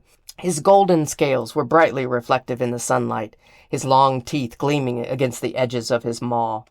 Damn, he muttered, staggering backward several steps. You're huge. Barakon leaned his huge snout down toward Sir Leo, his green eyes narrowing. Leo stared at his teeth, each longer than the knight was tall. Omad saw that a dragon would kill you. Is that the fate you wish to reach now, Sir Leo? Sir Leo swallowed hard. I'm not afraid of you, dragon. I think you are. Barakon thumped the knight in the chest with a single knuckle. The man went staggering backward. I give you this chance, Sir Leo. Take your men and leave this place. No one need die here. I can't just give up without a fight, dragon. The man raised his sword, holding it before him. Barakon had to admire his courage, but the man simply had no sense. Barakon swatted the sword with a talon, sending the blade tumbling into the tall grass. That same claw came backward, knocking the man to the ground and pinning him beneath it. Barakon was careful not to squish him. He only wanted to make the fool go away. There, you have fought and lost. I'm sure you can find some idiot somewhere that will sing the song. You are lucky to have survived. I am lucky to have survived, the knight repeated breathlessly, staring up fearfully at the green eyes looming over him. Barakon stepped back and let the man up. You are letting me go. The knight crab-crawled backward, at last getting to his feet and retrieving the sword in the grass. You are truly just going to let me go. I don't want to kill anyone, Sir Leo. But Laramir said, Laramir, why aren't you killing me? Because I'm not a killer, he repeated. Isn't that obvious? But you... He stared up at the massive dragon before him. You have us all at your mercy. I do, but I am not a killer. Then, the priest was lying. He's going to kill innocents. He's going to... Barakon lunged forward and snatched the knight up in his grasp. What? The priest is attacking your wife, your children, and your friends. Sir Leo spilled out. He and Mortius's hunters. Barakon threw the man aside. Panic was filling him now. Steam rose from his nostrils, and he turned toward the distant woods. Don't be here when I come back, knight, or I will kill you. This time, he truly meant it. His heart was beating wildly as he hurried toward the distant wood line. How much time had he wasted with the knight? How much time had the priest had? His wings beat a powerful, strong rhythm, propelling him toward the trees. He had given Briari a ring enchanted with a spell that made it possible to find her, wherever she might be. He followed the trails of that spell now. There hasn't been enough time, Caius muttered feebly from inside the sack. But as Barakon flew over the tops of the trees, he could see an army far bigger than those Sir Leo had brought with him, quickly moving away, and just below him, bones bathed in the sun's unrelenting light, smattered here and there by blood. Barakon landed a few feet away, afraid to take a closer look, but compelled to do so. 2 skeletons lay before him, one small, one larger, dragon skeletons, stark and white, each missing their head. A short distance away, Omad lay, his eyes staring into the sky, his throat gaping widely open. Not far from him was Dill's walking stick, and part of the brownie's green tunic, but no sign of a body. Barakon sunk down beside the larger of the 2 skeletons, his vision cloudy. Dragons didn't cry in dragon form. They couldn't. But a terrible darkness descended on him as he nestled down beside the desiccated bodies. They had killed them, drained their blood, stripped the flesh, and taken their heads, all in the time that Sir Leo had distracted them. Barakon let out a roar that echoed through the sky and would have been heard for miles. His talons fingered the skeletal remains as if he could somehow reconstruct his lover and the child. Pain tore through him in a way he had never known before, rendering him immobile and devastated. Memories ran through his mind. Briari kissing him. Omad smiling. Briari dancing. Dill juggling chamber pots. Briari walking hand in hand through a market with him. Jayan running around the fire pit with Dill. Briari smiling up at him. As those memories flashed through his mind, an ache filled his heart that could not be soothed, and a fury he had never known before built within his chest, the fire within him threatening to burst out of him. A sorrowful wail escaped his maw, a sound so unlike anything to arise from so huge and powerful a creature.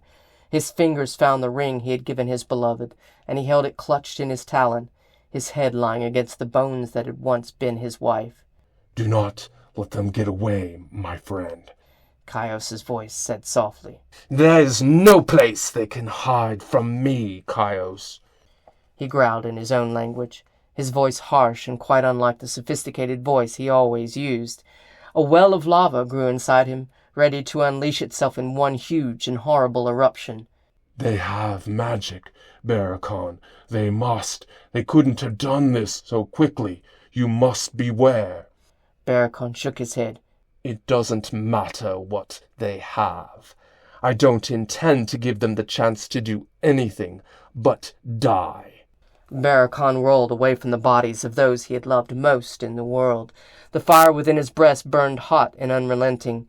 He turned and sniffed the air, catching the scent of horses and men. All his life he had been a hunter of prey to eat. All that time it had been deer and cattle and elk. Now it would be men, something he had vowed never to do, but he had never dreamed of this. He had never dreamed they would destroy his lover and friends with so much brutality. He had never dreamed that his heart would feel such emptiness and despair. He took to the sky. His wings propelled him faster than any horse and any fleeing soldiers, and it wasn't long before he was looking down on an army of 100 men below. In the front of the procession, the heads of 2 dragons were displayed, adorned on posts at the back of 2 wagons. His beloved Briari and the child, Jayan. Barakon let out a growl of rage that echoed across the plain. Then he descended. The riders turned in their saddles and screamed, seeing the size of the creature that flew toward them. But their screams didn't last long.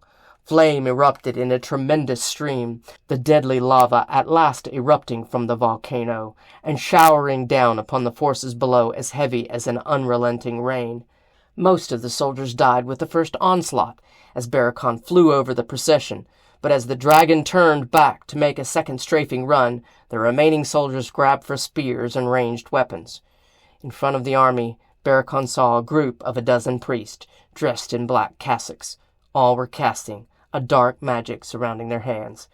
Barakon's maw curled into a look of disdain. His eyes narrowed. He cast a protective shield around most of his body and dove again. He felt another magic, a familiar magic, as Caius also threw out a spell. The ancient spirit's magic was no longer the innocent magic of hugging mushrooms. A bolt of lightning slammed into 5 of the casting priests, disrupting whatever dark magic they had begun, and sending all of them sprawling with tendrils of steam rising from their cassocks.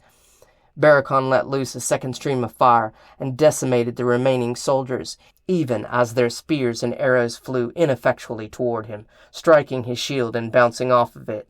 But then something else slammed into him, hitting him even harder than Caius' swipe in the ancient ruins of Goldorian. He plummeted into the ground, collapsing on the ground as pain and weakness overwhelmed him. As he started to rise, 1,000 wounds screaming in agony, a well of despair grew in his heart. It was useless. Completely useless. He couldn't win this battle. Wrapped within a sea of black thoughts, he felt blows thundering against his body, dozens of small blows that could eventually kill him. There was no point any more. Briari was dead. Jayan, Dill, and Omad were dead. There was no one left to fight for. He might as well die. Snap out of it, boy! Fight them! Caius yelled from somewhere nearby. He was dimly aware of thrashing nearby and screams of terror. The ancient dragon had come out of hiding and was fighting for him, but a dragon spirit, regardless of age and power, couldn't maintain a corporeal form for long. Open your eyes! Barakon didn't see much point. It was all for nothing. There was no longer anyone or anything to fight for. He might as well die. You must fight for her soul, boy. Fight for her soul, Kaios implored him. Her soul. Her essence. He opened his eyes, and what he saw before him broke the spell that had cast him into darkness. Briare's head on a pike, a short distance away. The fire within his breast rekindled, and he came fully back to his feet, his eyes gleaming with a renewed power that longed to spill forth. The ancient dragon had tossed the remaining priests aside like toys, but they were slowly rising from the ground, not yet down for the count. Barakon lashed out with his talons, sending one flying across the field. A second he smashed into the ground with another talon. Then he turned, his tail swinging around with tremendous force to send the 5 remaining priests back to the ground. His action had pushed them all into a small area. He spun back around and unleashed the fiery breath that had grown within him, reducing the 5 men to ash. He turned toward the field, surveying the burning corpses and the swath of black vegetation that he had created. Where is Laramir? He saw no sign of the priest. No living soul remained on the field. He sat down, feeling a despair quite separate from the blackness the priest's spell had caused. I should never have left them alone. This is not your doing, young one. This was the humans' doing. Barakon shook his head slowly. He lumbered over to the wagon, which was now mostly ash, and picked up Briare's head and that of the child. And they will pay for it, my ancient friend. They will pay for it. He looked around for Briare's flesh and blood, and for that of the child as well, but it wasn't here. He sniffed again, looking for a trail to follow, but there was none. Laramir had somehow gotten away, taking the flesh and blood of Briare and Jayan with him. The priest has taken them elsewhere, Kaios muttered. Using magic to cover up his tracks. I cannot find the trace. Nor can I. Barakon's keen gaze swept the field. But it doesn't matter. Nothing will stop me from finding them. I will hunt them to the ends of the earth. Chronicle of the Dragon Wars 19.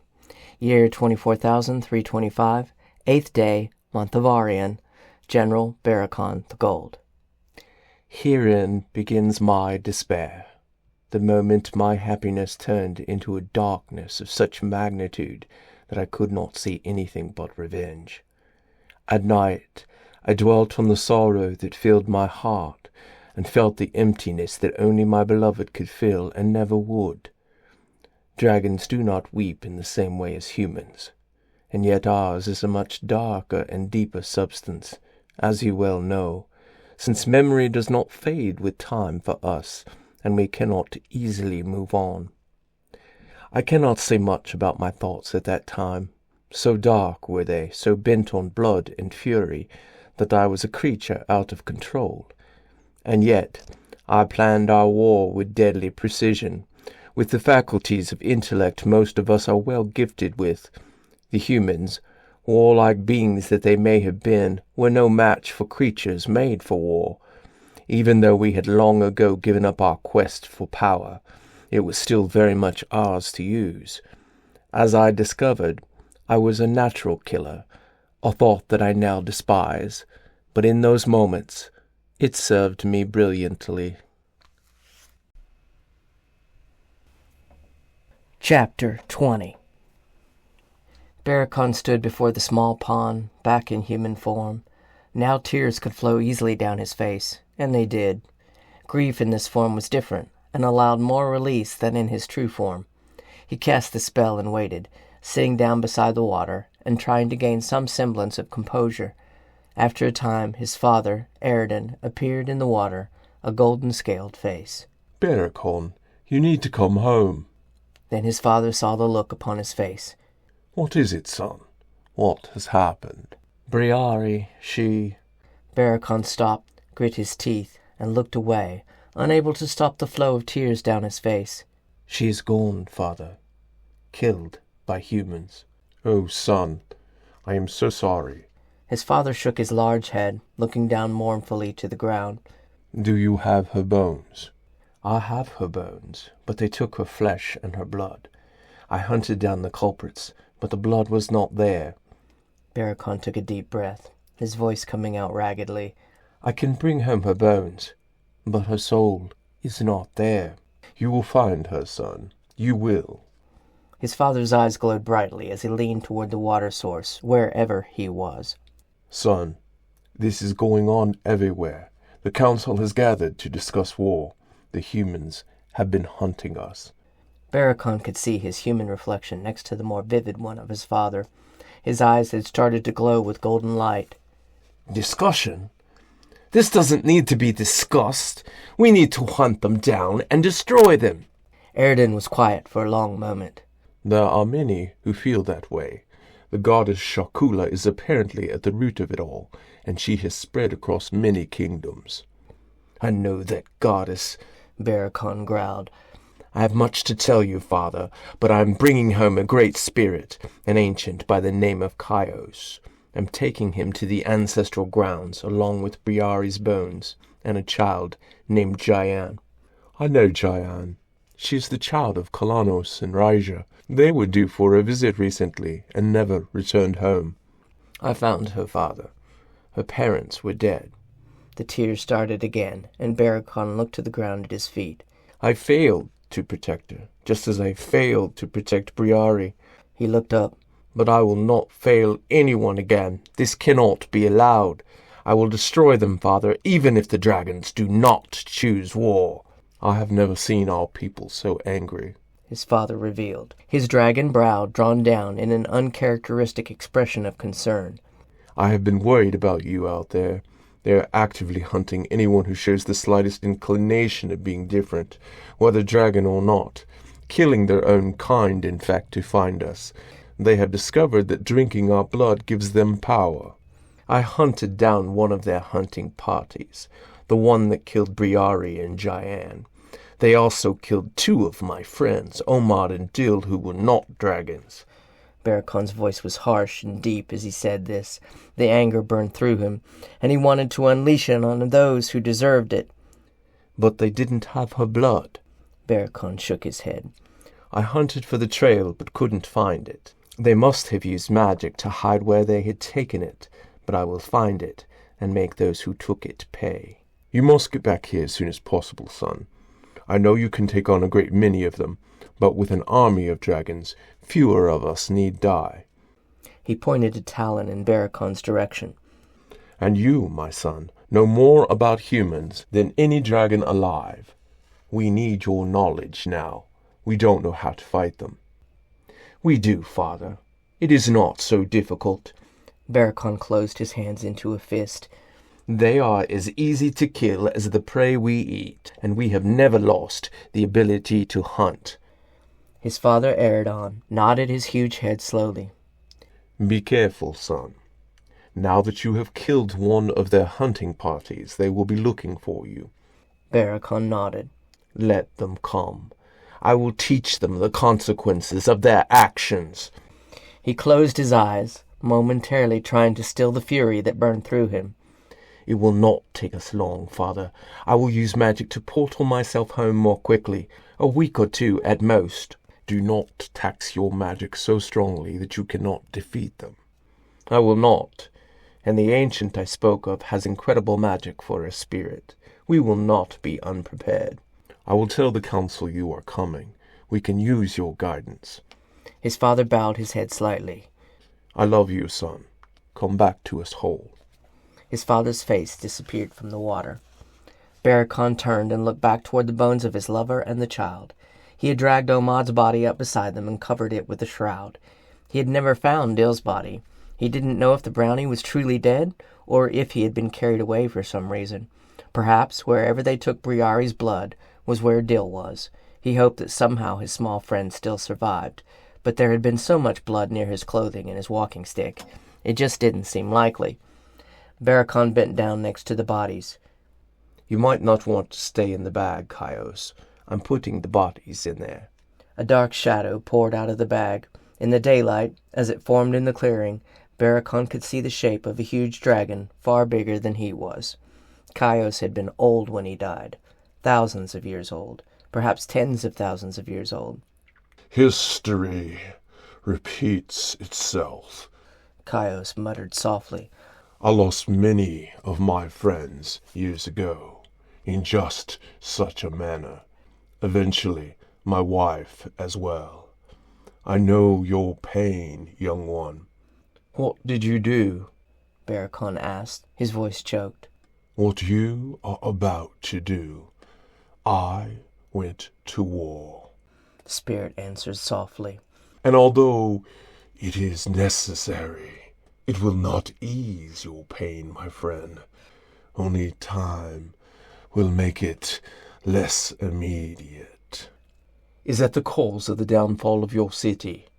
It was. We underestimated them. We didn't realize they would ally with the storm elementals, and that was what destroyed us. There are no storm elementals for them to ally with, and humans fear the elementals as much as they fear us. Barakon frowned.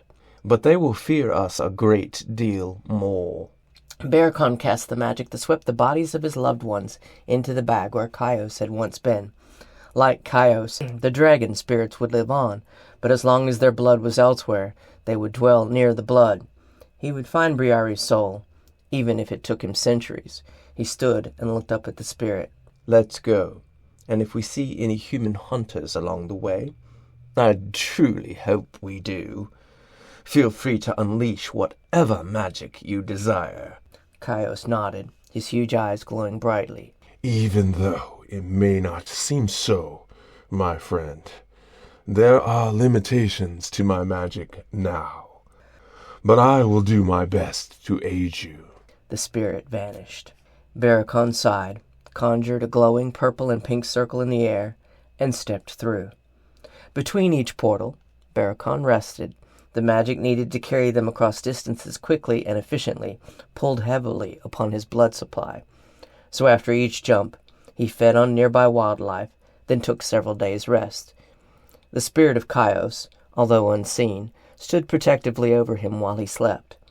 His dreams were full of nightmares. In his sleep, he saw Briare skewered with the lances of men. He saw Jayan screaming his name as they peppered her small body with arrows. He saw Dill throwing spells that ensnared men with vines, or blinded them so they couldn't see, but in the end, the little brownie was pierced by a knight's sword. Omad teleported between the shadows of trees, dancing around the humans as if they were children, until a lucky arrow found its mark, and the seer fell. Footnote 27. Even now, as I write my story, these nightmares still haunt me. Each time my mind tells the story in a different way, but the outcome is always the same. Sometimes it is a curse to be too creative, to have your memories distorted by the machinations that used to sustain you. At some point, I hope my nightly torture will abate, but it hasn't done so yet. But perhaps I deserve it. End footnote. Of course, none of it was necessarily true. He didn't know how they really died, but in his dreams he was always a moment too late. He always arrived to find them dead, and he always tore through the enemy as if they were wheat that needed to be harvested, and he the scythe. When he woke up abruptly from the latest nightmare, he could hear metal clashing, as if a battle were raging nearby. I was about to wake you, Kaios said from somewhere nearby. Someone is fighting. I believe it is coming from the east. I've heard men shouting, but I have heard someone screaming in Draconic. A dragon. Barakon sat up quickly. Let's take a look then. He moved toward the woods surrounding them, and toward the sound of men shouting, not so far away. Although he couldn't see the spirit, he felt the spirit's presence, a powerful force that hovered just beside him. Of course, the ghost couldn't venture far from his own bones, which were still in Barakon's sack. As he drew some branches to the side, he found himself looking down a hill. At the bottom of the hill, about 40 men surrounded a 20-foot-long green dragon. Barakon recognized the boy, or at least he had been a boy when Barakon had seen him last. His name was Resper. The boy had demonstrated a huge case of hero worship when he saw him last, expressing how much he wanted to follow in the minstrel's footsteps. Not with music, but with art. Apparently he had done so, and he was now paying the price. The green dragon had several injuries where green blood poured down his emerald scales. 5 dead men lay just in front of him, and several others were staggering under the effects of the poison the dragon had clearly breathed upon them. Still, there were far too many for a youth of his age to contend with. Barakon growled beneath his breath and stepped out of cover. He changed immediately and flew down upon the group, his talons raking through a line of them as he made his way to land beside the injured dragon. "What have you gotten yourself into, lad?" he said to the green dragon. "Oh, just a spot of trouble, Barakon. Can't say I'm not glad to see you." "Stay back, Resper. Allow me to take care of this crowd." Barakon turned his gaze upon the hunters. A good portion of them froze in their tracks, shivering visibly in fear, momentarily cowed. It was one of the greatest powers an older dragon had, the ability to spread fear among his enemies. He had never used it, but it didn't seem to require practice. "They've got a spellcaster," Caius warned. Barakon saw the priest immediately with the spirit's warning. He opened his mouth and breathed. A well of a strange tarry blackness swelled from the man's hands, then was completely swallowed by the stream of flame that shot into him and those around him, reducing them to charred shells. About half of the remaining men died in that blast of flame. Barakon cast a spell that forked lightning into those that remained, electrocuting them on the spot. The smell of ozone wafted through the air as men collapsed to the ground, and Barakon turned with a frown toward Rasper. "You're pretty badly wounded. Can you travel?" Rasper nodded, his eyes wide. "Where's Briari?" "They killed her," Barakon muttered. He changed then, becoming human once more, and looked across the field at the bodies that smoked and still burned. He moved over to the priest, knelt, and snatched the holy symbol from around the man's neck. The symbol of a woman, who was half skeleton and half flesh, was on the pendant. "Sharkula, how did they discover you were a dragon?" "The priest cast something. It made me transform," Rasper told him. "They have their own magic, but it's like nothing I've seen before." "Corrupted magic," Caius responded from somewhere nearby. Rasper jumped at the sound of his voice. "It is magic from a dragon's blood, but they have tainted it before using it." "Rasper, the spirit you are hearing is Caius. He is one of our ancient ancestors. I'm taking his bones back to the Hall of Ancestors." Rasper followed Barakon's lead and changed into a human. He was a tall, dark-haired man with green eyes. His clothing looked like that of a farmer. He bowed slightly at the waist. "It's a pleasure to meet you, Great One." "You were saying something about tainting the blood," Barakon continued. "A desecration of sorts. They perform some sort of ritual that changes the nature of the blood, infusing it with dark power. It is an abomination." "They did this in your time." "They did." Caius's voice rumbled angrily. "They killed our young and their riders. Then they obtained enough power to kill the older dragons. They used up our bodies. They used up all our bodies, so no spirit could return." "But they didn't get your body," Barakon surmised. "Why?" "I was the last, and there were none of us left. I retreated to the hall where you found me, and locked myself in with great magic. They could not undo it, but I was stuck inside as they camped outside the door. I died of hunger inside." "That's a rough way to go," Rasper said. "Better than losing your soul, young one," The ancient dragon responded. "They will corrupt Briari's blood," Barakon growled. "How do I stop that?" "You can stop them before they become too powerful. And maybe, if you are lucky, you will find her blood untainted in their stores. "And if I don't?" Then it will get drunk by their priests, and what remains of her will be no more." "Let's get back to the Valley of the Ancestors." Barakon cast yet another portal in the air, and he and Rasper stepped through it. When they reached the Valley of the Ancestors, no one seemed to be anywhere about, but great rumblings could be heard from the top of the butte. They flew up and found the entire Valley of Dragons present on the bluff. At that moment, several were debating whether to go to war with the humans. Barakon slammed down in the middle of the assembly, a wave of wind rushing through the crowd at his impact. He raised himself to his full height, staring across the sea of dragons with eyes lit with fire. His voice came out as a powerful roar, silencing all of those who were talking only moments before, and commanding instant attention. You still debate? What do you need? Our people are dying out there. The goddess Shakula is taking their very souls, and you wallow in argument? Barakon whirled around, seeing multiple dragons shrink from his gaze, almost guiltily. We are dragons! We need to start acting like it! Footnote 28. Many will cringe at the rudeness of this behavior.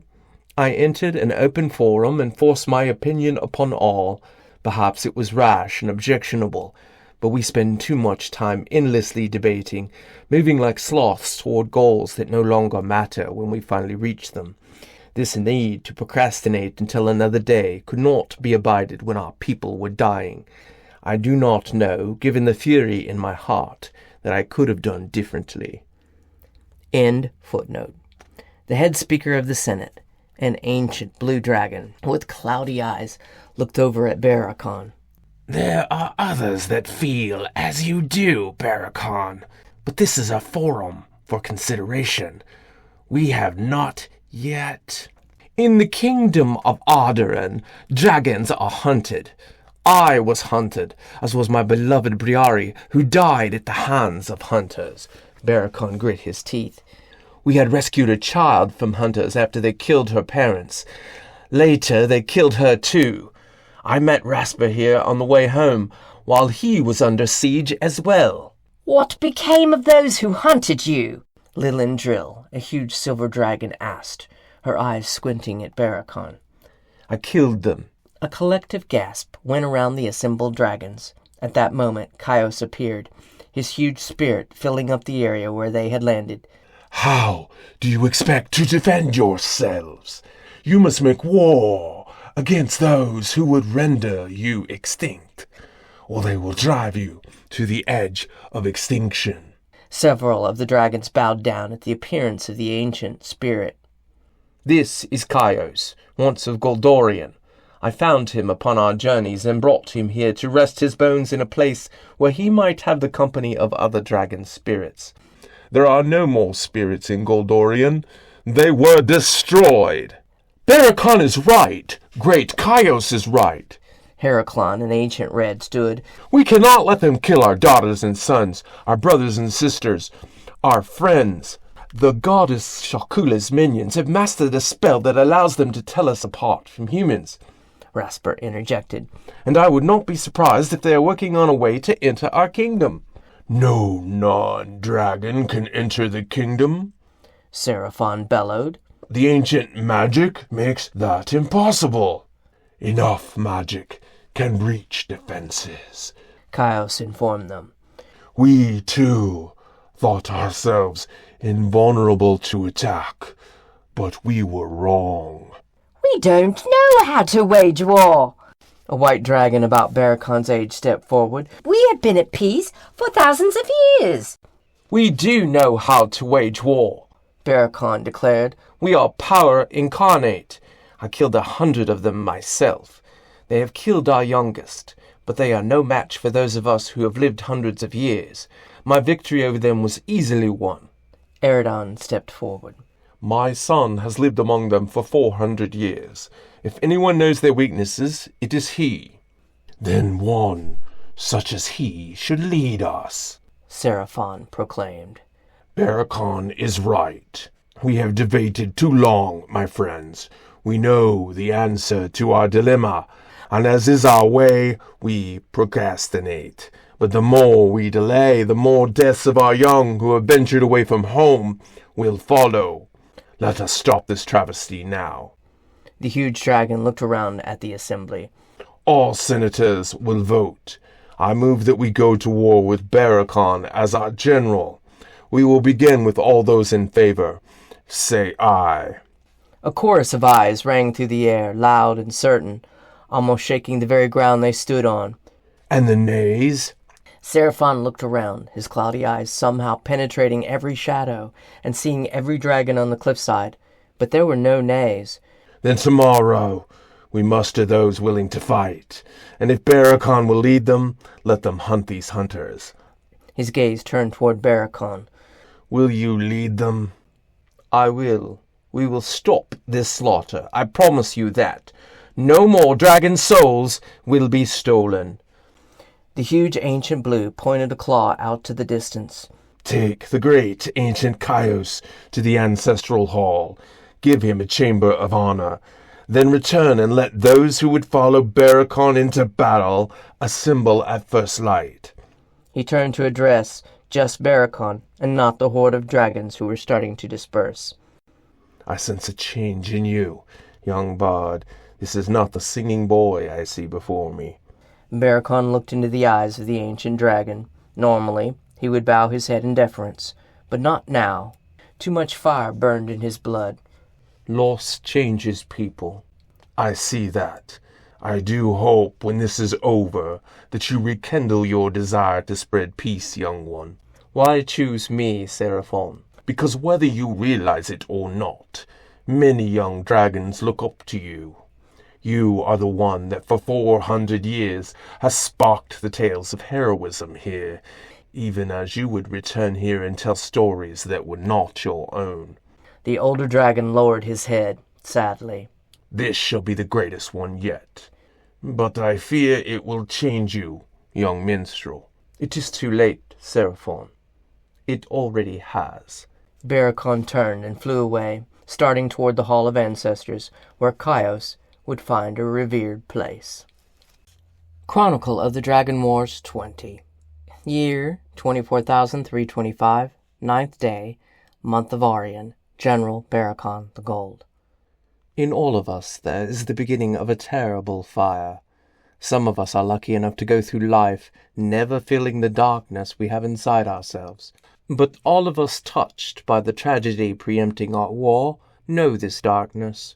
We have felt it crawl into our beds at night. We have felt it preying upon our thoughts by day. We know it as an intimate friend who promises us absolution, but is in fact the most skilled of liars. In the end, of course, it is we who are lying to ourselves. Chapter 21. Sometime later, Barakon had emptied the contents of his pouch into various chambers. He ended in Chios's chamber, redistributing the great wealth the dragon had accumulated. The spirit paced back and forth on his trove, as if he were nervous. Then as Barakon placed the last of the treasure on the ground, he turned. "There it is," he muttered. He strode toward the chest that Barakon had just set down and opened it with one seemingly transparent claw. Inside were 2 great tomes. He lifted both out and handed them to Barakon. "The first is the history of Goldorian. There won't be a time to read it now, but perhaps later. The second..." The spirit hesitated. "The second is a spell of resurrection. A rare spell, a dangerous spell, one that most truly never contemplate as possible, but it does exist." Barakon looked down at the tome. "But we can't heal ourselves. How is resurrection possible?" "It takes more magic than a single dragon can perform, Barakon. But it is possible. If you have the dragon's bones and their soul, you can bring them back." Footnote 29. Too much power is inherently dangerous. We know this. The ability to change the outcome of life or death is not meant to be in anyone's hands, including the gods. And yet, here it was in mine. Only I could decide what to do with it. End footnote. You could bring yourself back from the dead. Why are you giving it to me? "Because my beloved is long gone.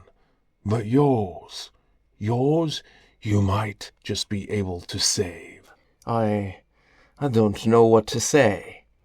You can thank me when you find her. The Great Spirit laid down upon his hoard of gold and sighed.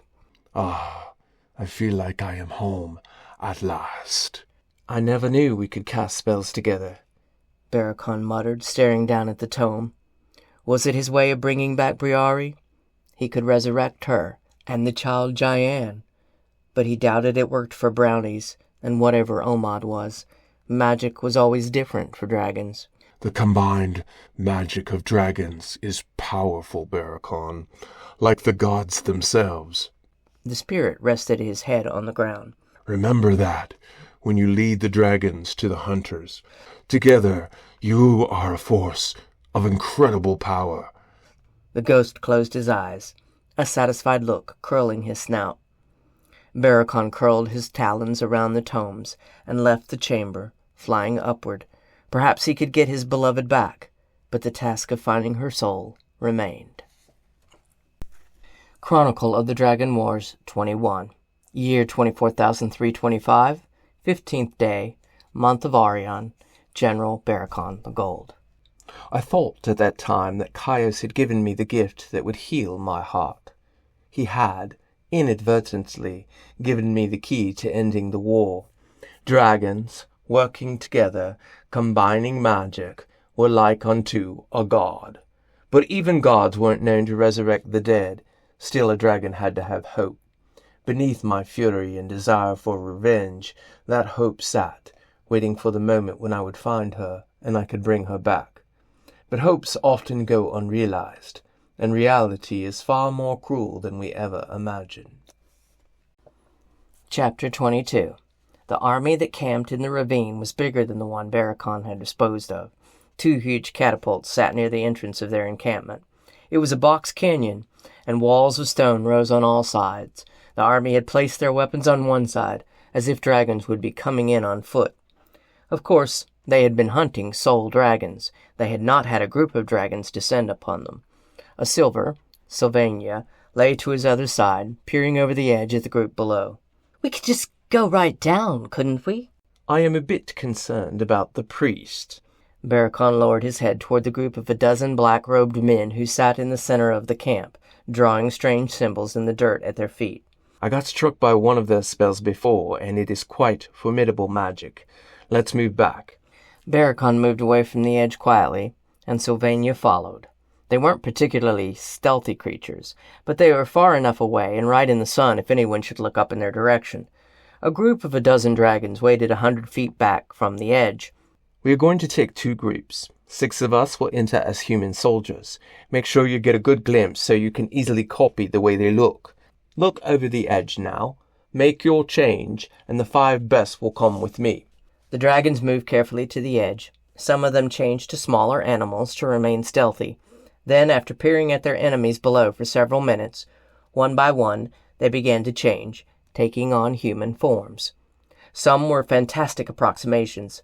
Others had cosmetic flaws, and several would never pass because they contained too many elements of their dragon nature. Barakon changed himself. He did not become Barakon the Bard. That face could be known by his enemies, although it was unlikely. He changed instead into a human who was almost Barakon's twin, but his hair was dark and his eyes were brown. His skin was darker, and he wore plate mail armor like the officers down below.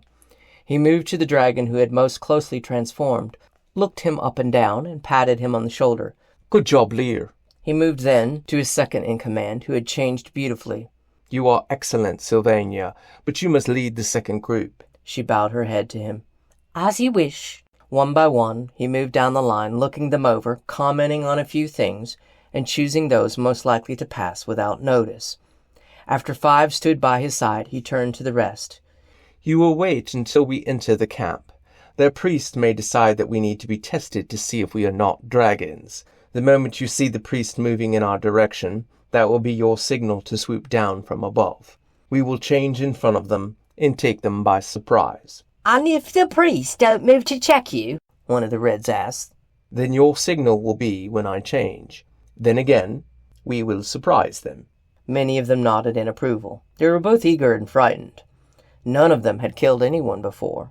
It was entirely different to take down a deer and eat it than to rake through human flesh and hear their screams. We must concentrate on the priest first. Do not hold back. Barakon's eyes burned with the fire within him. Tear them to pieces or blanket them with your breath weapon. At all costs, they must die.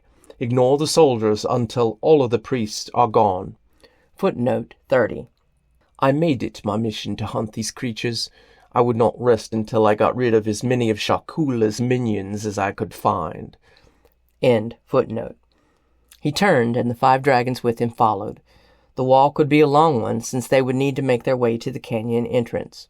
They had horses, Barakon. Lear, the blue, commented. We will dirty ourselves up and claim to have been attacked on the way. We lost our horses, and the beast was too wounded to fly away. It limped to the other end of the canyon. Beast! Terran, a red dragon who'd been one of Barakon's closest friends growing up, growled. Is that how they talk about us? It is. Imagine your worst prejudices and use them as you play this role. Think of those you hate and how you would speak about them if it weren't impolite to do so. I've never hated anyone but these humans. They killed my love. Then speak about us, using the same words you would speak about those who killed her. You will not have to play the role for long.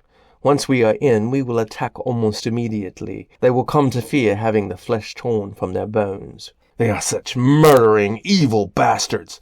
I can't wait to give them what they deserve. Terran growled. That's the spirit. Barakon nodded. They will find that quite believable. What did we ever do to them? Another asked, her eyes wide. Nothing, Barakon answered, frowning. He couldn't help but think of Jayan and Briari. Neither had done a thing to harm humans. He himself had entertained them, had written heroic stories about them, and had sung praises to them. Sure, at times, he had poked fun at an arrogant noble, or terrified villages that tried to burn him at the stake, or played jokes on foul-tempered peasants.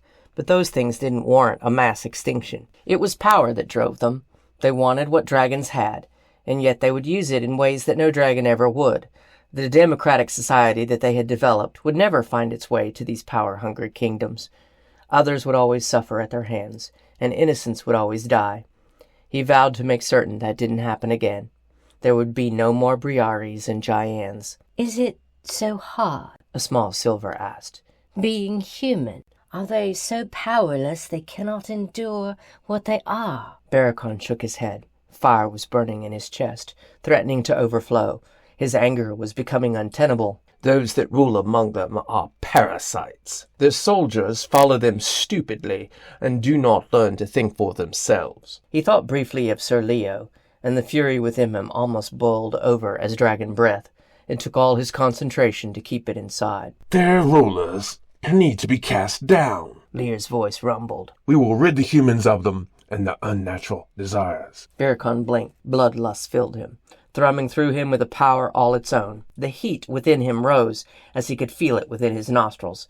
They don't see us as intelligent beings. They think of us in the same way we think of a wyvern or a griffin. Those are animals, Terran protested. Delicious animals, but animals nevertheless. How can they liken us to an animal? Because they take no time to understand what they do not have knowledge of. Barakon spat. It is their greatest flaw. They wallow in their ignorance and are often proud of it. His mouth turned down in a grim line. It was a flaw he had recognized early when he was first traveling the human realm, but he had overlooked it for the more interesting qualities humans possessed. He would never overlook it again. Footnote 31. It is hard sometimes for me to overlook this flaw in humans. Even as I travel, trying to make up for the blood I have spilled, I find the anger rise again, the fire burning through me at this barbaric trait. End footnote. We are getting close, sir. Then get a little dirty, perhaps some blood stains on your clothes. The dragon we fought was small, only about 15 feet. That's a child! One of them protested. And they have killed our children, Laz. Let's get into this role, shall we? Sorry, sir. The dragons began taking handfuls of dirt and pressing it into their clothing. Barakon simply waved his hand and made his clothing torn, bloody, and dirty. Others followed suit after realizing how much easier that was. He then began to limp a little as they headed down the slot canyon toward where the human soldiers were encamped. Still another pulled an arm in against his chest, cradling it as if it had been broken. One by one the dragons fell into the act, seeming to enjoy it as they wheezed for breath, gave themselves broken fingers that darted in unnatural directions, wetted their tunic with a stain or blood, or removed several teeth from the front of their mouth. Barakon looked over at Terran, who now had a black eye. That's quite good. As officer, I will do the talking. How do they know you're the officer? Because I'm the knight. That's what this metal carapace is about. Barakon gestured to the armor he wore. It didn't move as well as he would have liked. He wasn't used to putting himself into armor when he transformed. He imagined real armor was much the same, however, so it would make a good enough impression. Stay quiet unless spoken to. The others nodded, many getting pained expressions as they worked on their acting. It wasn't too bad, Barakon had to admit. Dragons had a flair for being dramatic, and those with him now were no exception. Up ahead, humans began to bustle about and point as they came into view. One man mounted a horse and rode toward them. He pulled up just short of them. He wore plate like Barakon's. It was, in fact, this man Barakon had designed his own costume after. His blue eyes stared out of the visor, assessing them. Who are you? I am Geoffrin Sunblade. My men and I were dispatched to join you. Barakon nodded his head back in the direction they had come. We were attacked by a dragon back in the mouth of the canyon. It's still back there somewhere. We managed to wound it, but it killed 4 men and all of our horses. They are difficult beasts to kill, the man on horseback responded. Your men can come into camp and rest. We have priests of Sharkula who can tend to your wounds. Barakon almost shivered at the thought of a priest of Sharkula tending to his wounds. He nodded. Thank you. We are in your debt. They will check you first, of course, to make sure you aren't dragons. The man shook his head as he turned his horse and started walking the animal back slowly toward the camp with them behind him. I don't know why it's necessary. They are not intelligent. They wouldn't be able to hold a conversation as you and I are doing now. Barakon's hands curled into fists. He felt the fire rising again in his chest, threatening to spill forth of its own accord. He felt Terran's hand fall on his shoulder. His gaze moved to that of his friend, who was unable to control the fiery glow in his own eyes. You are quite right. A dragon would never disguise itself and walk into your camp, but perhaps the priests are practicing their magic for something more helpful along the way. You have a higher opinion of Sharkula's priests than I do, the rider sneered. But the king has chosen to listen to them, so they are here. Weren't they the ones that discovered the truth about the blood of the creatures? I believe so. For that I'll give them credit. Some of our men have used the blood. It's damned incredible. It's like the power of the gods at your fingertips. The man had turned his back completely. It's a shame such dumb creatures have been blessed with it. Gavin, who had formerly been a scholarly dragon, sidled over to Barakon and whispered, covering his mouth. Let me take that one. Barakon nodded. If I don't first, he whispered. As the knight turned in his saddle, Barakon smiled at him, using magic to hide the fire he knew was kindling in his eyes. Did you say something? The man asked. No, but I was about to ask, does anyone have enough blood to deal with that dragon on the other end of the canyon? The man nodded slowly. We have a bit, but we've taken down a few already. We will get that one. If it's wounded, it might fly away. We tore its wings. It can't get far. Well, that is fortunate, then. The man turned in his saddle, grinned evilly, then turned back again. I do love killing the things. Beside him, Barakon saw almost every one of his companions curl their hands into fists. It was truly a miracle that the man was not very perceptive, because Barakon saw the glow in each dragon's eyes, and knew from the reflection in their eyes that he, too, had the shining light of his breath weapon within his eyes. It is often rewarding to kill your enemies. Do you not worry that they might descend upon you in droves? They are not creatures that travel in groups. They tend to be solitary. Occasionally we'll find 2 mates with a calf, but most of them are by themselves. Calves? You call the children calves? The man shrugged. It's as good a name as any. Surely they are harder to kill than a cow. Oh, they are damned hard to kill. We should probably call it a chick, since it comes from an egg. Oh, that's quite enough of that! Barakon roared. He could stand it no longer. The man was simply too unbearable, and his anger was too profound. He changed immediately, snatching up the knight with a mighty claw. As the man screamed, Barakon chomped him down in one mighty gulp. His gaze swung back to his companions, who were all now transforming in response to Barakon's sudden metamorphosis. Many were already lumbering toward the camp. He growled beneath his breath, Change of plans! Kill them all! Footnote, 32. In hindsight, things might have gone more smoothly had I maintained our ruse. I simply wasn't capable of it at the time. Rage had taken the place of rationality, and for some time I was to know its intimate embrace. End footnote. The dragons, who weren't already doing so, rushed forward toward the camp with alacrity, fueled by the horrible words the knight had spoken about them. Barakon had robbed them of the chance to kill the fool, but there were many more to reap their revenge on. The soldiers were ill prepared for a half-dozen dragons. They had been sitting at campfires, eating, playing cards, and drinking cheap ale. Now, as the dragons came at them from one side, they ran toward the weapons they had left in tents, or toward the unmanned catapults, which wouldn't be useful against dragons on the ground. The priest, on the other hand, rose to face this new challenge as if expecting it. Barakon thought they must recruit people who looked naturally mean. Either that, or they made them into such men, which was entirely possible, for these men had a darkness to their eyes that seemed inhuman. The priest in charge had black eyes, and his thin lips smiled cruelly. "Take out the leader," he yelled at the others. The spell that struck Barakon hit him solidly in the chest, slamming him to the ground as if he had fallen from the sky. An overwhelming sense of despair filled him. It was no good fighting them. They would destroy all his kind. There was nothing they could do. Barakon was vaguely aware that hell had broken loose around him. 4 of his companions were thrashing through the soldiers like toddlers destroying their playthings.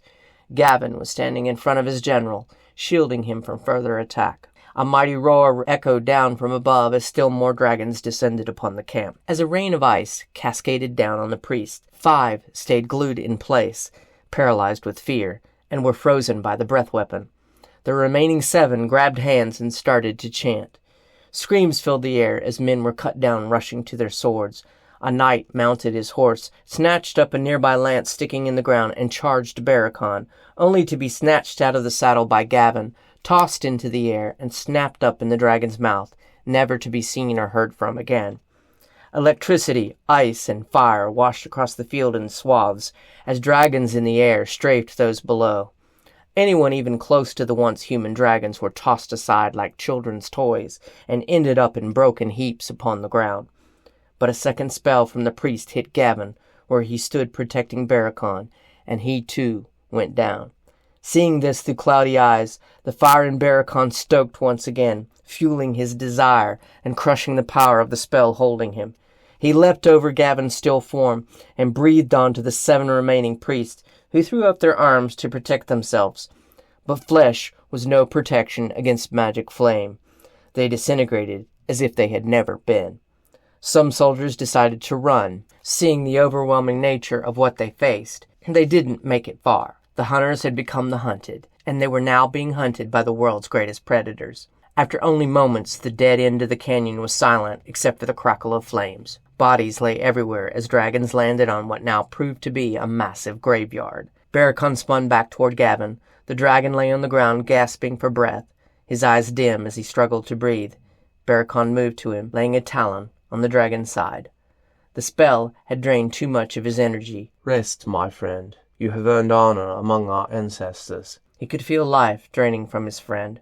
This was the spell that had killed his beloved. He was certain of it. Gavin had been too young to survive it, and it had certainly weakened him tremendously even at his age. Sylvania, her limbs and maw covered in blood, walked over to Barakon and stared at him with her bright green eyes. "We will take him to the ancestral grounds." "We will lose others to this spell. We must find ways to counter it." Footnote 33. Strong and powerful emotion can counter the spell, at least in those dragons old enough to survive it. A shield spell can often mitigate its effects on the younger dragons, but these lessons came at the cost of more of our kind.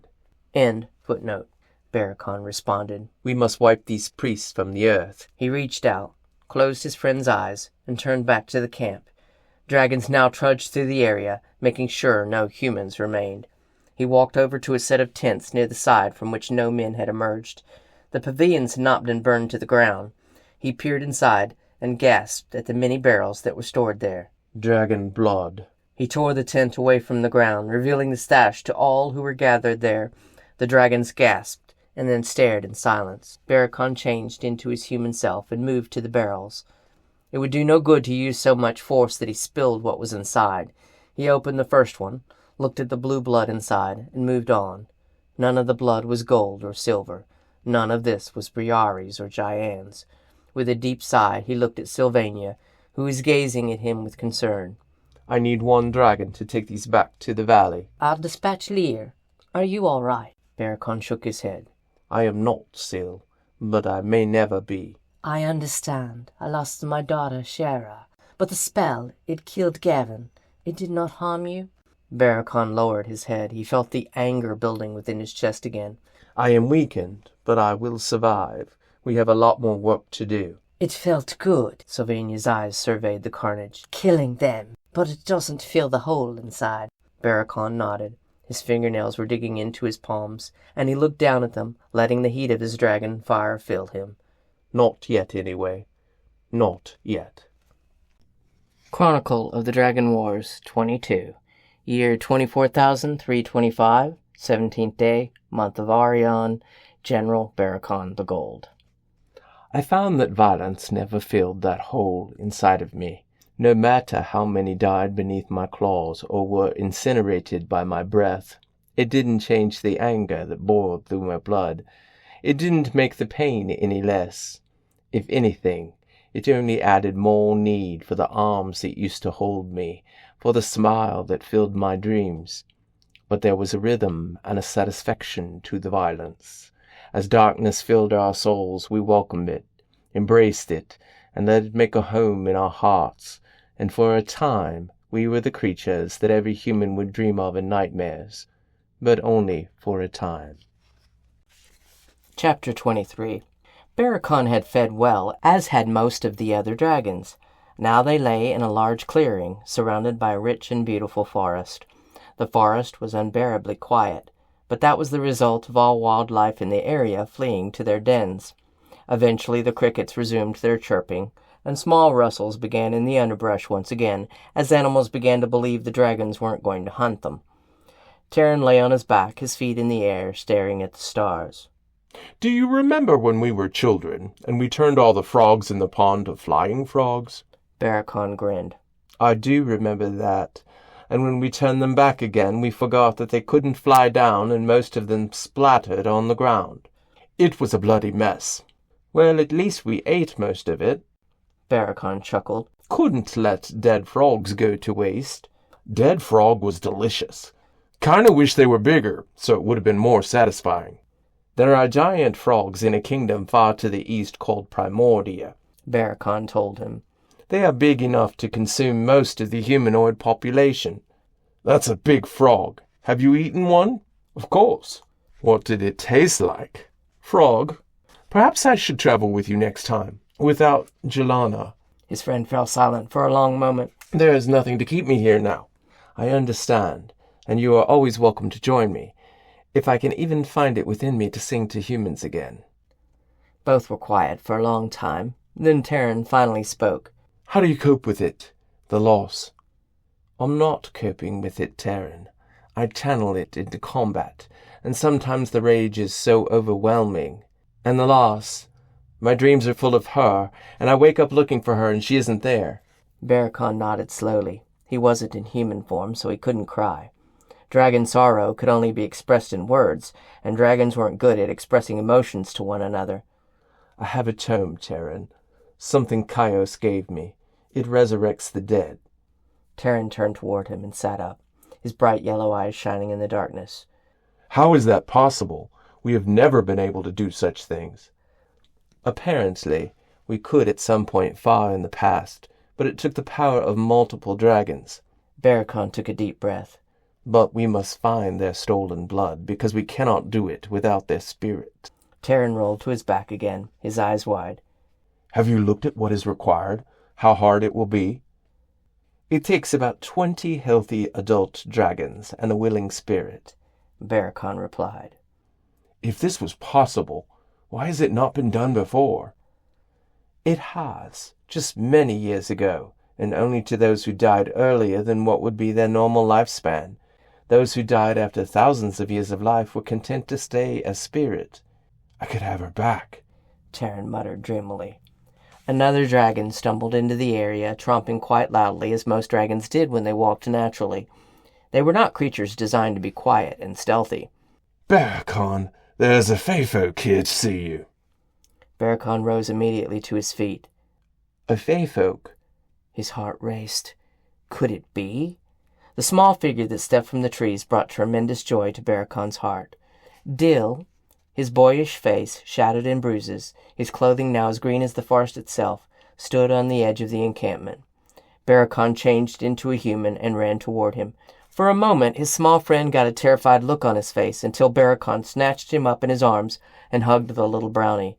I could only hope you somehow survived, Barakon revealed gleefully. Dill did not appear so gleeful.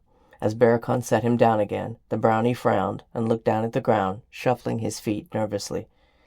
I couldn't stop it. After I got hit with several arrows, Tears streamed down his boyish face. I ran. I could barely stay conscious, and I didn't want to die. I'm sorry, I should have. Stayed and died? Barakon squatted down next to his small friend. You are not responsible for what happened to our friends, Dill. They are. And I am so glad that you survived. He smiled at the brownie. Dill hugged Barakon, almost like the child he had always pretended to be. But this time they both took comfort in it. You remember that too. You were not responsible for what happened. Dill pulled away and looked into his friend's eyes. Barakon could at last express his sorrow, and tears flowed down his cheeks. I didn't do it, but I shouldn't have left you alone. No, you could not have known. Not even Omar knew, and he was the seer. Dill pointed a finger at him. Don't you blame yourself, not for this. Instead, you make them pay. For a moment, Barakon could see the reflection of his own eyes in Dill's. They were glowing with golden fiery light. I am doing that, Dill. All of those who attacked you and... He choked, unable to think about Briari, Jayan, and Omad. They are dead. But the priest Laramir got away. None of Briari's blood or Jayan's blood was at the site. The dragon who led me in here told me you are their general now. Dill looked at him seriously. Don't let the weight of this wall change you. I am forever changed, Dill. I can't ever forget the moment I found Briari and Jayan and Omad in that clearing. Dragons do not heal such wounds easily. We live with it for centuries. He reached out, grabbing the brownie's arms. But you, my friend, don't think anything between us has changed. Dill smiled feebly. I'm changed too. And I'm glad to know, should I ever resume my prankster ways, you won't be angry if I use them on you. Barakon smiled. Never. I can't join you in this war. I'm not made for it. But should you start wandering again as a minstrel, I would be content to join you. Dill looked at the dragons all around him, looked at him curiously. Maybe we can find some peace together. Barakon nodded. You've already given me some, Dill. Will you take your rest here? You're still wounded, I see that, and you will be safe here. Dill nodded slowly and grinned. Never seen so many winged lizards gathered in one spot. Gotta stay for the view. Barakon chuckled. He stood. My friends, this is Dill. He is the brownie I spoke of. Please treat him as you treat me. Does that mean I'm a general now? Dill teased, showing a fragment of his former self. I'll make you honorary General Dill. How's that? It will suffice, for now. The brownie moved into the campfire a little more confidently, although it was clear he was still in pain from his wounds. Have you sung them many war songs, General? Barakon shook his head. I have not. I haven't brought my lyre into this. Dill looked up at him. You're one of the scariest creatures alive, but that doesn't change the fact that your voice is one of the greatest things a being can hear. I'm sure you've used it to make them follow you, but they haven't heard the most beautiful part of it. Barakon smiled, putting a hand to his chest. Thank you, Dill. Then I shall give them something joyful for a change, something to lift their spirits after so much death. I will sing of the antics of Dill. And he did. For a while at least, the dragons sat around the fire, tapping their talons, swaying to the music, and forgetting the sorrow that had driven them to the bloodshed of the day. Night had fallen, and dragons slept in the darkness, looking only like great lumps in the moonlight. Lear, a blue dragon, stood as sentry, watching over his sleeping companions, although it hardly seemed necessary. Anyone who fell upon so formidable a group in the darkness was not likely to survive, even if the dragons were fast asleep to begin with.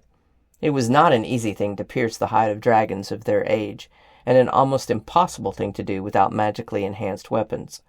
Still, an army of hunters did arrive. Perhaps they had been reinforcements to the one they had just dispatched, but their scouts seemed to think themselves undetected as they climbed into distant trees to survey what they thought to be their sleeping prey. Lear smiled slyly and used a magic spell to tap the general on the end of his snout. Barakon's eyes opened, and he didn't move. But slowly, similar taps made their way among the sleeping dragons, waking one after another. All of them, however, laid there as if still sleeping, their eyes barely open. Lear began to whistle, a strange sound indeed coming from a dragon, and turned his back on the army coming through the trees, almost as if he were a completely inept sentry. "What I wouldn't do for 1,000 good kegs of ale," he muttered.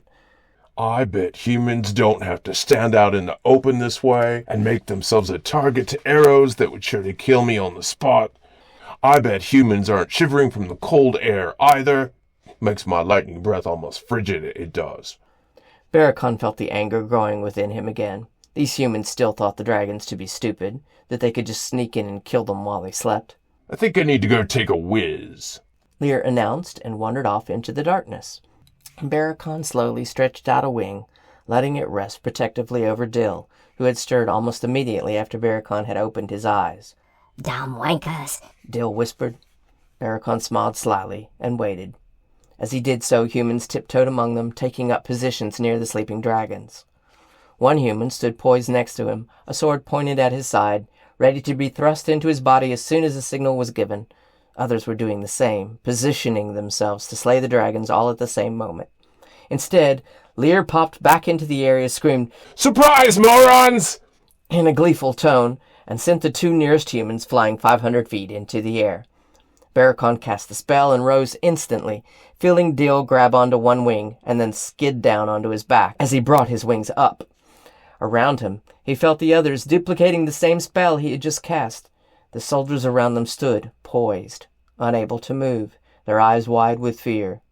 "What have they told you? That we are stupid animals?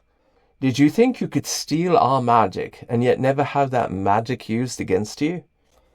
All the dragons were rising, looking down on the magically held humans with contempt. This force was nowhere near as large as the one they had killed earlier that day. Not a single priest of Sharkula was among them. How could they have ever thought they could win? Barakon looked down at the pouches at their waist. Each had a sack of dragon blood. They had thought they could win through magic, but didn't realize the blood they had stolen from the young would not be able to defeat the magic from much older dragons. They wouldn't survive this lesson. "You took a sip of what you stole, and look at what good it did you." Barakon's eyes raised to those of his fellow dragons. "Their leader will have 2 stripes on his right shoulder. Bring him to me." His comrades began to look around until Terran snagged one of the humans by his leg and carried him over to Barakon, dangling by that leg. He threw the man upon the ground, where Barakon released the immobility spell he had on him. The leader crab-walked backward away from Barakon, only to run straight into Terran behind him. What are you doing? What are you going to do to us?" "What would you do to one of us if we wandered into your camp?" Barakon growled. "I need someone to take a message to your leader. What is his name?" "King Mordius." Barakon nodded slowly. "Is this Mordius a reasonable man?" He can be reasonable. Does he know when the odds are against him?" Barakon looked around at all the men frozen in place. "Do you?" Yes, I think he does." The man's eyes were wide with fear. And I do. Today we killed 200 men with 12 dragons. This is but a small fraction of our army, human. If your king does not want his kingdom incinerated, he will stop hunting us." Barakon's voice was low, his eyes glowing with flame, and smoke leaked out of both nostrils as he spoke. "But make no mistake. If he continues to come after us, we will kill these men as easily as a child disperses toy soldiers." Barakon lowered his head. his snout just inches from the human leader's face. A horrible fate awaits any human who follows a leader too foolish to understand when a foe is too great. Tell your fellow soldiers what awaits them if they come up against us. Have you been to the nearby encampment of dead humans? The leader nodded quickly, his face flushed with fear. They are all dead. 2 minutes, human. That is all it took. 2 minutes. Barakon snorted, a short stream of fire shooting out of his nostrils and barely missing the soldier. He rose to his full height, looking down on the frightened man, then turned and started to walk away. Let this one go with his message. Kill the rest of them. His voice echoed through the encampment. Barakon released his spell. In succession, the other dragons did the same. Barakon didn't turn as screams filled the encampment. They were brief, punctuated by the sounds of dragon roars, violent thuds, and loud chomping. After the screams were silenced, Terran turned and looked at Barakon. I will have the bodies disposed of. Do you think this is over? Will this Mordius listen? No, he won't, Barakon muttered. He has Shakula, their demon goddess, pulling his strings. He won't stop, but that man will tell what happened here, and spread fear among his ranks, and that will aid us. You're rather scary at the moment, I have to say, Dill informed him, still seated on his back. I knew you could be, but geez. The brownie started crawling down Barakon's side, clinging to him like a spider. I'm sorry you had to see that, Dill. Oh, I'm not. Those wankers deserved it. I wouldn't want to fight against you if I were human. That's a certainty. Terran added. I'll clear out this stench. If Mordius starts recruiting peasants for his army, I want them to hear the horrors of those who crossed our path. Barakon muttered angrily. The hunters and priests will get the fate they deserve, but innocent men need not die. Do you think he will bring an army? I think he will already be mustering his army. I'm sure he thinks the first hunting party I killed was done by a group of us. It hasn't registered on him that only one of us did that. Terran lumbered off into the darkness, picking up corpses as he went. You killed that entire hunting party by yourself? Dill questioned incredulously. I did, Dill, Barakon told him. After I found the remains of Briari, Jayan, and Omod. Can't say I blame you, but... He shook his head slowly. That's like something out of Fey legend, that is. We chose the right general, Lear added as he settled back near a tree on guard duty. Dill nodded. As Barakon plopped to the ground, looking tired instead of frighteningly angry, Dill sank down beside him, using the dragon to prop himself up in a sitting position. I wish Omad was here to say this whole situation is cursed. He wouldn't be wrong. Barakon took a deep breath, lying his head on the ground so it wasn't far from Dill. What do you suppose he was? Dill shrugged. A freak. That's what he was. The brownie said with a historical giggle. But I loved him. I don't understand why he just didn't disappear into the shadows, like he always did when something attacked us. Dill sighed deeply. He could have, I think. But you couldn't leave Briari and Giant to die. Or me, for that matter. The brownie's eyes turned toward him, filled with tears. I saw most of it. I gotta live with that. I didn't see what came after. Did they? Barakon nodded slowly. He closed his eyes, trying to shut out the vision that ran through his head of his dead lover and the child, but that didn't make it go away. Yes, they took her flesh, her blood, and her head, and Giant's too. But you dragons, you're immortal, like Chaos. You can come back. Their spirits are with their blood somewhere, Barakon told him. And I will find them. What if someone drinks all their blood? Dill asked with alarm. We aren't sure. They may be entirely destroyed, or perhaps they wander the realm unfettered, and it's difficult for them to find their way, Barakon explained. They become lost, somehow. Alone in death? Yes. Barakon closed his eyes. He was weary beyond words.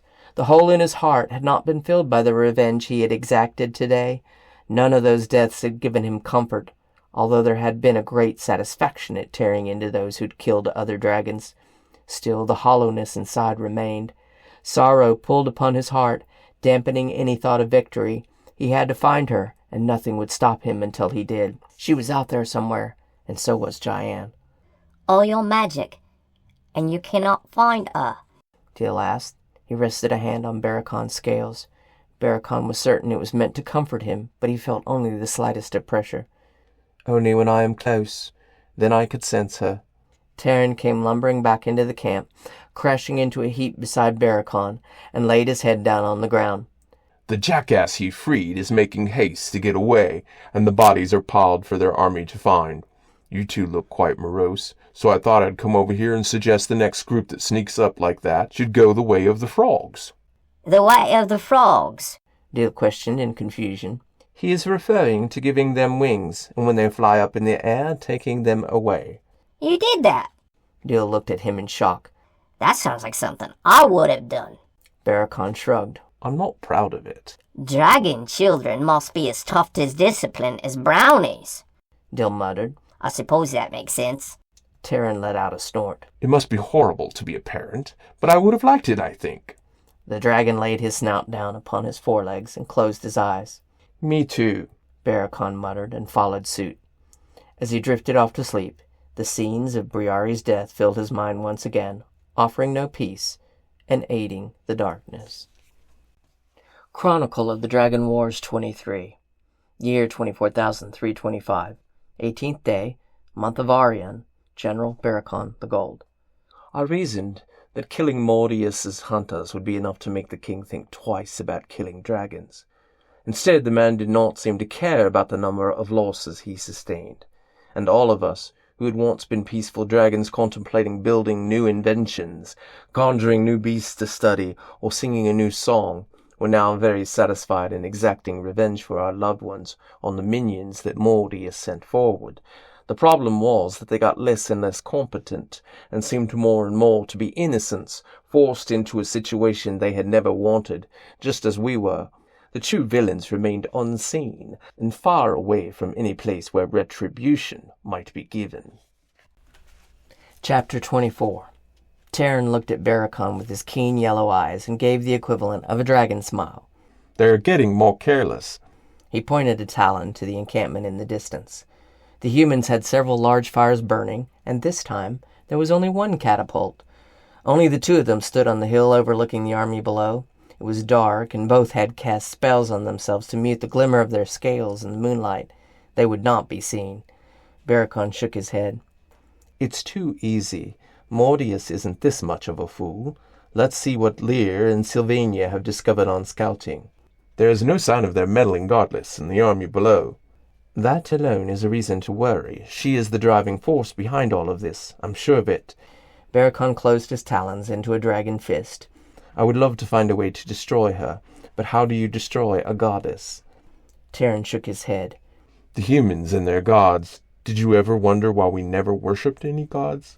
Who needs gods when you've got ancestors who are still capable of magic? Barakon backed down off the hill, heading back to where the others were waiting. They walked toward an area that showed absolutely no sign of dragons. Then the air around them changed colors, shimmering with lights as they passed through the magical bubble that hid the dragon contingent. Before them, a small portion of the army, a group of 8 dragons, were busy with various tasks. 3 other red dragons, Kalana, Shire, and Sarah, were involved in a contest to see who could eat the most squirrels. How they had managed to kill the pile of dead squirrels before them was not a question Barakon was going to ask. Doran and Montique had a chess set poised on the top of a rock and were engaged in a battle of wits. The 2 blues, Barm and Selleck, had changed into humanoid forms and were playing with confiscated weapons, pretending to sword fight. Neither looked entirely human with their icy white eyes, but they were managing to move like humans, if somewhat clumsily. And Baton, the purple dragon, had brought along a canvas and easel and was painting the whole ridiculous scene. In centuries, dragons had never been so grouped together in such strange activities. And yet here they were, acting remarkably like the enemy they hunted. What news of the enemy? Baton asked, still holding a paintbrush between 2 talons. They are strangely underprepared, Barakon told him. Are Sylvania and Lear back yet? No, but someone else came. Someone else? Barakon raised a brow. The purple dragon pointed, and there, beneath the boughs of a large oak tree, A small figure stepped out, surrounded by many other small flying figures. For a moment, Barakon stood with his mouth hanging open, unable to fathom what he was seeing. Was he hallucinating? Had the entire fairy village come to help them? Barakon bowed before the fairy queen, his eyes momentarily darting to Dill, who stood nearby, still looking injured and much worse for wear. My queen, I did not expect... This is not your war. Isn't it? The queen looked at Barakon solemnly. If they attack you for your magic, will it not be one more step before they discover and come after us? That's entirely possible, Barakon nodded. but fairies aren't known as warriors. We don't need to kill to make war, great dragon. We can cause them all manner of mishaps and inconveniences. We can make it far more difficult for them so that they will already be ready to give up when the frightening dragon army arrives. She flitted over to him, putting a tiny hand on his golden scales. Mighty Barakon, I am very sorry for your loss. I did very much like your mate, and I would help you to avenge her. I also quite liked the Shadow Seer. Barakon was silent for a long moment. He found it difficult to find words. He was touched by the fairy's desire to go to war with him, and the mention of Briari had sent another wave of anger and sorrow through him. We welcome whatever mischief you want to rain upon them, dear friend, but do not put yourself in harm's way. Leave battle to those well suited for it. She nodded slowly. Then we start a grand scale of harassment. The humans shall not know a good night's rest or any respite until they stop their war upon the dragons. They will think they are cursed. She stepped back, and as she turned away, her entire fairy army fell behind her. As they moved away, they vanished as if they had never been. Only Dill remained. Barakon turned into human form and knelt before his friend. You are responsible for this? Only for telling her what happened.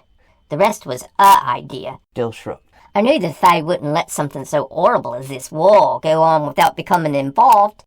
The natural forces of magic must fight against those who would destroy us. And so, in this way, you will fight. Barakon looked at his friend. The brownie nodded. It's the only way I can bring my own form of revenge. For Briari, for Amon, for Jayan. Be careful, Dill. Stay far enough away that you won't get hurt. Dill stepped forward and hugged Barakon.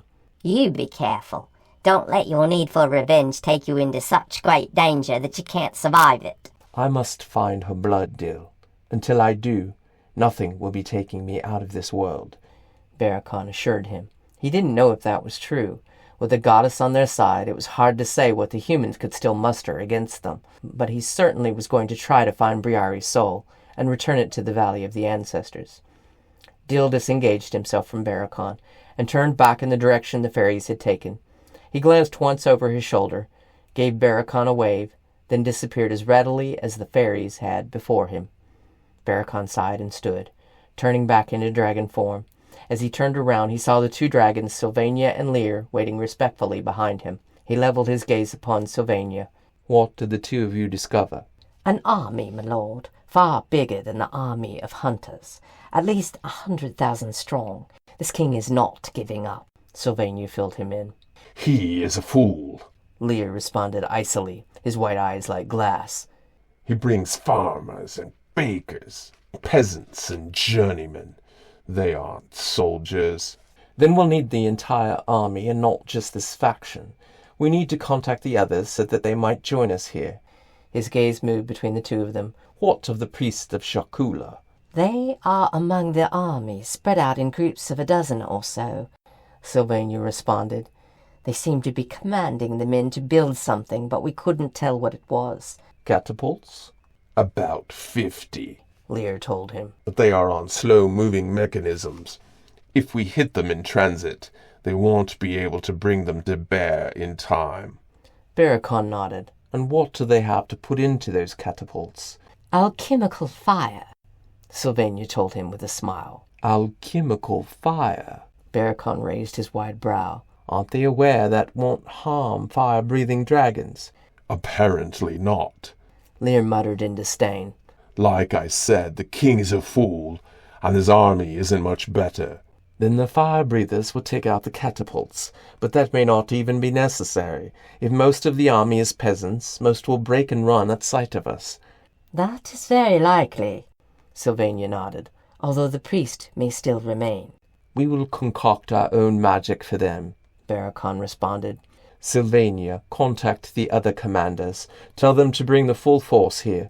We will rally here, and then we will all continue toward the main army. In the meantime, I want 4 dragons to go take out the force Terran and I surveyed. I will take 3 with me and take care of it, Lear told him, bowed his head slightly, and walked away. Terran walked up beside him, staring after the 2 dragons who had hurried off to follow their orders. Do you think the fairies will make a difference?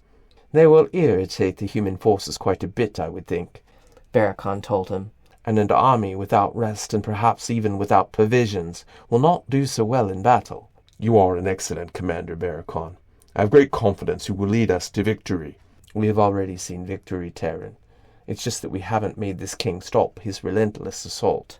Barakon shook his head, not entirely understanding what could possibly drive the man. 100,000 men is a huge force. Do you really think they will run from us? Barakon nodded. A great many of them will. What would you do if you saw several hundred dragons flying towards you? Well, if I thought they were going to kill me, I would shit myself, and then I would run away. The red dragon's maw turned up in a mischievous grin. What is your plan for those priests? We shall entangle them in a spell that silences them and completely encumbers them. No sending them flying into the air like frogs? Only after they are silenced and encumbered. Barakon raised a bony brow. Is this something you want to be part of? I would take great joy in it, Terran responded. As long as it's just the priest and not the common folk, Barakon informed him. Do they have no say in this battle? They are commanded by their king and must answer the call. If they don't, they will be killed for disobeying their king.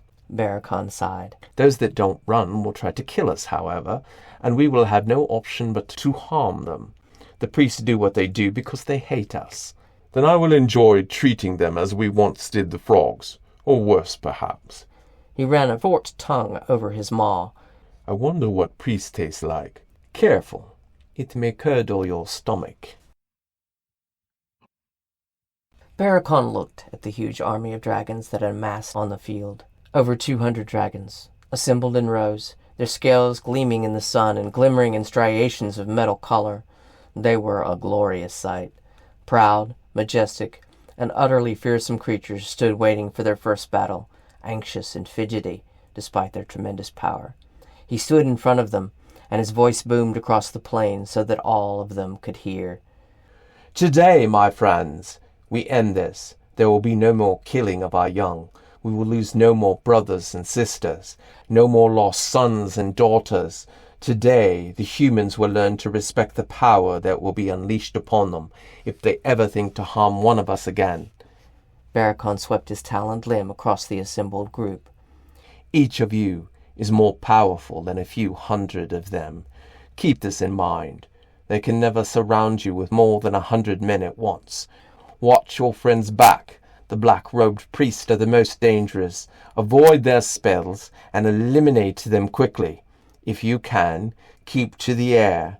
They can only shoot at you with arrows and catapults, and we will get rid of the catapults in our first assault. Most arrows will bounce off your hide. Use breath weapons and magic on the priest of Shakula. They are our greatest enemies, and these too we will obliterate. It is time to put an end to this. The dragons let out a chorus of roars that shook the ground itself. Barakon turned to the nearest dragons, those who were his sub-commanders. His eyes ran over the assembled group as they moved closer. Terran, you will take out the priest with your squad. Be careful. Cast your spells while you are far away so that they cannot get their spells against you. You have seen what just one spell can do. Don't let them hit you. Terran nodded his huge head slowly. We will deal with them. He turned to another red dragon, Shair. Your squad will take out the catapults. They have armed them with alchemical fire, so you should be safe from any that manage to hit you. but take no chances. Destroy the things and all those who man them. The dragon smiled. It will be done. The rest of you, keep your groups in tight formations. Don't let them get separated. We are far more powerful than them, but they are far more deceitful than us. Keep that in mind and protect each other. We want no more victims of this king's desire for our blood.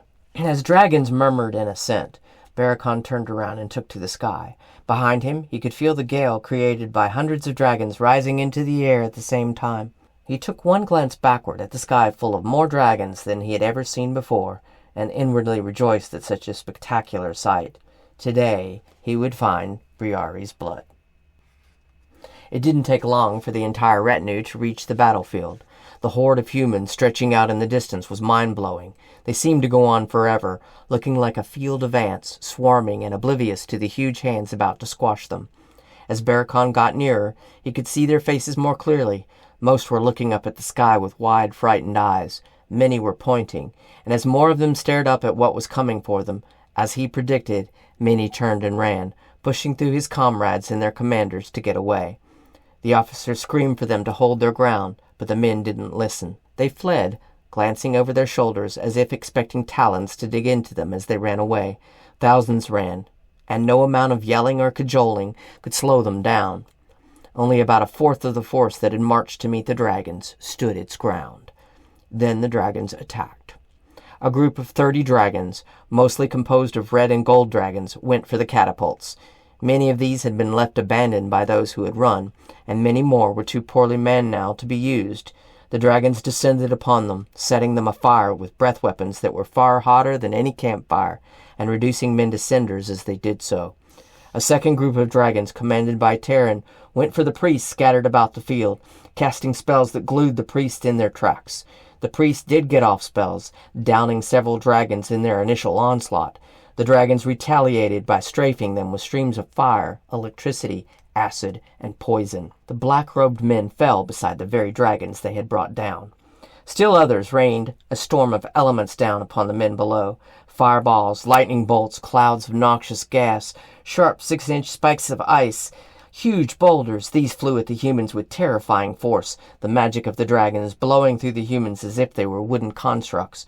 As thousands fell before the might of the dragons, still thousands more joined those who had run, deciding this was a fight that could only lead to their death. They were not wrong. Those who held their ground died, and all this terrible destruction happened within minutes. In the distance, the king, sitting upon a white charger and decked in a bright blue tabard, surveyed the complete obliteration of his troops and frowned as most of his forces ran. He rode to his generals, commanding them to rally the men who had run. From a distance, Barakon saw this. This king had not given up, even after it had become clear he could not win. What drove this man? He landed on the field, the grass entirely black before him and littered with human corpses. In places, small blazes continued. In other places, a green fog swirled across the ground. His eyes surveyed the devastation. Hundreds of men lay within just a few feet of him, their bodies as black as the grass, their face indistinguishable. Some still smoldered or crackled with wisps of electricity. They were not wearing armor, and the weapons they carried were crude swords and spears. These had not been warriors. A black-robed priest, somehow alone in the sea of death, appeared in front of him, reaching a hand out. It was Laramir. The priest had somehow survived it all. A sphere of black ink flew from his outstretched fingers and hit Barakon square in the chest. He felt the air leave his lungs as a sense of hopelessness washed through him. None of this mattered. Briare was dead, and nothing could revive her. This was a battle he couldn't win. This was all useless. He should lay his head down and let the priest kill him. He started to lay down, to give in. It would be so much easier to let go of all the anger, all the grief. To just die. The priest walked nearer, a smug look on his ugly features. Barakon stared at him through half-lidded eyes. He just didn't care anymore. I knew the time would come when I would kill you, the man sneered. Not that fool Sir Leonard. Me! The priest reached out a hand to finish what he had started. A look of evil glee filled his eyes. Goodbye, minstrel. Then ice sprouted in crystals from his chest, shooting through his skull and cascading the entire length of his body, freezing him in a rictus of pain. His wide eyes stared at Barakon, forever etched in fear. The frozen body of the priest pitched forward, shattering into 1,000 pieces as it struck the ground.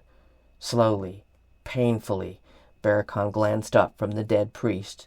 Standing just behind where the man had once stood was Dill, the ice gem Chios had given him in hand. He won't be adding anyone else. The brownie growled. His gaze moved to Barakon. You still with me, my friend?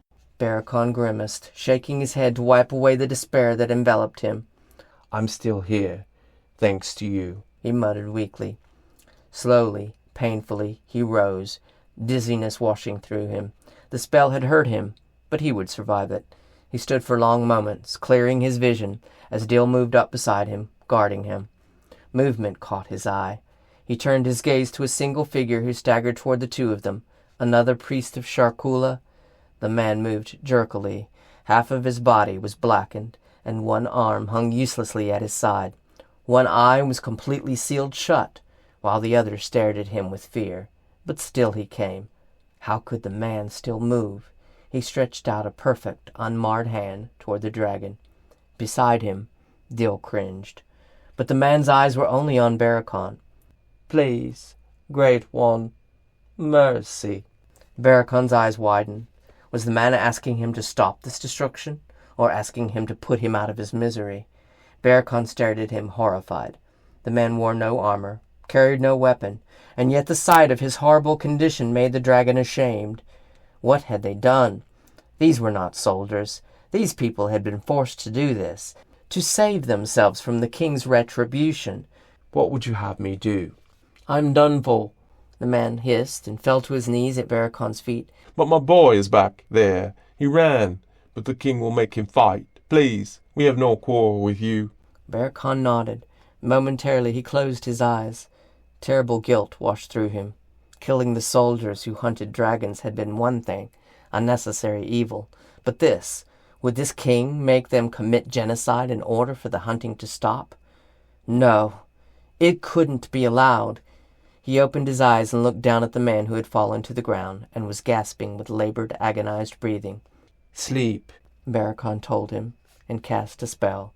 The man passed quietly into whatever afterlife humans had. Barakon looked around at the wasteland of humans before him. Dill stood staring at the horrible sight of the dead man in front of them.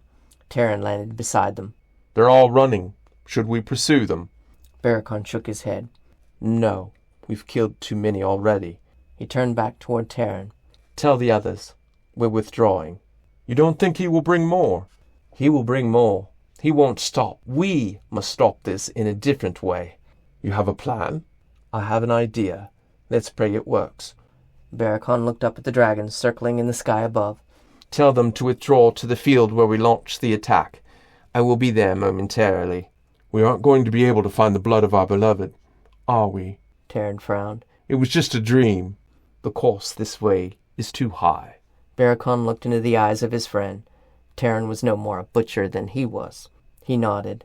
I agree. I hope your idea works. Then he took off, flying up to meet the dragons overhead.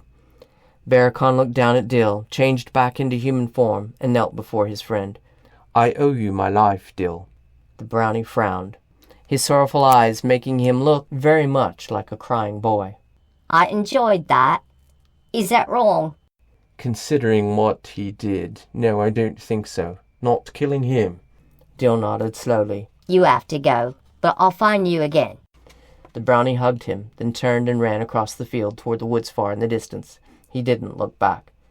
Barakon stood, returned to dragon form, and stared at the carnage, once more surveying the fields of the dead before him. He would never forget this moment. He was responsible for the deaths of thousands, and these were not soldiers. These men had done things to protect themselves, just as they had. He couldn't make up for the sins he had committed in killing them, but he could make sure no more died. His gaze moved to the dead man at his feet. That man's son would not die. Chronicle of the Dragon Wars 24. Year 24,325. 20th day, month of Arion, General Barakon the Gold. If there was anything in this entire war that I had to be proud of, it was this moment. Perhaps, had this idea not come to me, had Chios not given me the book that made me realize we could cast such spells in tandem, things might have been different. I fear we would have wallowed in centuries over the guilt of our genocide of the human race. Instead, we avoided such a possibility. Yes, we still linger in our own private nightmares. Killing innocents cannot be a thing that sits easily in any dragon heart. But in the moment of choice, I was satisfied to see that all dragons realized they didn't want to go down a path indistinguishable from the one our enemy would take, if ever given the opportunity. Chapter 25. The dragons waited on the field. As Barakon landed among them, his father moved up beside him, his gaze falling on his son seriously. They aren't going to stop their assault, He muttered softly. Yes, I know. I have an idea that I believe will work. He raised his head and spoke, allowing his voice to echo across the plain. We have killed too many today. We have seen that this king uses innocents to do his dirty work. Barakon paced in front of the gathered throng of dragons. He will not stop until either he gains the power he craves, or he destroys all his means to achieve it. But we cannot be the instruments of human genocide. Dragons muttered among themselves. Many nodded in agreement. They will hunt us if we leave the battle. Terran raised the concerns of most of those still muttering. They will if they think us still alive, Barakon responded, raising his head to the crowd. But we are creatures of great power. We have been driven by our emotion instead of our minds. It is understandable. Our thoughts have been clouded by grief and by anger, but we cannot continue down this path. It gives us no solace, and only destroys those who aren't guilty of transgressions against us. Eridon, his father, tilted his head quizzically. What did you have in mind, son? Recently, I brought the great ancestor Chios back to the valley. He gave me a spell of great power, a spell that could resurrect the dead. Cries of shock ran through the gathered army. Such an act requires the collective magic of multiple dragons, and comes at a great price. I wanted to use it, once I found my beloved's blood, but its use would be profound for all of us, because everyone would want to use it, and the cost of that use would be tremendous. He shook his head. The spell is not something that should be used, but the principles behind it can be. We can, as a group, combine our magic to create incredible effects. It is something that the ancients used to do when necessary, and something we can do now. Humans will not hunt us if they think us extinct. They will not hunt us if they think this war won and every one of us destroyed. Let them think that, and let us return to the peace we once knew. The dragon-hunting parties have been destroyed. Those who killed our loved ones are gone. We should not let them continue to control our lives and destroy the lives of innocents who never did us harm. And the goddess Barakon, Sylvania spoke up. What of her? It is not likely that we have the power to destroy her, but our collective spell will have the power to fool her, because she won't expect it. Barakon cast his eyes back in the direction of the battlefield. And the king who follows her. We cannot kill him without destroying the thousands of humans that stand in the way, but we can curse him if we so desire. What remains of his life will not be happy. He will never achieve his desires. Terran stepped toward him, his head held high. It is brilliant, General, and you're right. Killing these humans has not healed the hole in my heart. No amount of bloodshed will, but if magic can stop it, I'm all for it. The dragons behind him let out a cry of assent. Barakon nodded. Then it's settled. This spell requires a conduit. You will feed your magic into me, but only as much as you can bear. No one is to harm themselves with this magic. We will all be weakened, but none should suffer anything permanent. When the power reaches its apex, I will cast the spell. It will ripple out into the world, and we shall change the nature of reality for humans. Only we gathered here, and the dragons within the Valley of the Ancestors, will know the truth of what happened. But to them, we will be extinct, and the king will think he has gathered all the blood and flesh of dragons he can possibly have gathered." The horde of dragons nodded. "Then gather round me. Once we start the spell, we cannot stop. When I can hold on to it no more, I will let it go." The dragons moved in a circle around Barakon, surrounding him. Their glinting eyes fell upon him, watching him with a faith he didn't expect. They believed in his idea, and until this moment, he had not realized how strong their faith in him was. Yes, he had led them to war and destroyed the human hunters. But dragons had died as a result of his leadership. Out among the human world, he had always found those willing to follow him. It had never occurred to him that his own people would so willingly follow him. What had he done to deserve this? As soon as they stopped moving, Barakon looked out among them. His father stood in front, a look of pride on his face. Terran was just beside him and gave him a reassuring nod. As he glanced from dragon face to dragon face, he saw they were ready. "Let it begin," he muttered, and closed his eyes.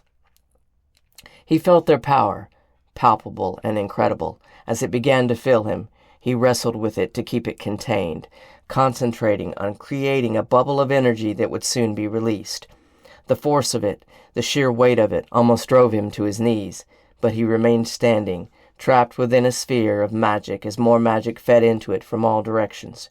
He opened his eyes and saw streaks of light, and he, like a sun, was standing at its center. The power swelled within him, godlike in its immensity, and he knew with certainty, for a moment in time, what the effect of that power would be when it was released. It seemed he could see into infinity, that he could grasp all languages and all thoughts, that he could feel the threads of time and the paths of possible reality. It was both exhilarating and overwhelming. He wanted to embrace it and crawl into a ball and escape it, both simultaneously. But he knew what he had to do, release it. So he did. The explosion that rippled outward from Barakon knocked all the dragons down and cascaded outward across the world, passing through humans who had run from the battle, settling into the kings who had hunted dragons, touching those hundreds of thousands of miles away safe in their homes, even taking nest in the minds of gods and goddesses, changing the very nature of the thoughts of others. Dragons were dead. Dragons had been defeated. Dragons were no more. As the immense power left him in a huge shock wave, Barakon was seized by sudden weakness. He found it difficult to breathe. His heartbeat had fallen to a slow rhythm, and darkness closed on him in its own shock wave, bringing its emptiness with it. Chronicle of the Dragon Wars 25. Year 24,325. 23rd day, month of Arion. General Barakon the Gold. We've always been powerful, but for a brief period of time, I felt what it was to be a god. It was intoxicating, but also horribly frightening, to know that a breath, a thought, a single decision could change the reality for everyone, to realize you could do and say anything without retribution, without consequence, because your power was unstoppable. It was no wonder we were contending with one such a Shakula. What god or goddess wouldn't be tempted to simply take all they wanted? Who was going to stop them? Chapter 26. Barakon flew as fast as he could toward the forest in the distance. His heart hammered in his chest. He could barely breathe. He saw the army of humans below, among them several priests of Shakula. They were gathered around a glittering golden dragon, whose body was scarred by multiple wounds, and whose golden blood leaked down her scales like rain. As he approached, she looked up at him and yelled, "Save me, Barakon!" A vortex of black swirling nothingness appeared beneath her feet and sucked her down into an abyss. She vanished from sight, and Barakon slammed to the ground where she had once been. The vortex instantly closed. "Briari!" he screamed and sat up from his nightmare. Around him, several large dragon forms lay sprawled out across the plain. With his scream, several heads rose. The nearest was his father and his friend Terran. His father got up and lumbered over to him, sitting down beside him. "We were worried that you had depleted your own blood supply." Barakon took a deep breath and sat back. "Did it work?" "It appears so. The humans left the field of battle." Eridan's eyes scanned up and down his length. Are you well, son? As well as I can be with all that has happened. You did well, son. Your solution was what was needed. We may be built for war, but our souls are not made for war. Barakon hung his head. Why do I feel that I have failed her, then? You are not responsible for what was done to her, son, no more than any of us are.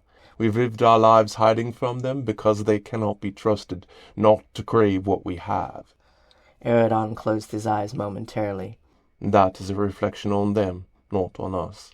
We have so much power and so much knowledge. Why then is it so hard for us to find a way to shepherd them? Can we not find a way to teach them to respect all beings? Those kind of changes take time. Eridon went on. We have that luxury. They do not. Such a change would take decades, perhaps centuries, and would take a dragon willing to live among them, and willing to make sacrifices.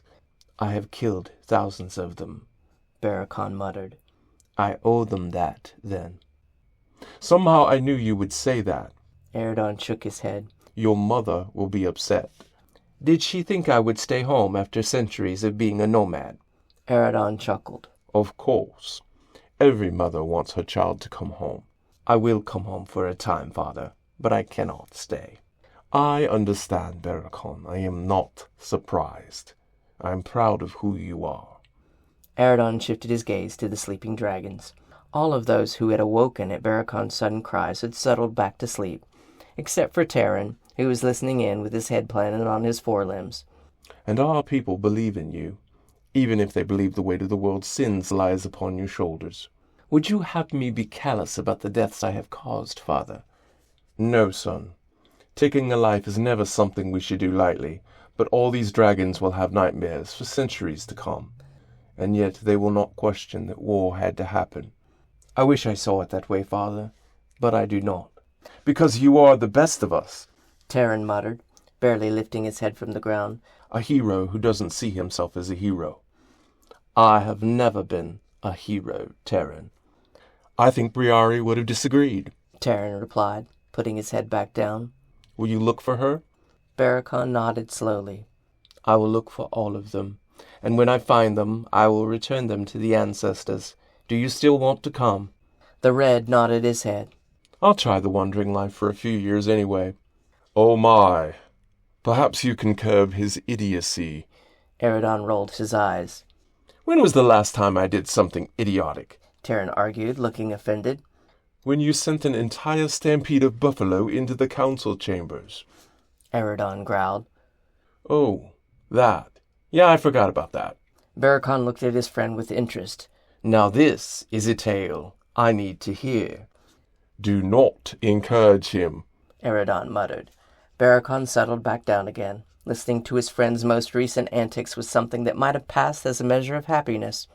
For that moment, some of the heaviness in his heart lifted, and he believed that together they might find the souls of their lost loved ones. Chronicle of the Dragon Wars 26. Year 24,325. First day, month of Septius, General Barakon the Gold. The historians stand around me now, begging that this not be the last of my chronicles. But I am not the academician they desire. I am a poet, a musician, and a wanderer, and I hope to never be a general again, nor to have to write a tale so sorrowful. Now my quest turns to different things, and maybe they will call me hero for it. And perhaps after I find all the missing dragon souls, I will deserve that name. But not now. Not yet. Chapter 27. Dragons could throw the most elaborate parties the world had ever seen. With the essence of magic at their disposal, they could create whatever they wanted for their celebrations. Their masquerade parties consisted of actual transformations, where dragons came as other things than themselves. This made it particularly difficult to tell who was who, and made it all that more fun for the dragons to figure it out. Barakon, however, was still quite weak from the spell nights before, and came to the party as the usual human version of himself that he had perfected over centuries. This made him quite recognizable, but since the dragons seemed bent on congratulating him on his leadership, it turned out to be the most reasonable guise. As Barakon was patted on the back by dragon after dragon, his mother slipped over to him, disguised as a storm elemental, or at least as everyone thought a storm elemental would have looked. Her eyes glowed with the white light of a lightning bolt, and she smiled at him, hugging him close. I know you are heartbroken, son. I know it hurts terribly, but she would be proud of you. I'm not so sure of that, Mother. She loved me for the peaceful singing dragon I was, and there was none of that peace in the general that went to war. Wasn't there? She cocked her head to one side, putting a hand to his cheek. Didn't you choose to spare them in the end? Didn't you choose to be eternally hidden over wiping them out and never having to hide again? He shook his head. I chose that option too late, after so many were dead. The spell wouldn't have worked without corpses littering the field, Barakon. Without soldiers who never came home to their families, the altered strands of reality would have broken, and they would have known the truth. They would be marching on our doorstep now. Others have said as much to me, Mother. It doesn't change the lives I have been responsible for. He took a deep breath. They keep calling me a hero and patting me on the back. I don't feel heroic. She took his hands, looking up at him with a kind smile. Because your nature has always been to embrace life in all its forms. Even as a child you cried over those frogs you had accidentally killed. You have always been my gentle, kind, creative genius. And war brought out a side of you that contradicted your nature. But it contradicts all our natures, and doesn't change the fact that it was necessary and inevitable. Perhaps, Mother, perhaps it was. But I can't help but think that with all our power, we could have found a better way. He paused, frowning. I could have found a better way. Her hands grasped his hand almost painfully. Do you think that if they killed you or your father, that I wouldn't have risen to war against them? Her voice sounded angry, a fierceness he was not used to from her. Do you think that my desire for peace would have stopped me from avenging my beloved husband and son? But you have always been against war. And I have never had a reason strong enough to rise to it. She kissed him softly on the cheek. Forgive yourself, my love. Take your time to mourn Briari, as you most certainly must, but never be ashamed of the fact that your deep love for her drove you to harm those who took it from you. You have protected all those who stand here now. She moved away from him, and Barakon watched her. His heart still ached, despite his mother's words, despite everyone's words. At night, he dreamed of Briari being torn apart and decapitated, and always arriving moments too late. He dreamed of men dying beneath his breath weapon or smashed beneath his talons, of dead bodies rising to avenge their own deaths. The nightmares were not something he could easily escape, no matter what others thought of him. He turned to look across the cliffs of his homeland. Beautiful striations of rock characterized the desolate valley in which they thrived. Hidden in huge caverns among these canyons were intricate stone structures built by dragons, carved with runes imbued with so much magic that nothing could ever enter here without harnessing a significant amount of magic. He had spent only the first 20 years of his life here. The rest he had spent out there, with those who had proven themselves to be enemies. What would he do now? Chronicle of the Dragon Wars 27. Year 24,325. 5th day, month of Septius. General Barakon the Gold. In the end, for me, it came down to who I was. I was always a nomad. I wanted to see more of the world. I wanted to experience all there was to experience. And I had a debt to be paid. A debt to pay to the thousands that had died because of me. I needed absolution.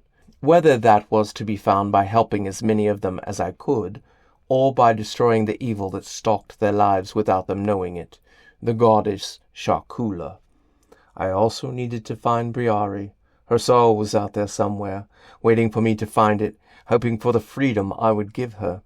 She and little Jayan, and maybe, just maybe, there was the soul of an unborn dragon out there with them. I would find out. Chapter 28. Barakon set out only 2 weeks after the party the dragons had thrown for him. He said goodbye to his parents and many of the dragons who had fought alongside him in the war, and began to walk across the plains of Atoli, where the war between the humans had been a short time ago. Terran walked beside him. They were both in human form. Terran was as tall as he was, his hair a flaming red, his eyes a bold blue against a tanned face. He had acquired a sword from somewhere, and it hung at his side, although Barakon doubted he could use it. It made him look ferocious and unapproachable, and indeed there was an edge to his friend that hadn't been there before. "Do you think we will find them?" he asked as they walked across the plain. "We will find them. The war is over. They have no reason to keep using the blood."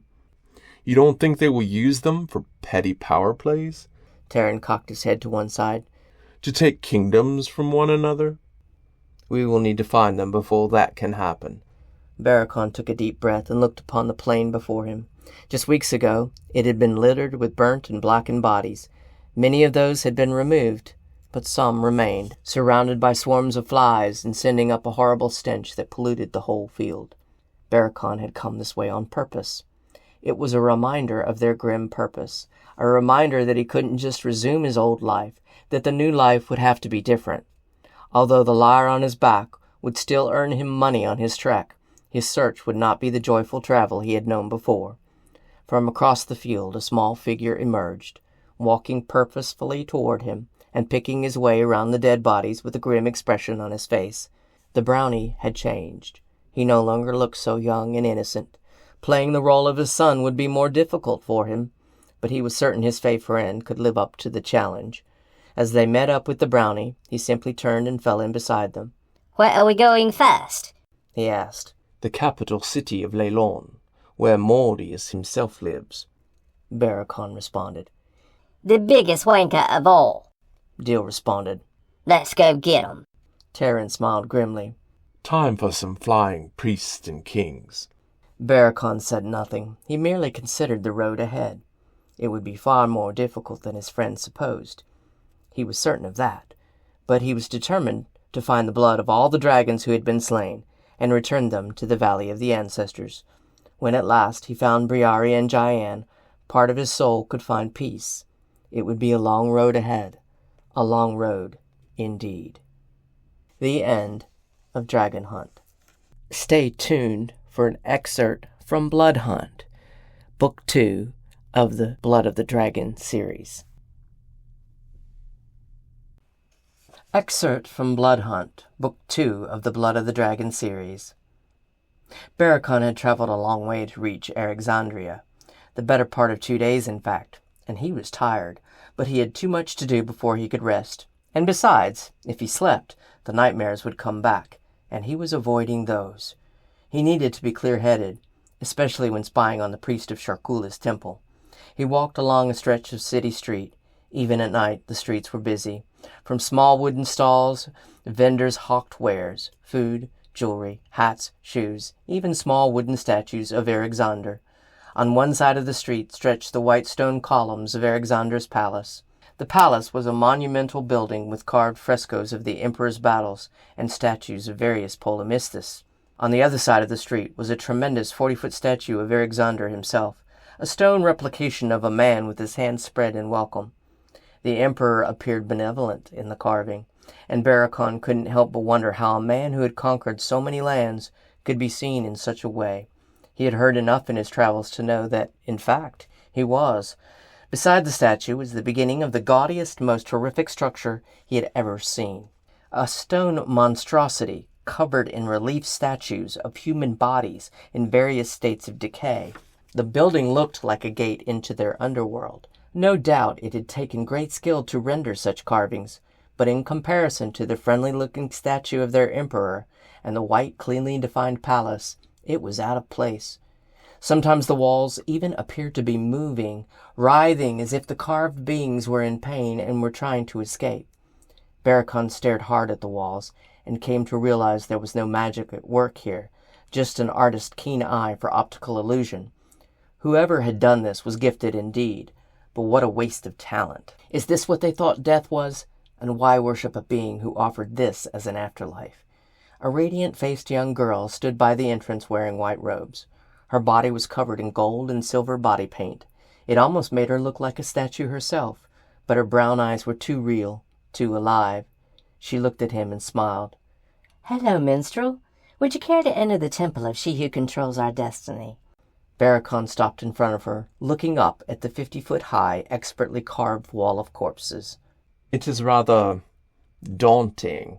What you see on the outside is what it means to stay without her love. It will be what becomes of you when you die.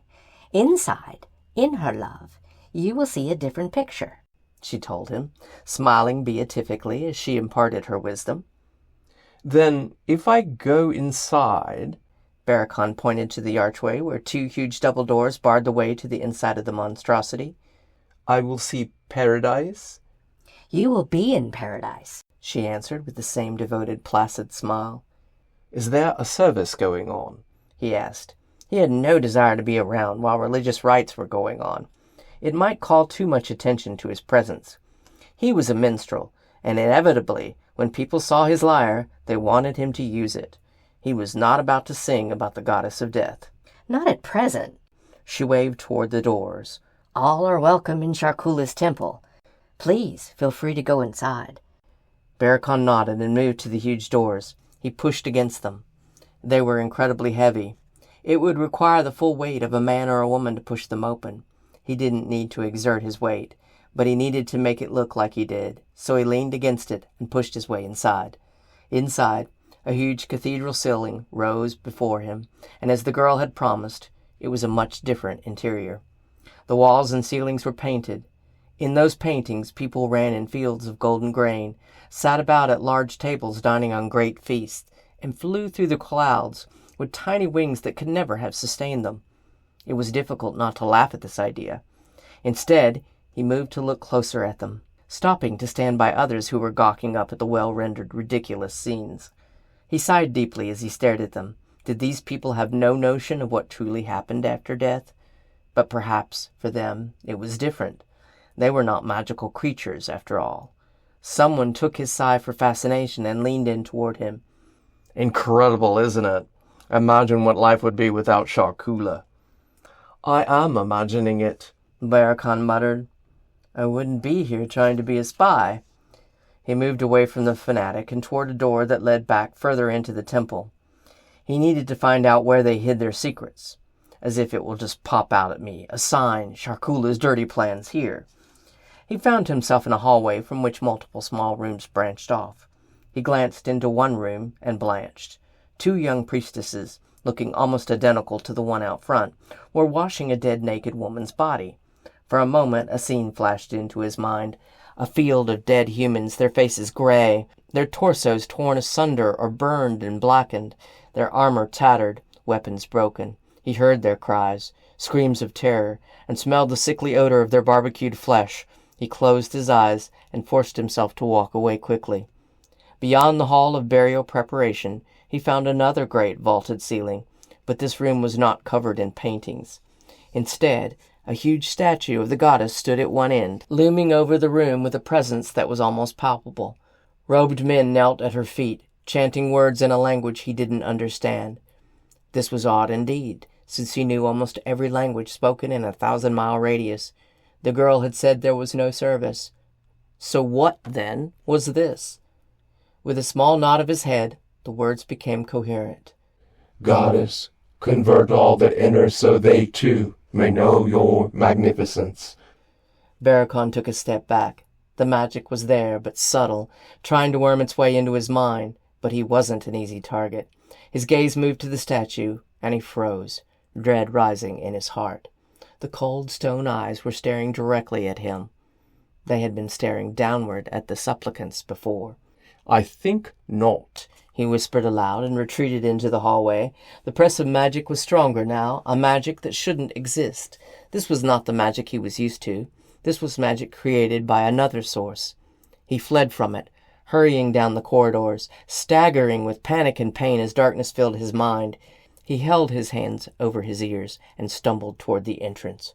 Voices seemed to follow him, chanting the same words. Goddess, convert all that enter, so they, too, may know your magnificence. He practically fell on the double doors to the outside and found them ridiculously heavy, even for him. But with great exertion, he pushed his way out, and gasped for breath in the open air of the night, leaning back against the monstrous stone so that something could hold him aloft. The voices did not follow. The girl who had invited him in was staring at him. Incredible, isn't it? Barakon shook his head. No, I think not. The girl, barely more than a child, looked puzzled as he stumbled away. In the distance, he saw a crowd of people forming around the stairs of the palace. A blond man in robes was walking down the stairs. Alexander. His gaze shifted quickly to the statue and back to the young man. Indeed, the emperor looked just like his statue. The man had come out to walk among the people. He turned quickly back to the girl. The emperor, does he follow your goddess? For the first time he saw the girl frown, and it was not a pleasant look on her face. He is an atheist, sir, and he doesn't deserve paradise. Interesting, Barakon commented. He moved down the street away from the girl. It was time to get a good look at the man who ruled most of the known world, and whose father had been his people's greatest enemy. Blood Hunt is available on Amazon.